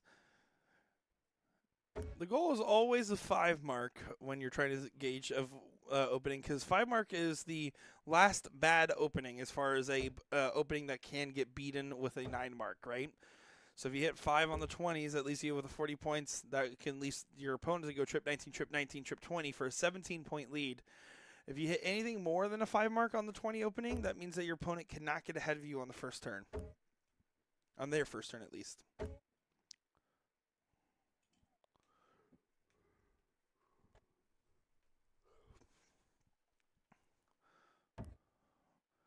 Good 5 mark there from Watson. See Brandon taking a look there. Was trying to get the coverage on the 18s.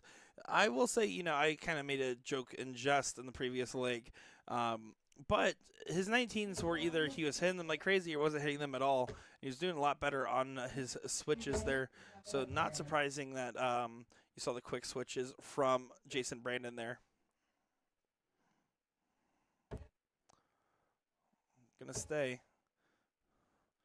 You can see when that dart is in that right-hand pocket, he's really good at kind of almost sliding them in, especially going towards the left there. So that's a big 7 mark from JB.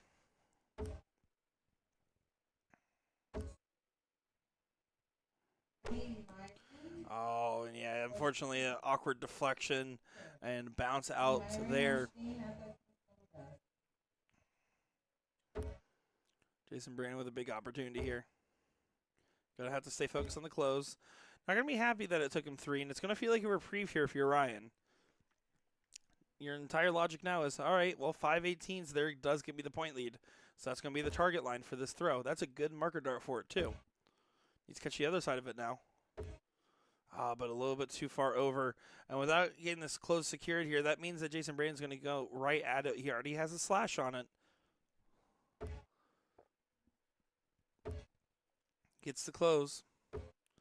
And goes for the bull there. Does decide to grab it.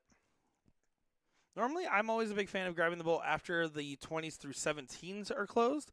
But I've seen it more this weekend. It seems to be getting more popular to grab it because, again, 50 versus 51, it's a very minute difference. I was always told the logic behind it is after the 17s are closed, if you grab a single bull, it does leave yourself or your partner a shot with going to trip 16, trip 15 for double bull. That was always the logic I was taught behind it. It really just depends on your comfortability. I'm not afraid to throw the bull for oftentimes in a game of cricket here, especially on the steel tip board in particular. Soft tip board, a little different story. A little too easy to hit the triples there, and I say too easy, relatively speaking.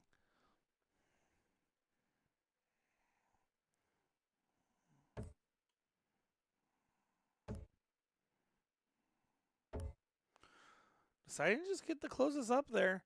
I don't know if I like that. I mean, you're looking at a 15-point difference, but Jason Brandon's now approaching with the point lead and a mark on the bull. You left him a game shot by doing that.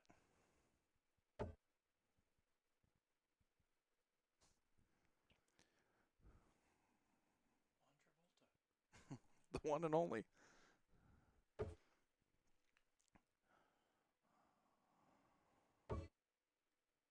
Very good. To take a second for the tablet to kick over there, but Unfortunately, with Ryan not being able to grab any of the 15s there other than just the single, does not change this game position.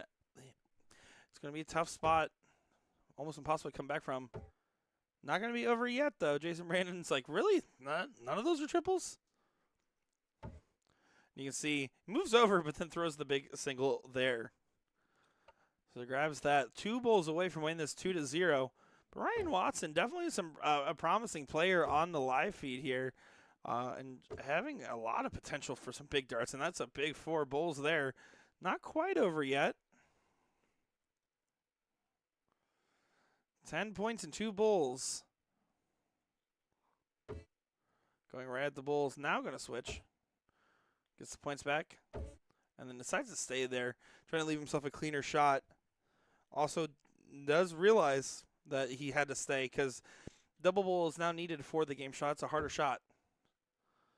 Double bowl for double 15, trip 16 was the look. Had to stay there. Does only grab a 1 bowl, though. So Jason Brandon approaching the point lead will probably do a similar shot selection. Oh, excuse me. I did my math completely wrong there. Men's singles, team. Apologize. It's definitely some Sunday commentary from me. As Jason Brandon does get it done there. Ryan Watson does get defeated 2-0 on the dartboard there. Good showing from Brandon. Very solid darts. And, of course, Ryan Watson, again, pretty impressed with his dart stroke.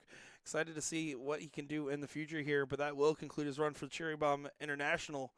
We're going to see what comes up next on our dartboard here. We're going to ride along and have some fun with everything. So don't go far, folks. We'll be back with the action in just a moment's time with some more big darts coming our way.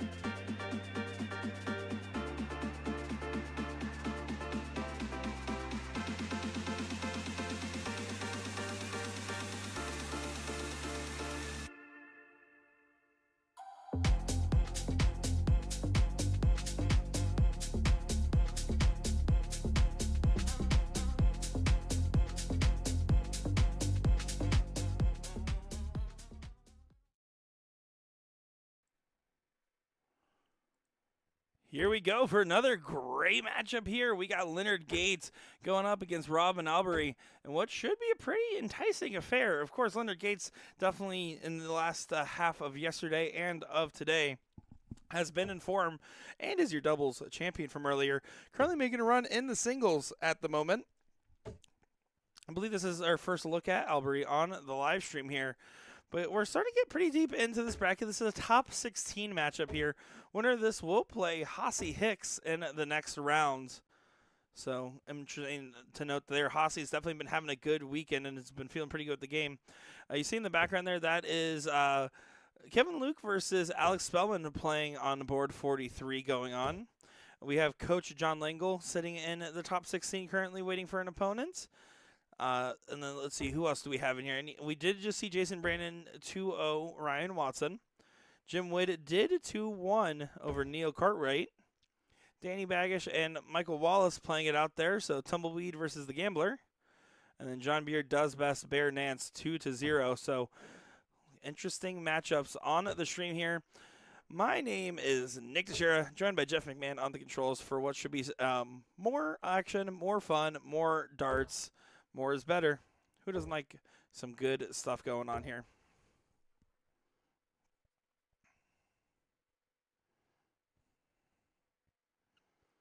Aubrey here, 209. Going to try to see if he can get himself a good opportunity. Does grab another trip 19. At some point, you're going to have to start making the jump on different darts. He looks like he was actually trying to get a second house of himself. Interesting time to do so. Let's see what Gates is able to do. If you look at people that play cricket at a high level, I mean, I'm talking Leonard Gates, I'm talking Danny Baggish. These guys really do have a masterful understanding of the arts. Julia Scott in the chat saying, I don't do steel tip, but like to watch people like Gates, Baggish, Spellman, and others and base my soft tip game off of them. Just don't have their talent. Well, don't be wrong. Talent always will be a factor. Some people are just born different on the dartboard, right? I mean, you look at Luke Littler, and that was a combination of talent meets being 9 years old in a dart academy. Talent only gets you so far. Practice and determination gets you everywhere. And I fully believe that anybody can become a dart pro. Maybe you call it optimistic or naive, but however you frame it, just know that if you put the time into the board and actually worked on your mechanics consistently, as we see a big 9 mark there from Albury, anybody can make a big run in darts at the end of the day. It's one of the sports that's least partial. Whether you're hidden big, you're tall, you're short, you're male, you're female, doesn't matter. Darts gives you as much as you give it as far as time, dedication, and practice. Aubrey trying to get rid of these 20s. I think he stays. No, he's looking for the move. I think you stay there because you have the 2-house advantage. You have the 19s and 17s and the point lead. He does look down there. I don't know about looking down on that. I think you have to take away that 20 from Gates, and he's going to punish that. Now, Gates isn't going to make the same mistake. He's going to go stay down there, grab that close as well. Now has a slight point advantage. Single 17 for single 20 is the bare minimum here. Going to stay for 2 on the 17s. You have to close this 20 in the last dart. He does stay and finds a 5, but 20 is everyone's favorite number at the end of the day. If you have a single that you need to close it, it makes a big difference because Gates can go up there and hit the trip almost on command and does so, and now it takes away the 17 as well. And Albury, after the 9 mark, unfortunately just hasn't capitalized on the opportunity here. Don't be wrong, I'm a points-centric player, a point-centric commentator, but there's times where it makes sense and there's times where it isn't, and right now that was one where it isn't. Gates can now take advantage and try to run away with this one. He's going to run away with this one. Yeah, gets a 6 mark in there. You can see Gates' average continue to rise. Aubrey at a 4.4, Gates at a 4.7 in leg number 1 here so far. But the game state has just completely changed.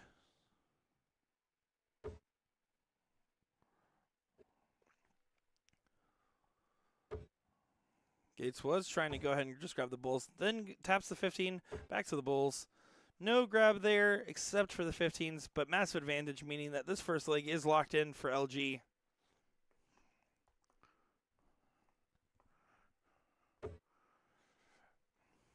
Did hear an interesting conversation in the dart hall as this leg is wrapping up over here, and we're about to get into the second one. Someone was taking the conversation saying it is easier to go from soft tip to steel than steel to soft, and I wholeheartedly told him, I was like, I disagree. I think your best steel tip players, if you put them on a soft tip board, a lot of their mechanics translate over. In soft tip, it doesn't always transfer over as far as like you don't have to consider dart position. You also do get the advantage of some bounce out darts still registering. But on top of that, especially with darts, is Aubrey still finding this bull, finding 5 there. With steel tip darts, it is definitely more important to have a clearer follow through. In soft tip, you can have more floaty darts, I guess, for a lack of a specific term on it.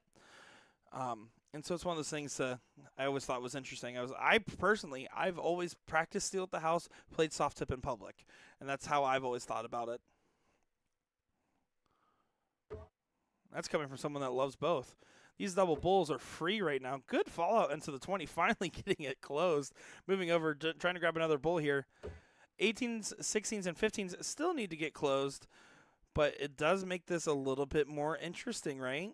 Gates now has to try to get the point lead back. Does find the trip. Going to stay. No, he does go for the bull.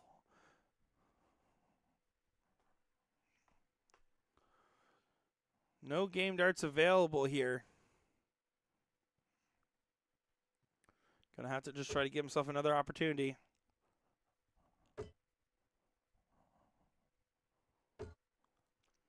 Two bulls there. Does help, but it feels like it might not be enough now.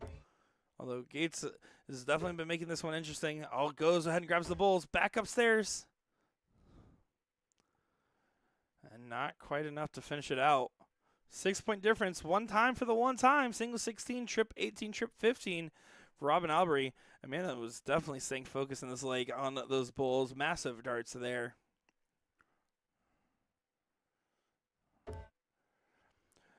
Normally, I'm a big fan of saying, grab the easy one first. Grab the single 16. But this is the last turn for either one of these players, whether it be Robin or Gates. They both know they each get one more throw at the board. That was Robin's. Gates here just needs a single. Grabs it there. So on to leg number 2. Although Robin definitely did try to make that one interesting. And he did make it interesting. The only difference in that leg there truly did come down to the fact I feel like he let Gates have the 20 far too long. And otherwise, what was a very tight-knit match. Good diddle there for Gates. Hey everybody, our pig supplier. Tied on it. We go ahead and pull it. Do you want to give a shout out? Our chalker is the one, the only, the Paula Murphy. Chalking there for this one. Single bull does get tied. And Gates finds a double there.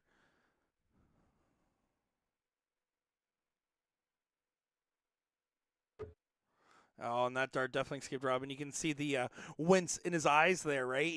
He wanted that one to go in.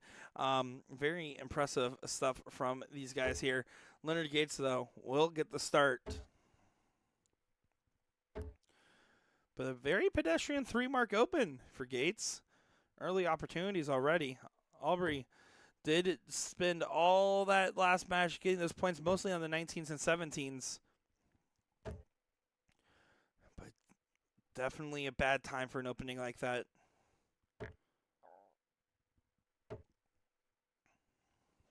Gates just spins all 3 down there. Grabs those 19s and gets them done and dusted. Aubrey here was probably thinking to himself, man, if I get that first start trip, I can either load up on points here or get some big shots at closes. And there, definitely Robin's not at the same standard he was in that last leg. He needs to get out of his head. Or it might just be too late. It's not too late yet, but that's a big 6-mark from Gates there. 4-house advantage, 0 points across the board. Complete opposite of the last game, going 700 plus for both players. Gentlemen's agreement is over. Points are on the board. 5-mark for Robin.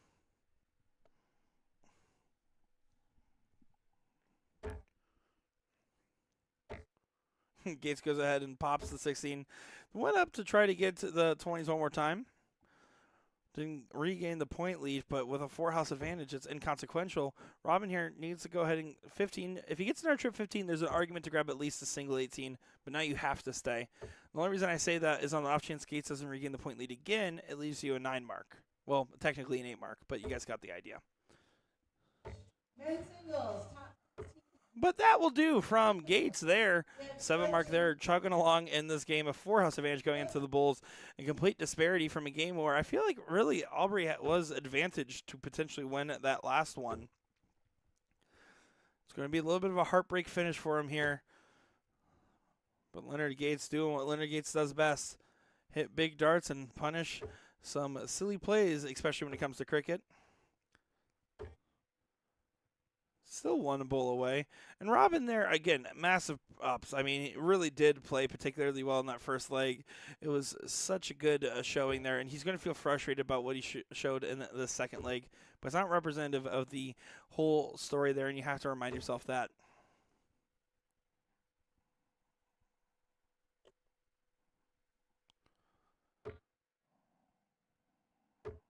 And crossing the finish line there, Leonard Gates does win that 2-0 over Robin Albury. And you can start to see the rooms emptying up just a little bit around here as it is starting to wind down in Boca Raton, Florida for the Cherry Bomb International.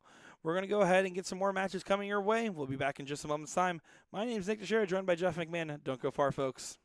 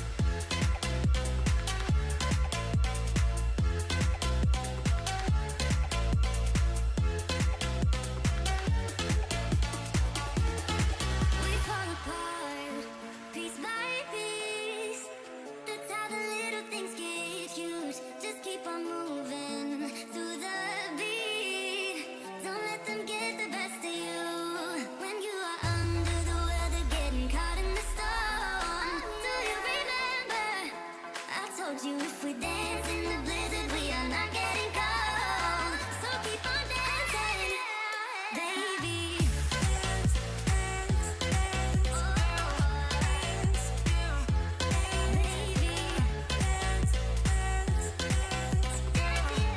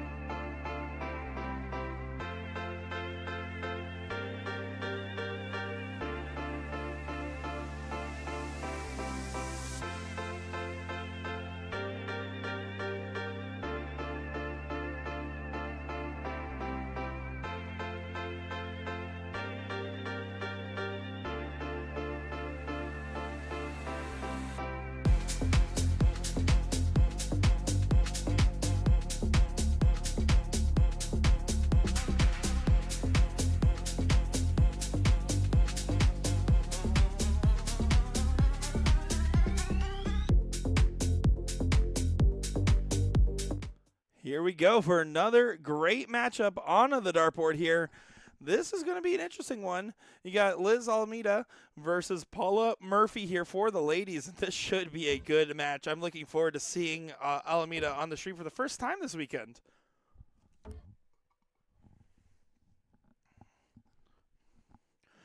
Paula Murphy did chalk that last game for Albury and Gates, and Gates was the one that asked Paula to chalk, so I went up to Paula when she got up to the board here. I said, Paula, you going to have Gates chalk?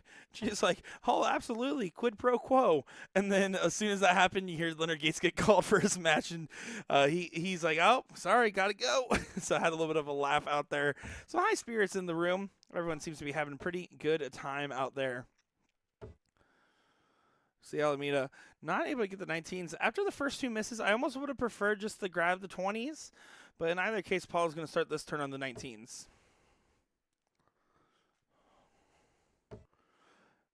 And, of course, that's her favorite number, which also could, you know, in retrospect, now that I say it out loud, Alameda staying on the 19s to make sure Paula doesn't get a swing at him is also probably more advantageous than grabbing the single 20.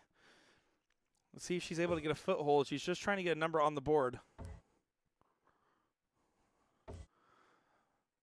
Getting closer to it, but it just hasn't quite gone her direction yet. See Kim Pantai in the background, throwing some darts there. She, I believe, plays the winner of this matchup. She's somewhere along that length in the bracket.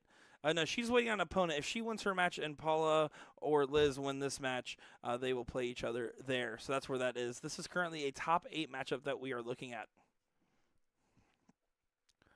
Alameda going to be going to the 17, or staying on the 18s here, excuse me. Trying to get those close. Does get close. Can she get some points on the board?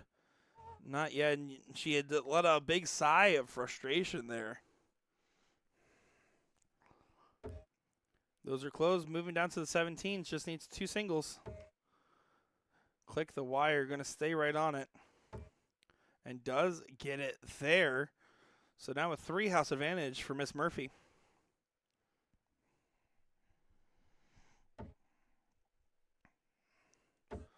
Alameda is a very accomplished female shot in her own right. I know I've seen her around before at different tournaments. Not going to be someone that's shaking her boots because she's playing Paula, but she is probably trying to get herself settled. She definitely doesn't look settled at the moment here.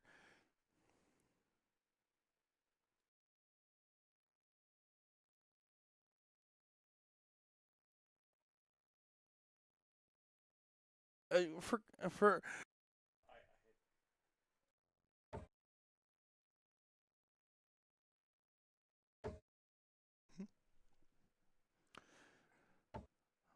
Paula does end up getting the close there, it looks like. See Almeida there taking a closer look. She was like, oh, what'd you get over there?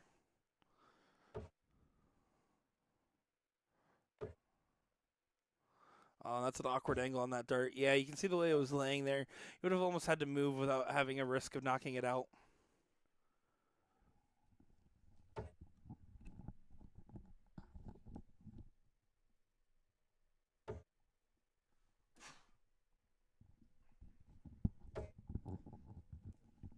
Apologies there. Hope you guys didn't hear me sneezing.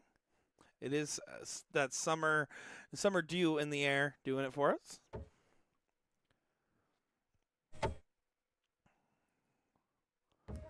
And not able to get points on the board there. Amita going to be on the outside looking in, going into the Bulls here. Murphy going to pop the 15 for house advantage. Playing very steady darts at the moment.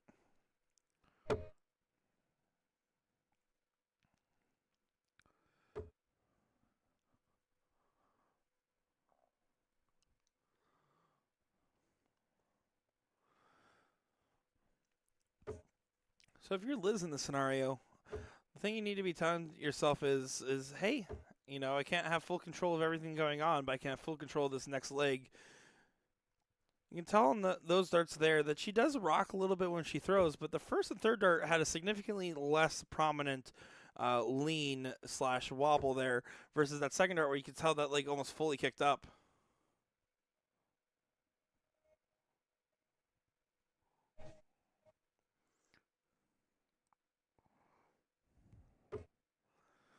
Paula, one bull away now from grabbing this one. Liz needs 6 bulls here to make a stand and add a dart to Paula's throw.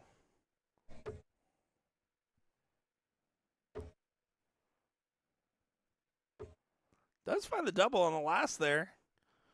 But too little, too late for this given leg.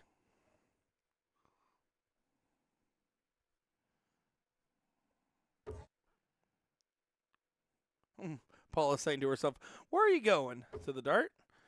When they commanded that one into place there. So Paula Murphy, leg number 1 on the board for her.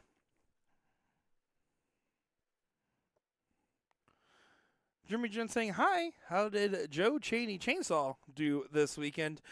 Cheney definitely was struggling a little bit. Didn't really get too many deep runs in the mix. We did get him on the stream once, but he'll tell you himself. And the averages and everything are, of course, still on Dart Connect where you can find out the full details. But yeah, definitely averaging below the margins of where he wanted to be. Was close, but this is just a very tough room, so not have too many notable finishes from my understanding. It looks like they both tied on the diddle.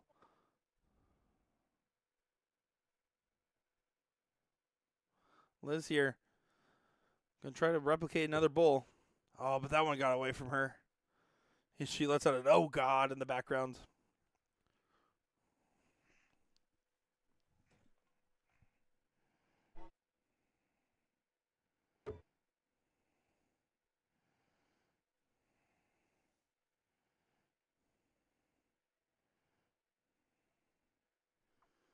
Here we go. Leg number 2, Paula Murphy to start first here. Now, what will be interesting to note here, and something that we've kind of seen this weekend, is in these best of 3s diddle every leg, it leads to a lot more 2-0s than you would otherwise potentially see. And that's simply just because usually the person that won the first leg, if they were especially feeling good, getting the start in the second leg as well could be a massive advantage. And it's one of those things that can be hard to overcome. It'll be a tall task here for Liz. She's definitely feeling rattled at the moment. She needs to just settle herself. She definitely has the game and the throw to be able to hang in there. Ladies singles, top 16 match on board 10. Asia and there we go. Michelle Vitaliano. Paula's not going to be happy with that. As you can kind of see, she motions her arm a little bit there. So this will be an opening here for Liz. Men's singles. Oh, unlucky there on that last start. But the 4 mark will do good there. Heiko saying, greets from Germany. Well, hello and welcome in. Thanks for staying up with us. It is a little bit late over there, so I know it's late into night. Thanks for staying awake for some great North American darting action.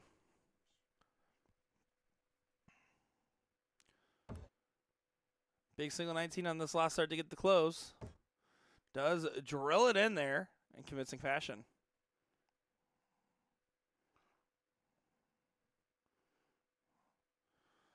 Two-point difference. Almeida trying to get the close on these 18s to get a shot at the 20s. Oh, but you have to get the close first. Paula, let's see how aggressive she plays this one. Yeah, right at the 18s. Can just continue to move along the board. Oh, my goodness. Paula Murphy finding a white horse there on the dartboard. Great shot from her there and a very dominant shot. Big moment. As you can tell, her form has gotten better throughout the weekend as well. We talk about Leonard Gates subtly improving. Well, that's definitely what we've seen here from Murphy as it's continued to progress. And so far, I mean, her wins include the USSDA singles, the ladies pro singles, the mixed doubles cricket, mixed doubles 01, the ladies singles 01. I believe the only event she has not won yet was the ladies doubles 01. On Saturday so far. She also won the mixed doubles this morning. And yeah, this is some good stuff from her all across the board. She's been playing phenomenal darts.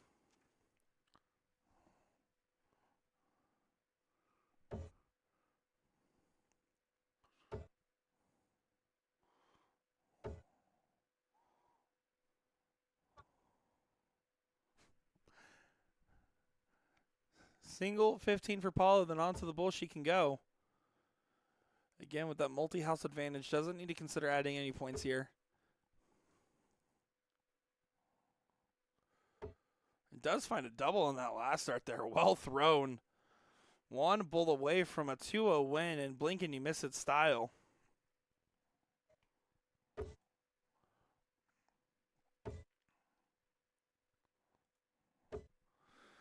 You have to feel for Liz. You felt like we didn't get a chance to see what she truly is capable of. Paula definitely showing what she can do on the dartboard here. Does get it done. Quick to turn around, give a little hand high five tap there. It's going to be an unfortunate exit for Liz, but a big win for Paula. She will either play Kim Pantai or Kim Pantai's opponent, which has yet to be decided. Excited to continue bringing our coverage of these great matches here at the Cherry Bomb International. Don't go far, folks. We'll be back in just a moment's time.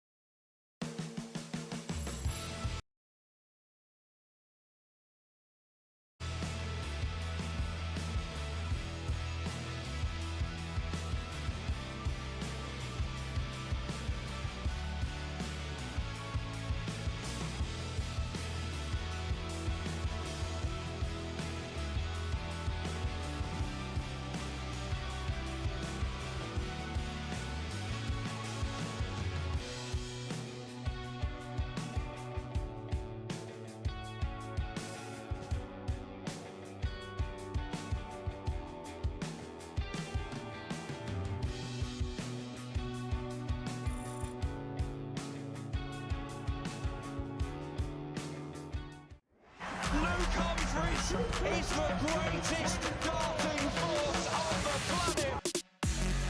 Bullseye. Oh, we got one. The fish has been landed.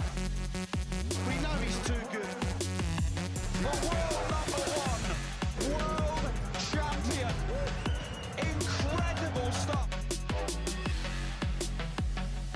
Let me tell you about A to Z Darts. We're a specialty dart store with over 10,000 different products. We create in-depth videos and blogs to help improve your game and showcase our products. We give helpful advice on how to practice darts, the fundamentals of form and mechanics, and how to make better decisions when purchasing your darting equipment. Whether you're brand new or a seasoned player, we try to provide fun and informative content. I'm Jen, the creative director for A to Z Darts. I've been playing for over 10 years and I've traveled the world competing in and promoting the sport. This is Will. He runs our live streaming company, USA Darts, and travels the globe as well to broadcast major darting events and interview PDC players alike. You'll find over 2,000 different sets of darts on our website. Guessing right now you're pretty interested in our resources? Learn about form, throwing mechanics, practice routines, scoring and grouping, checkout methods, cricket strategy, and much more. Visit a-zdarts.com to take advantage of our blog or follow us on social media at azdarts today. This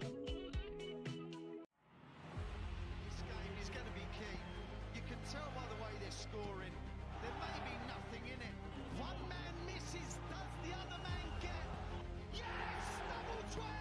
That is the most amazing leg dance you will ever see in your life. I can't state.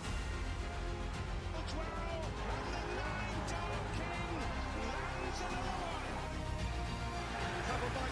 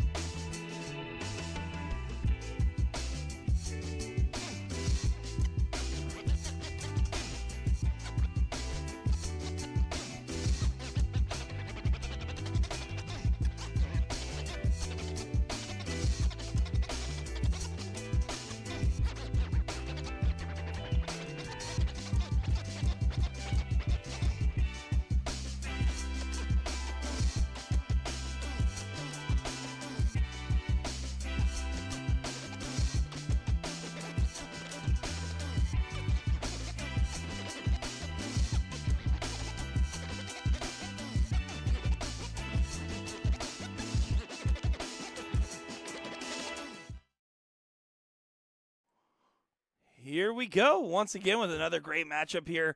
Women's top 8 matchup that we're going to be looking at here on the ladies singles cricket. That is going to be Kim Pantai and Asia Jalbert going at it here on the dartboard. Looking forward to this. Winner of this will play Paula Murphy, which we just saw in the previous round, playing against Liz Almeida. On the other side here, rounding out your top 8, Andrea Taylor and Melissa Marchand and Laura Dench and Brittany Trumper going there for your other side. So curious to see how this one develops, as there's some great ladies still throwing some great darts. Do believe the men's singles cricket side of things is getting close to concluding as well. Danny Baggish did end up besting 2-0 over Jason Brandon to get his spot in the finals, where he'll play Leonard Gates, which is waiting on the match of David Blylock and Alex Spellman. And let me tell you, David Blylock is one of those guys that I don't know will get enough credit for how well he really has been throwing to get himself into the mix. He's just been making these top 8, top 16 runs every single event, so good ups to DB there. Yeah, definitely excited to see how this one will conclude, getting down to the nitty-gritty here. So we'll probably stay with the ladies here for this match, and maybe one more, then go to the men's finals, then go back to round out the ladies. Andrew in the chat saying, looks like Dave Blylock, and then said called it. Yeah, Andrew is absolutely right. DB has been hanging and banging, referring to Dave Blylock, not Danny Baggish. He is a DB, though, if you ask me about Danny. I'm just kidding. I'm just kidding. Yeah, interesting matchup here. Kim's had some really deep runs. We actually haven't seen her on the stream as much as we normally would for how well she has been playing.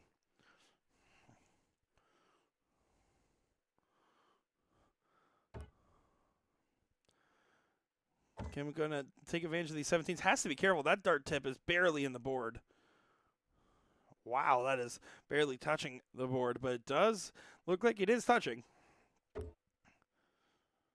See, 20s and 18s versus the 19s and 17s. Interesting bout, but the 19s go. And Asia playing with some confidence in her game. Both these girls are going to be full of that, which is confidence.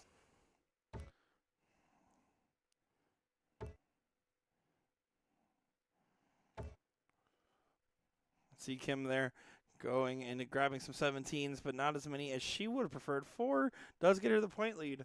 And it does mean that the 3 mark needed, but 3 mark already found by Asia. Oh my goodness. Beautiful 7 there.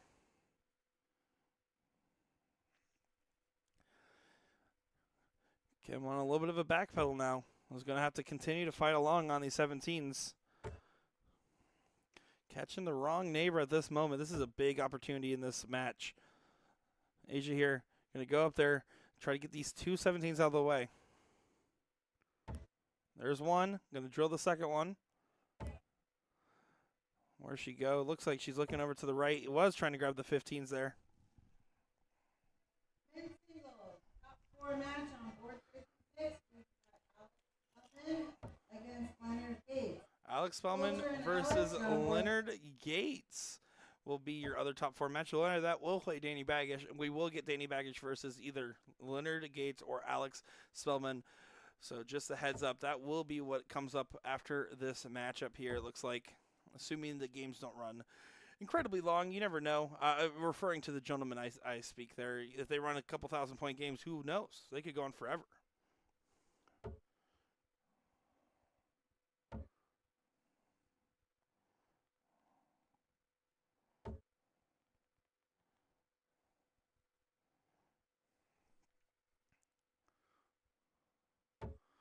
Asia just going to grab these 15s here, still in full control of this leg. It went from a pretty concise battle between both these girls to just one breakaway. One big shot is all it takes to change it up.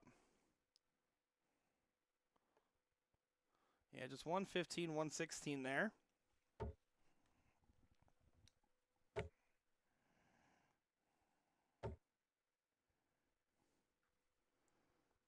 Does find 5 there for Kim Pantai.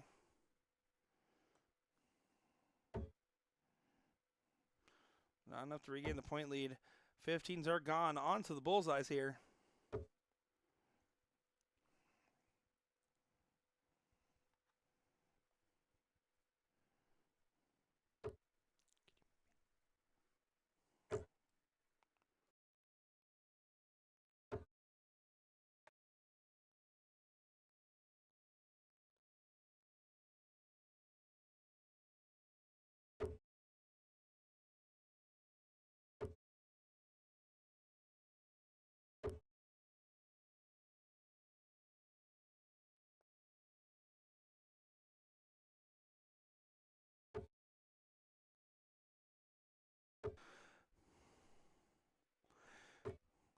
we go. Double bull on the last start there for Pantai. Continuing to make it stand on these bulls, but not enough to completely sway the favor. Double bull there. One more bull needed.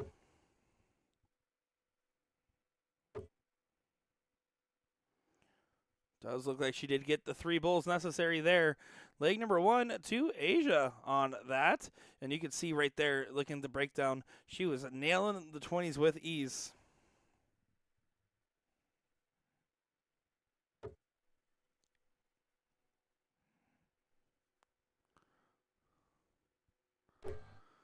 Mark is saying, in 2018, we took 6 players from our youth league in STL and went to the ADO Youth Nationals in Charlotte, North Carolina. Asia won the girls' side at age 13. It was a very good field. Yeah, no, she's a very, very talented shooter. And someone that I was already acquainted with just online knowing the name, but now more acquainted with getting a chance to call her games here in this one.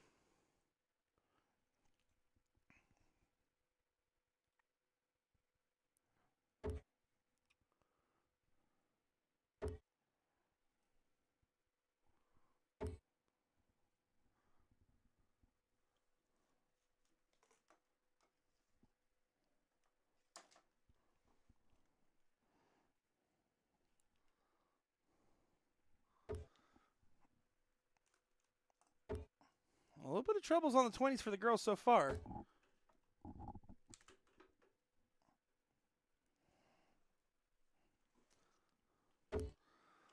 Asia does get the close here.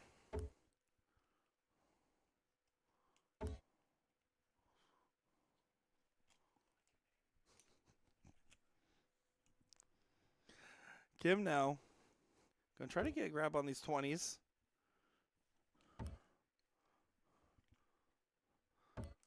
But no luck on the 19s here. And Asia can potentially make this a very dangerous situation, but she has to get at least 3. She did get at least 3. Can she get more? She's just going over to the 18. She's pushing this game. And then down to the 17s there. Yeah, some good stuff indeed.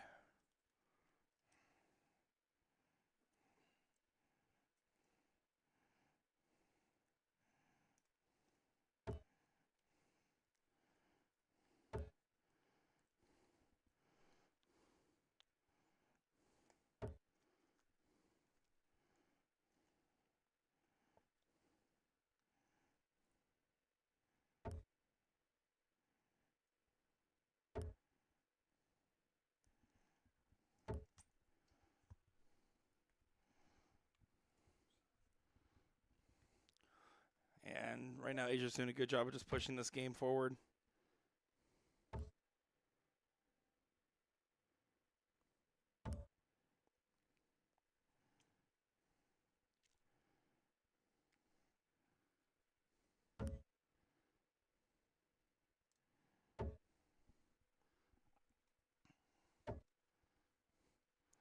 Yeah, big find on the 15s there. Grabs those alongside with the 17s. So was making sure she had it scored correct there.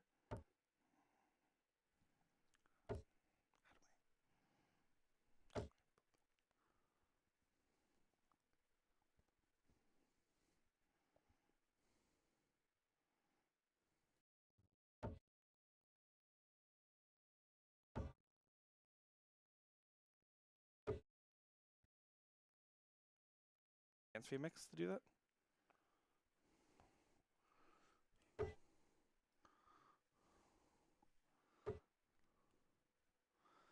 Do apologize. We are doing some tech work here in the background, so don't mind us.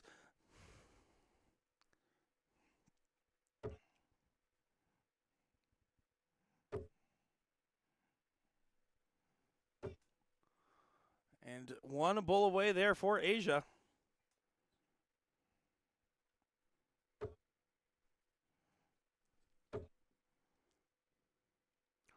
Yeah, Kim's not going to be too happy with how this game rounded out here. Unfortunately, she's just not really far off the margins by any means, but I think that sit is what killed her there, the wait before she got the chance to play this one.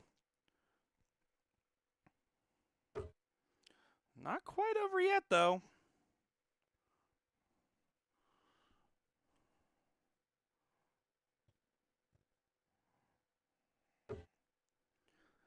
What can Kim do? Can she force the darts to continue on? Needs at least one more. Doesn't do so.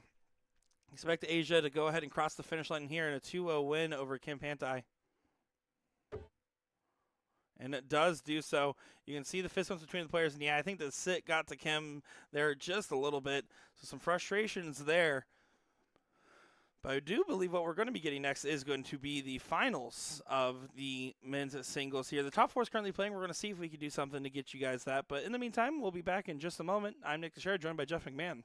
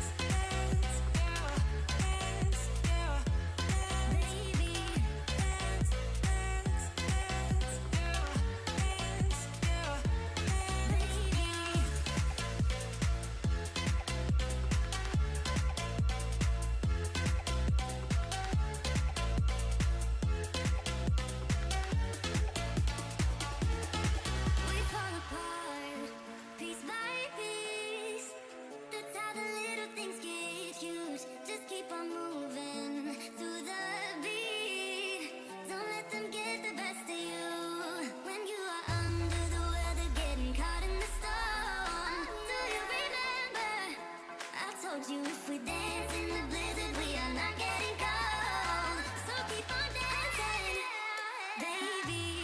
Dance, dance, dance. Oh, dance, baby. Dance, dance, dance.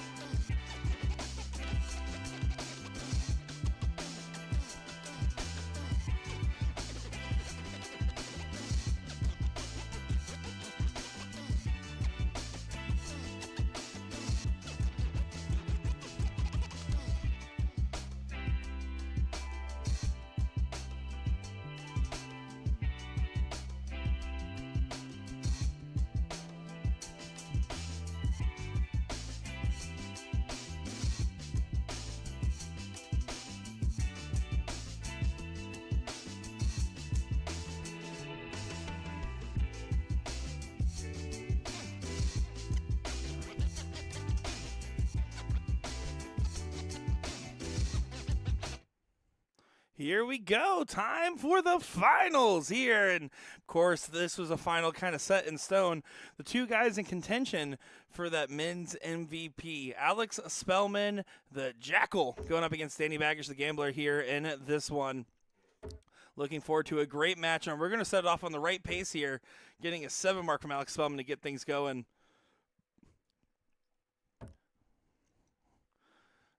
Danny here has been having a pretty good weekend. He had very low expectations, has been very happy with the results. Did get some wins in doubles with Leonard Gates and doubles with Paula Murphy. But of course, Alex Spellman with the win in the USSDA Championship and the Pro Singles 501 has had some pretty big runs on the stage as well. This is going to be one of those matchups where it's hard to pick a favorite. I mean, if you're going off the paper, if you're going off the stats right now, Alex Spellman is favored. He has been playing great. He's averaging in the mid to high 90s for 01 on Dart Connect. You can check. That's his match average for the whole tournament. And has the highest cricket average in the group at a 4.1. Danny right around a 3.7. It's going to be it looks like they were just confirming something with the board there. You can see Danny does apologize for a missed score on the dartboard, but Alex Spellman unfazed. If you take a look, I didn't realize this until Alex just pointed out to me right before this started. Look at his flights, especially on his next throw here. They are chewed up, let me tell you. He's like, they fly straight. I don't care if they're even split down there. As long as I have all 4 fins, I'm going to throw them. Which, for as methodical as he is, it was oddly lackadaisical.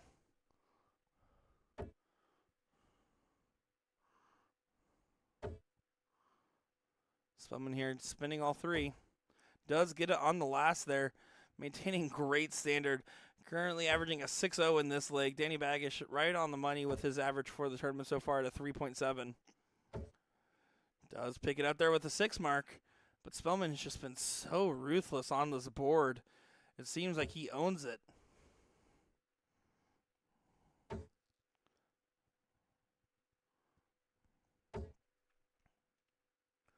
Just 2 15s there. Does leave an opening for Baggish. Going to try to cement a very solid point lead and try to get a clean shot for the 20s, 18s, 17s on the next go. Would need some assistance here from this dart going into the trip and Alex Spellman going into a miss, both of which fortunately not likely there as he did not find the trip on the last dart and Spellman has not really missed very much. Trying to regain the point lead here. Does do so now to the single 15. Does get it. Advantage of a 3 houses going into the bulls. 41 point separation here means Danny does not get a shot at these closes until he gets a couple of bulls in his favor. At this point, with the look on his face, he's accepted that it's going to have to go to the next leg here.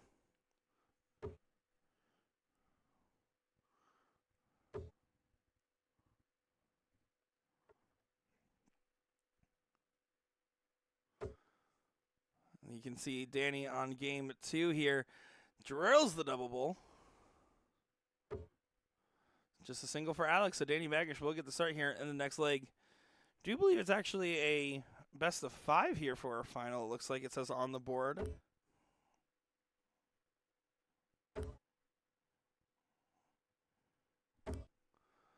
Danny Baggish starting off with a 5 to get things going.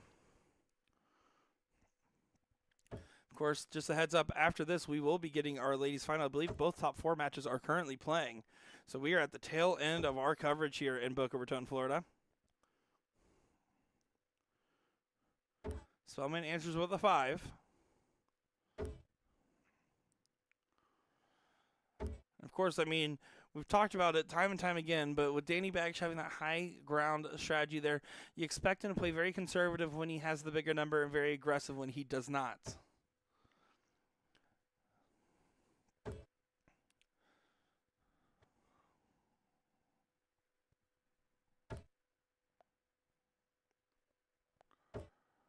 Then you're going to have to spend all 3 now. The look of frustration there knows that he kind of gave a little bit away to the other side of things here.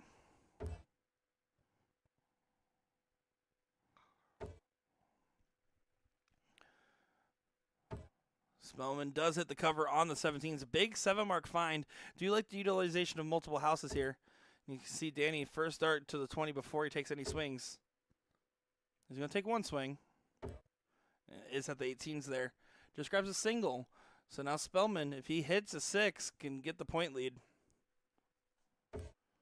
There's the first. Oh, catches onto the first dart, sliding just over into the single. And then Spellman does go up and take a shot at the trip 20 on the last dart there. Does find the 5. But you can see immediate close from Baggish back to the 20s to defend.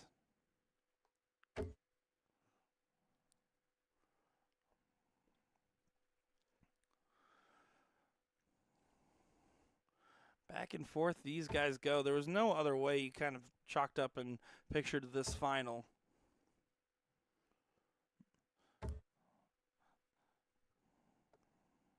That's definitely the opening there. Only a 2 mark from Alex Spellman. You can see Danny on the attack. Does get the trip there. Going back up to the 20s. Catches the wire, though. And again, you can see that visceral reaction because he knows that Alex Spellman can hit an 8 mark here to completely flip the script. He did not get it out of range. He's looking up for the 20s. Does grab it there, and that's a great spot to try to grab it at. And a big hit, all things together. Does not gain the point advantage, but it does make Danny have to hit these 15s first. And Danny doesn't get the close. Bad time for the 1 mark. And now Alex Spellman just needs a 4. 3 15s and a 16. Grabbing the 15s first. Does grab the trip there. He's going to grab a couple more points on the board. No, he goes to the bull. He deceived us there. Thought he was adjusting to grab a couple more points. Tried to push the bull out of range, but a single would not have done it.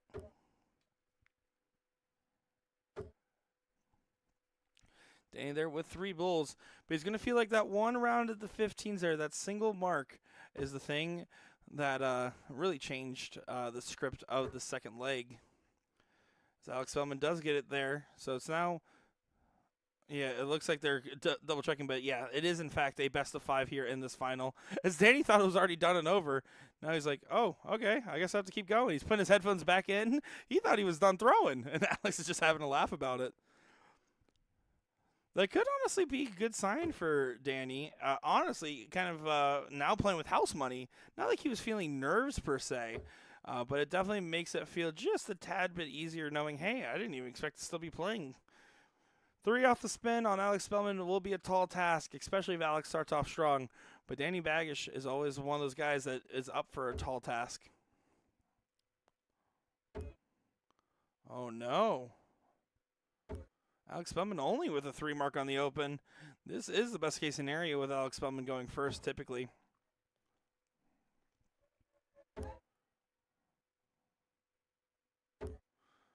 And a 5 mark find. Doesn't get the close nor secures a point lead. His confidence in his 20s, normally you would expect that to go.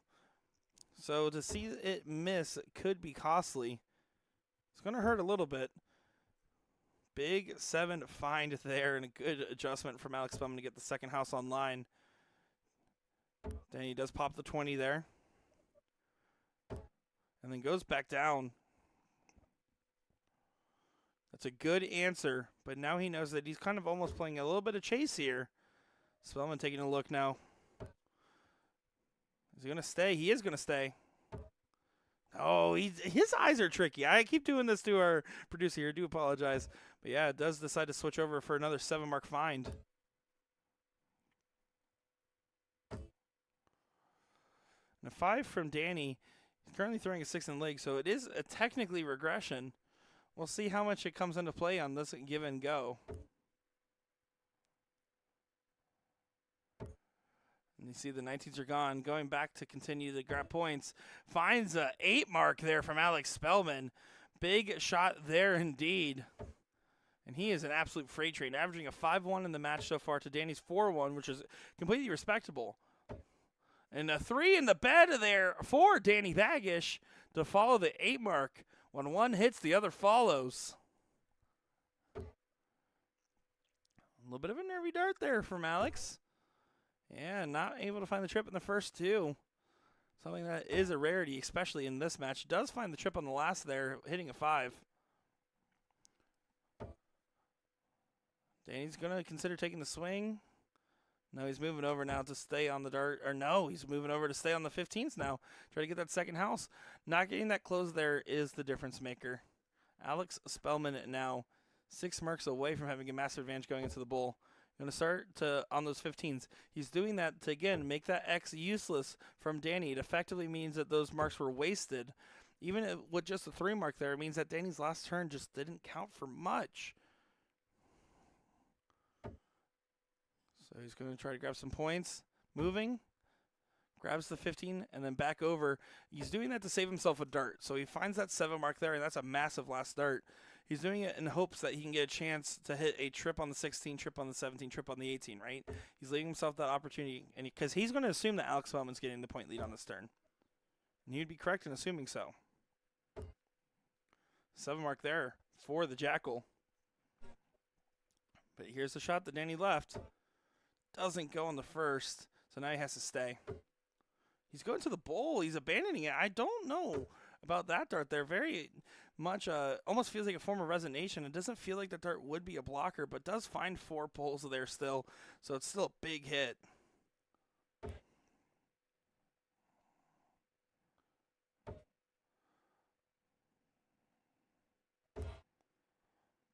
And you can see there, 5 marks for Spellman. Leaves the 16s open.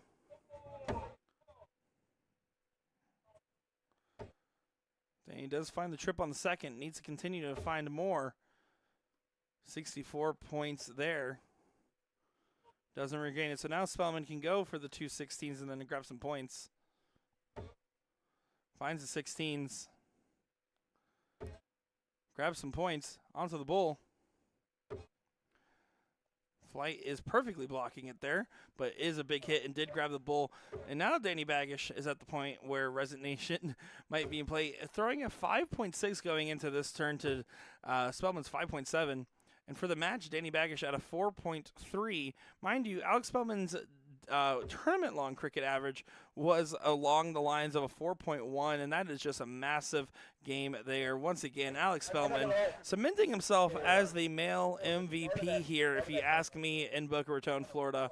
Danny Baggish did make a great run at it, and honestly, I think he's going to be pretty happy with his game overall, especially considering the focus on family right now and kind of taking a step back from the game as of late. So some good stuff there. Alex Spellman does get that one. Coming up next here will be the ladies' final. I do believe the other top 4 match is still in play. So we're just about over and ready for one more match of action. As soon as it's ready, we'll be up and ready for you on the board here. Don't go far, folks. Nick DeShera, Jeff McMahon. We'll be back in just a moment's time.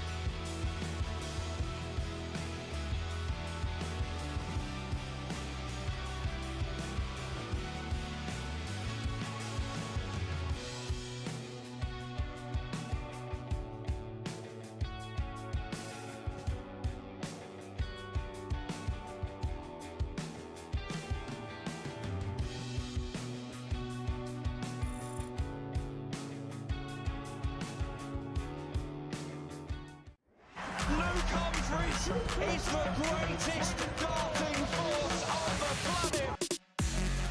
Bullseye. Oh, we got one. Fish has been landed. We know he's too good. The world #1, world champion. Incredible stuff. Let me tell you about A to Z Darts. We're a specialty dart store With over 10,000 different products, we create in-depth videos and blogs to help improve your game and showcase our products. We give helpful advice on how to practice darts, the fundamentals of form and mechanics, and how to make better decisions when purchasing your darting equipment. Whether you're brand new or a seasoned player, we try to provide fun and informative content. I'm Jen, the creative director for A to Z Darts. I've been playing for over 10 years, and I've traveled the world competing in and promoting the sport. This is Will. He runs our live streaming company, USA Darts, and travels the globe as well to broadcast major darting events and interview PDC players alike. You'll find over 2,000 different sets of darts on our website. Guessing right now you're pretty interested in our resources? Learn about form, throwing mechanics, practice routines, scoring and grouping, checkout methods, cricket strategy, and much more. Visit a-zdarts.com to take advantage of our blog or follow us on social media at AZDarts today. This game is going to be key. You can tell by the way they're scoring. There may be nothing in it. One man misses, does the other man get? Yes! Double 12! That is the most amazing lap of darts you will ever see in your life. I can't stay. Double 12, and the 9 Dart King lands another one. Covered by Team Michael. Double 12, back going! Michael back going! Blue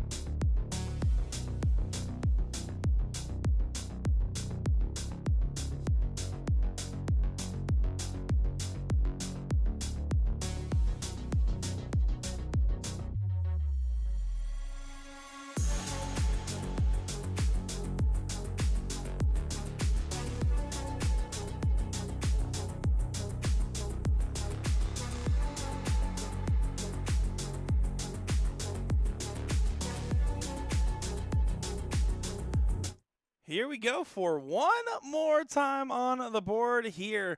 Looking forward to this. Paula Murphy, Andrea Taylor taking it on for us here in Boca Raton. You can see the dart hall is thinned out, and everybody that's in this room is either helping shut down some of the boards or watching this final here. And boy, should this be a good one.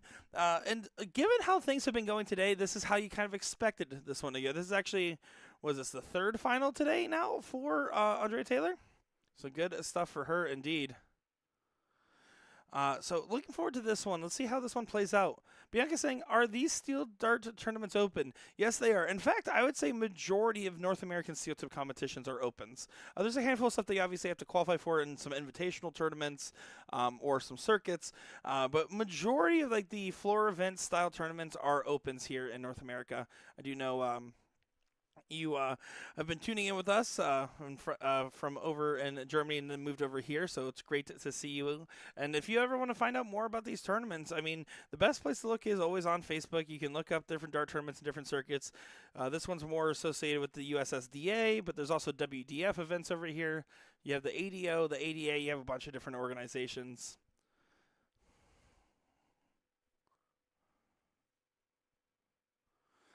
Devin Mosley saying, what do we have to do to get 3 new songs for in between games? Oh, sorry, we ran out of budget. You didn't want to hear random copyright-free music once again?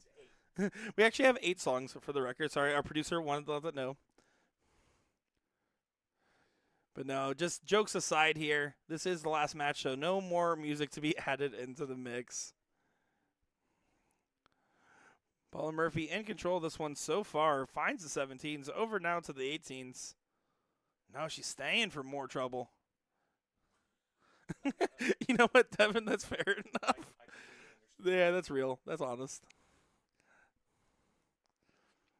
Well, Taylor here, good opportunity to actually capitalize on that from Paula, right? Has the X on the 18s. Can you find the treble? Big single there.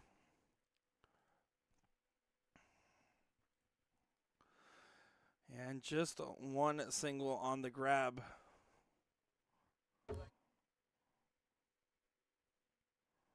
So now Paul is just going to attack this close. Big single on the last start needed.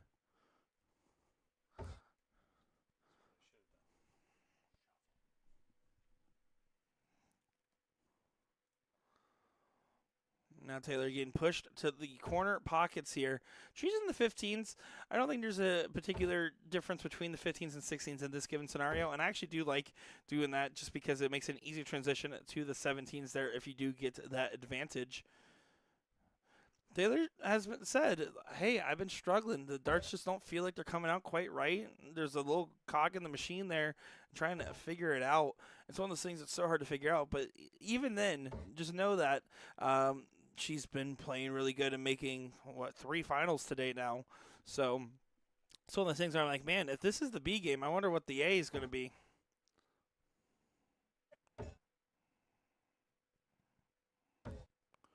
Finds 5 marks there and kind of throws up the hands. Says, yeah, all right. You know, I'm going to take that last dart. It's one of those happy accident darts, it seems. Paula continuing to dictate this game, though. 2-house advantage. First throw was at 16s. I expect her to go back to points now. She said, oh, my God, come on there. She wants to find a little bit more. Doesn't want to accidentally leave a shot here, and it does leave a shot.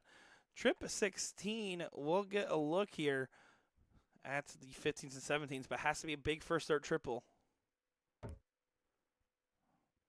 And just drops low, trying to adjust up. Now that flight's in an awkward position. Still gets it over top. Well thrown last start, and you had to put a lot of oomph on that. You can kind of see that Taylor put her back into it.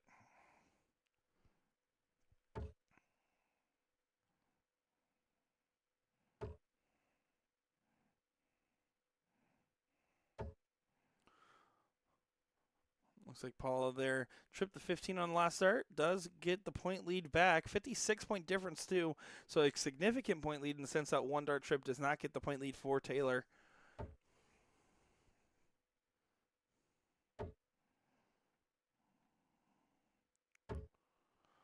And does go look at the 17s there.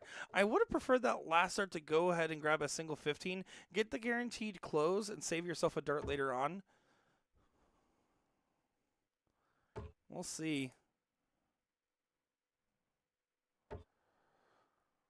Back to the 16s there. Devin says, another excellent commentary weekend. Gents, do appreciate the kind words. And, of course, do want to give a shout out to the BCDA for bringing us out here, Broward County Darting Association, for our second time here at the Cherry Bomb International, as we are now winding to an end.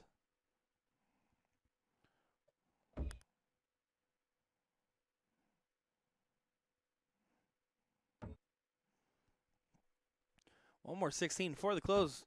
Paula does get to them shut down. Single on any of the numbers does push the bull, and that's exactly what she was trying to do there. Taylor here. I honestly wouldn't dislike the 3 mark. I think going for the 17s, 15s here might be the move. Grabs the bull. Is it going to stay? Yeah, she's going to stay. And then goes on there. Again, another single on the 17 where I'm like, maybe that close on the 15 might have been more advantageous. It's hard to tell. You can see Paula, of course, now going to load up on the points.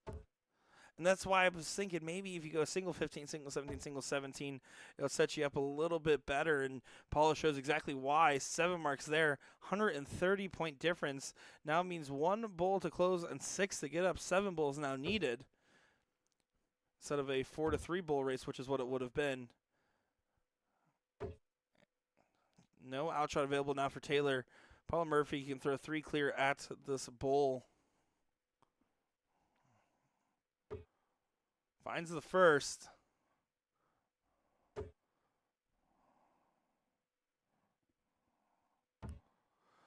And then throws the last start down there at the 17 before I believe she even made a comment about, oh, I think it's already closed.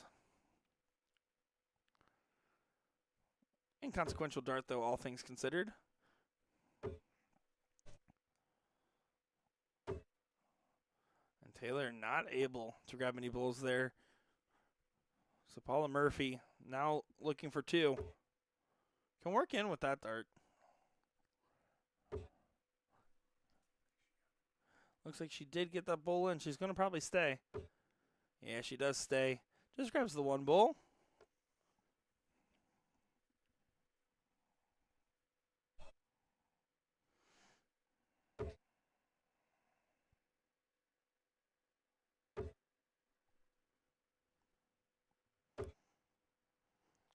Taylor there, definitely feeling the frustrations, but it's just the first leg in a race to 3 format. You just kind of have to let it go and go on to the next one. Paula there does grab the single bull to get leg number 1 on the board for Murphy.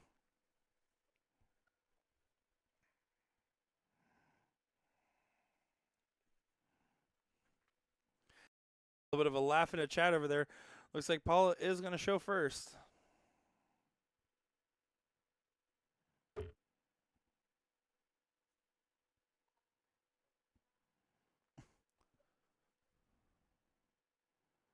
They're having a whole conversation back there. You can tell that there's a lot of love and respect between these girls. I'm sure they've run into each other plenty of tournaments at plenty of times on the Yaki. And see, right there, I think that overhead shot actually did a good job of showing us what Taylor's struggling with. And the fact that the rest of the mechanics are set just fine and dandy. But you actually saw that little bit of, like, she pops that elbow in. But then as she's pulling back, it seemed to wobble back out a little bit. Hopefully we can get a look at that on her next throw. You can see Paula, of course, nice and simple with her dart form. She's always had a picturesque throw. Always very photogenic with how she sets up her dart. But look here at Andrea Taylor. You can see, moves the elbow in right there, and you can see it almost pops back out, just that little bit of a wobble at the very tail end of the throw. And that's what she was talking about. She mentioned earlier that she was having trouble with the elbow positioning, and that's what she feels like the issue was. And I think that's exactly the issue that we're finding right there. It's just that little extra bit of movement at the very end.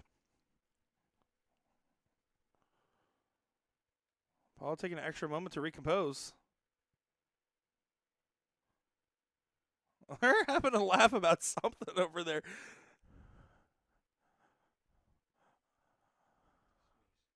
Oh, it was a sneeze.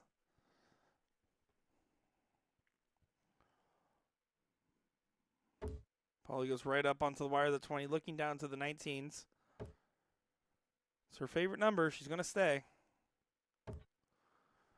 Doesn't get to go in. Right on the line.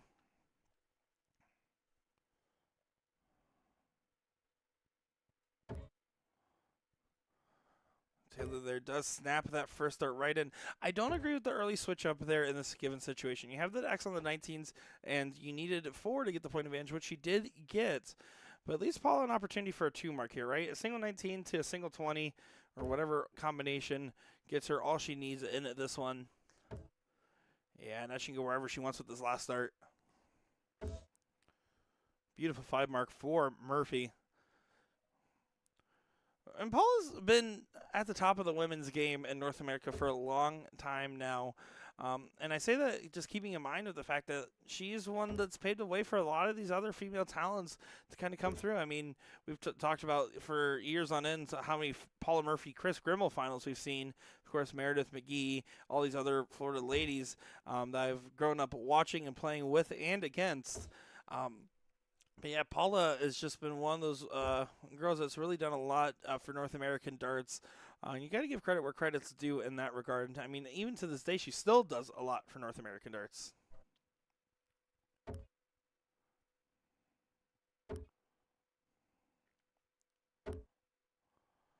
Five mark found. Well, really effectively a 3 mark as single 20, trip 24, the close. Closing with authority.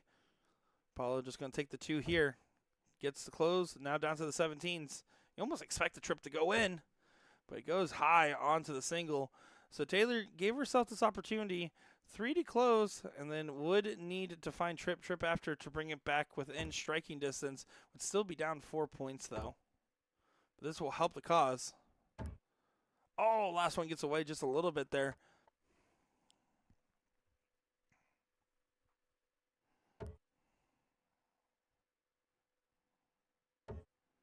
Oh, look at this from Paula.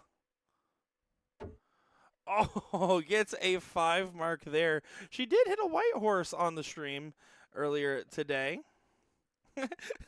Trey's just kind of giving her the stuff there a little bit.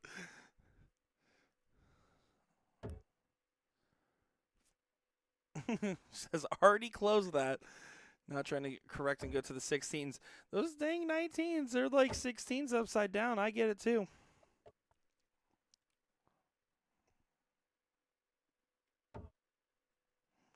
Paula just going to go 1, 2, 3 on this now. There's 2. Found 3 as well. So pole position to go up 2-0 in this final.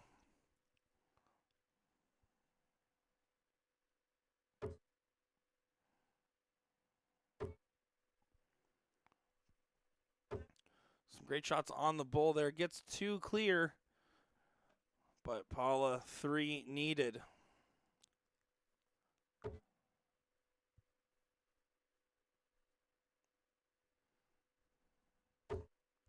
Finds a double. Big old single for this last one. Not quite hugging the wire there, but 1 pull away from a 2-0 advantage in a race to 3 format. Good position here for Murphy.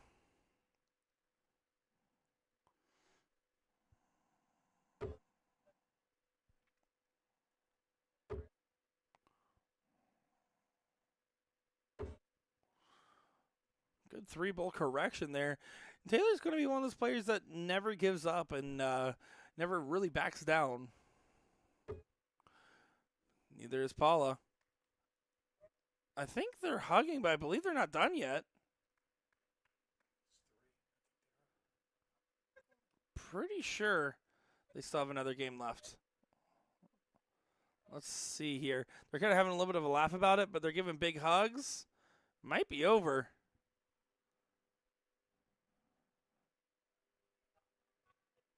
There we go. All right, yeah. So they just someone in the background having a laugh there, saying the men did the same thing, thinking it was over after 2. Having a full-blown, chaotic mess laugh over here. Love it. Love that happened on the men's and women's side. Finds the bull. And now again, Andrea Taylor playing with house money, right? I mean, that's kind of how you have to consider it. I asked Danny if that's how he felt, as Taylor will get the start here. I asked Danny if that's how he felt after thinking it was over after 2 and realizing he had another leg left. He's like, absolutely I felt so like pressure free at that point. It felt like I was literally just on a free roll.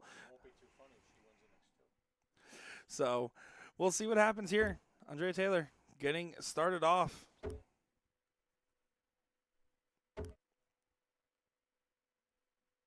Finds 4.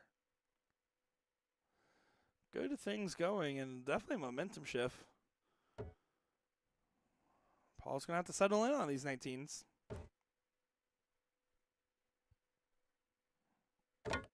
Oh, and unfortunately does not stick there. Kind of catching between the darts and the wire.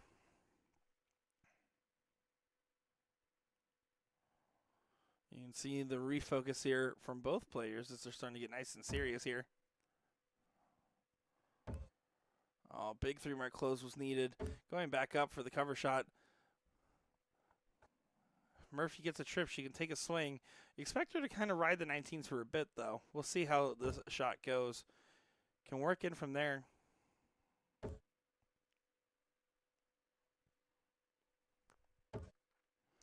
Last one looks like it did make it into the trip for a 4-mark. Yeah, 76 to 40 now. Means 2 marks needed from Taylor up top.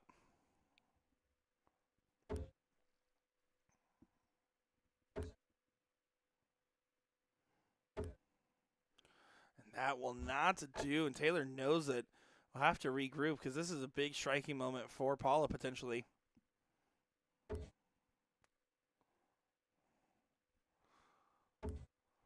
Very interesting that she's staying up here for all 3. She does get the close. I almost want to say, I only say interesting not because that isn't the right shot, but because if I'm Taylor, I'm taking an aggressive look at the 19s here, but after I still have to grab a number first. Grabs the 17s. Now this is where I'll take the look, and this is exactly what's going to happen. And hits the big 5 mark there. And that's just simply because now it's a different shot. Now it's a 7 mark for Paula, right? Or really a 6 mark. 18s and 17s to try to grab both. Has to grab the 18s first. It's a good momentum shifting turn if you're Taylor. Murphy does stay focused to get that close, though. So now Taylor will have to start down. Well, after a single, we'll get the point lead. Leads to a lot of different routes here. I would stay for one more. I don't know if I love the quick move because now she's looking back down, and this is something we've seen. Point, close, point has been her strategy rather than 2 points in a close or 2 closes in a point. I think if that first dart just being in such a good spot in the 17, first one finding the trip, you stay down there, you might find yourself finding 2 trips before taking that last dart. In either case, though, it is a good moment here. Andrea Taylor doing a great job of switching this around. 2 18s needed to get the close. Going to start up there. Needs to stay focused for the big closes here. And that's a frustrating dart. Good find on the last. That's a big recovery. 67 is the point differential now. Needs to find a trip here to get the point lead.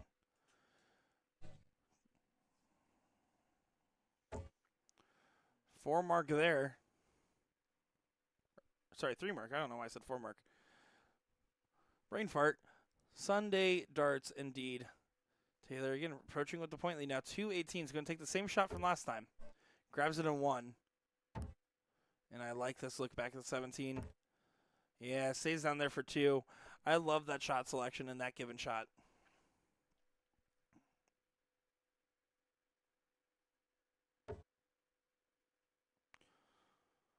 .47 difference is a good number for Paula to be right now as far as looking at the 16s, but only if the 16s close, because 48 is 1 trip 16 there. In this case, just the 2 marks there means that Taylor's going to get a look now at the 16s.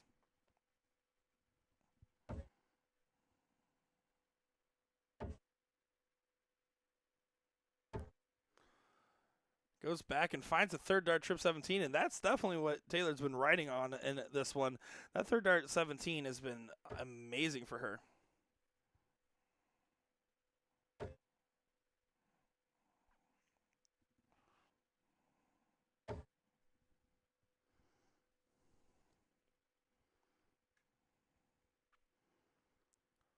So Taylor going to be going right at these 16s once again.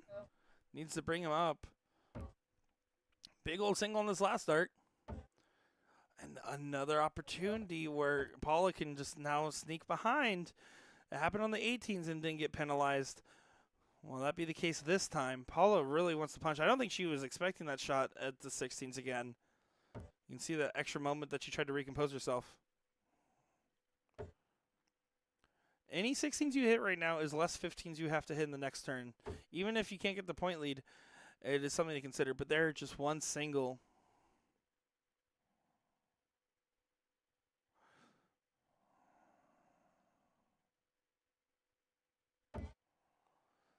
Taylor does get it there. It kind of throws it up the arms like, wow, really now?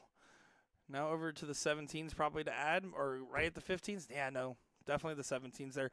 I think the 17 is the better dart in that given scenario.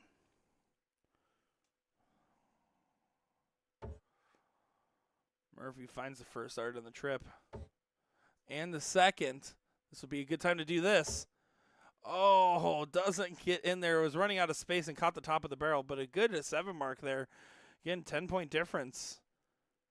So now 17s versus 15s is the battle.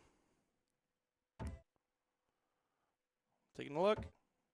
Does take a look. You're hitting the 17s particularly well, Taylor. I would probably have preferred the stay.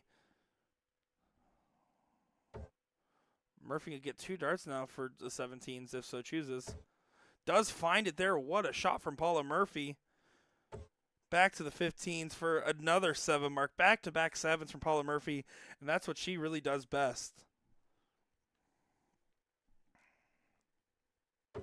Trey Taylor, a very talented player, a player that I'm always happy to see in the Dart Hall, and one of those players that can always do damage. I mean, 3 finals today, just only getting it over the line with Laura Dinch in that one. But it looks like Paula here going to grab another title. She's already been solidified as MVP, and she's definitely making sure she's going to have a great chance here. 2 bowls away and grabs a trip 15. Hats off to Andrea Taylor, though. I mean, really making some waves today in the runs. So throwing some great darts in the ladies' doubles, in the mixed doubles as well. Always great to see. Of course, always great to see Paula Murphy as well doing what Paula Murphy does.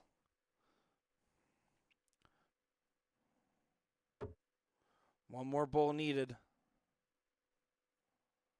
One more bowl found. And that will do it for real this time between these two. Dre Taylor and Paula Murphy conclude the ladies singles and also conclude our coverage here at the Cherry Bomb International 2024. You can see some claps in the background there. And let me tell you, it's been an absolute pleasure for myself and Jeff McMahon here in Boca Raton, Florida, to be out here calling some great games, seeing all the players, and having some great conversations as well. Alrighty, guys. Well, that will conclude it here for us. So thank you all for tuning in. We are looking forward to seeing you at our next event. If you're not sure when the next event will be, you're not sure, well, first off, tomorrow, USA Darts, you'll be seeing the WCS matchup there. That's going to be a phenomenal one, and I'm looking forward to covering that. On top of that, you can always go to usadarts.live to find out more information. One shout out one more time here for the Broward County Darting Association for having us in here. But that will bid us adieu. I'm Nick Teixeira, joined by Jeff McMahon, signing off one last time here. Have a good night, everybody.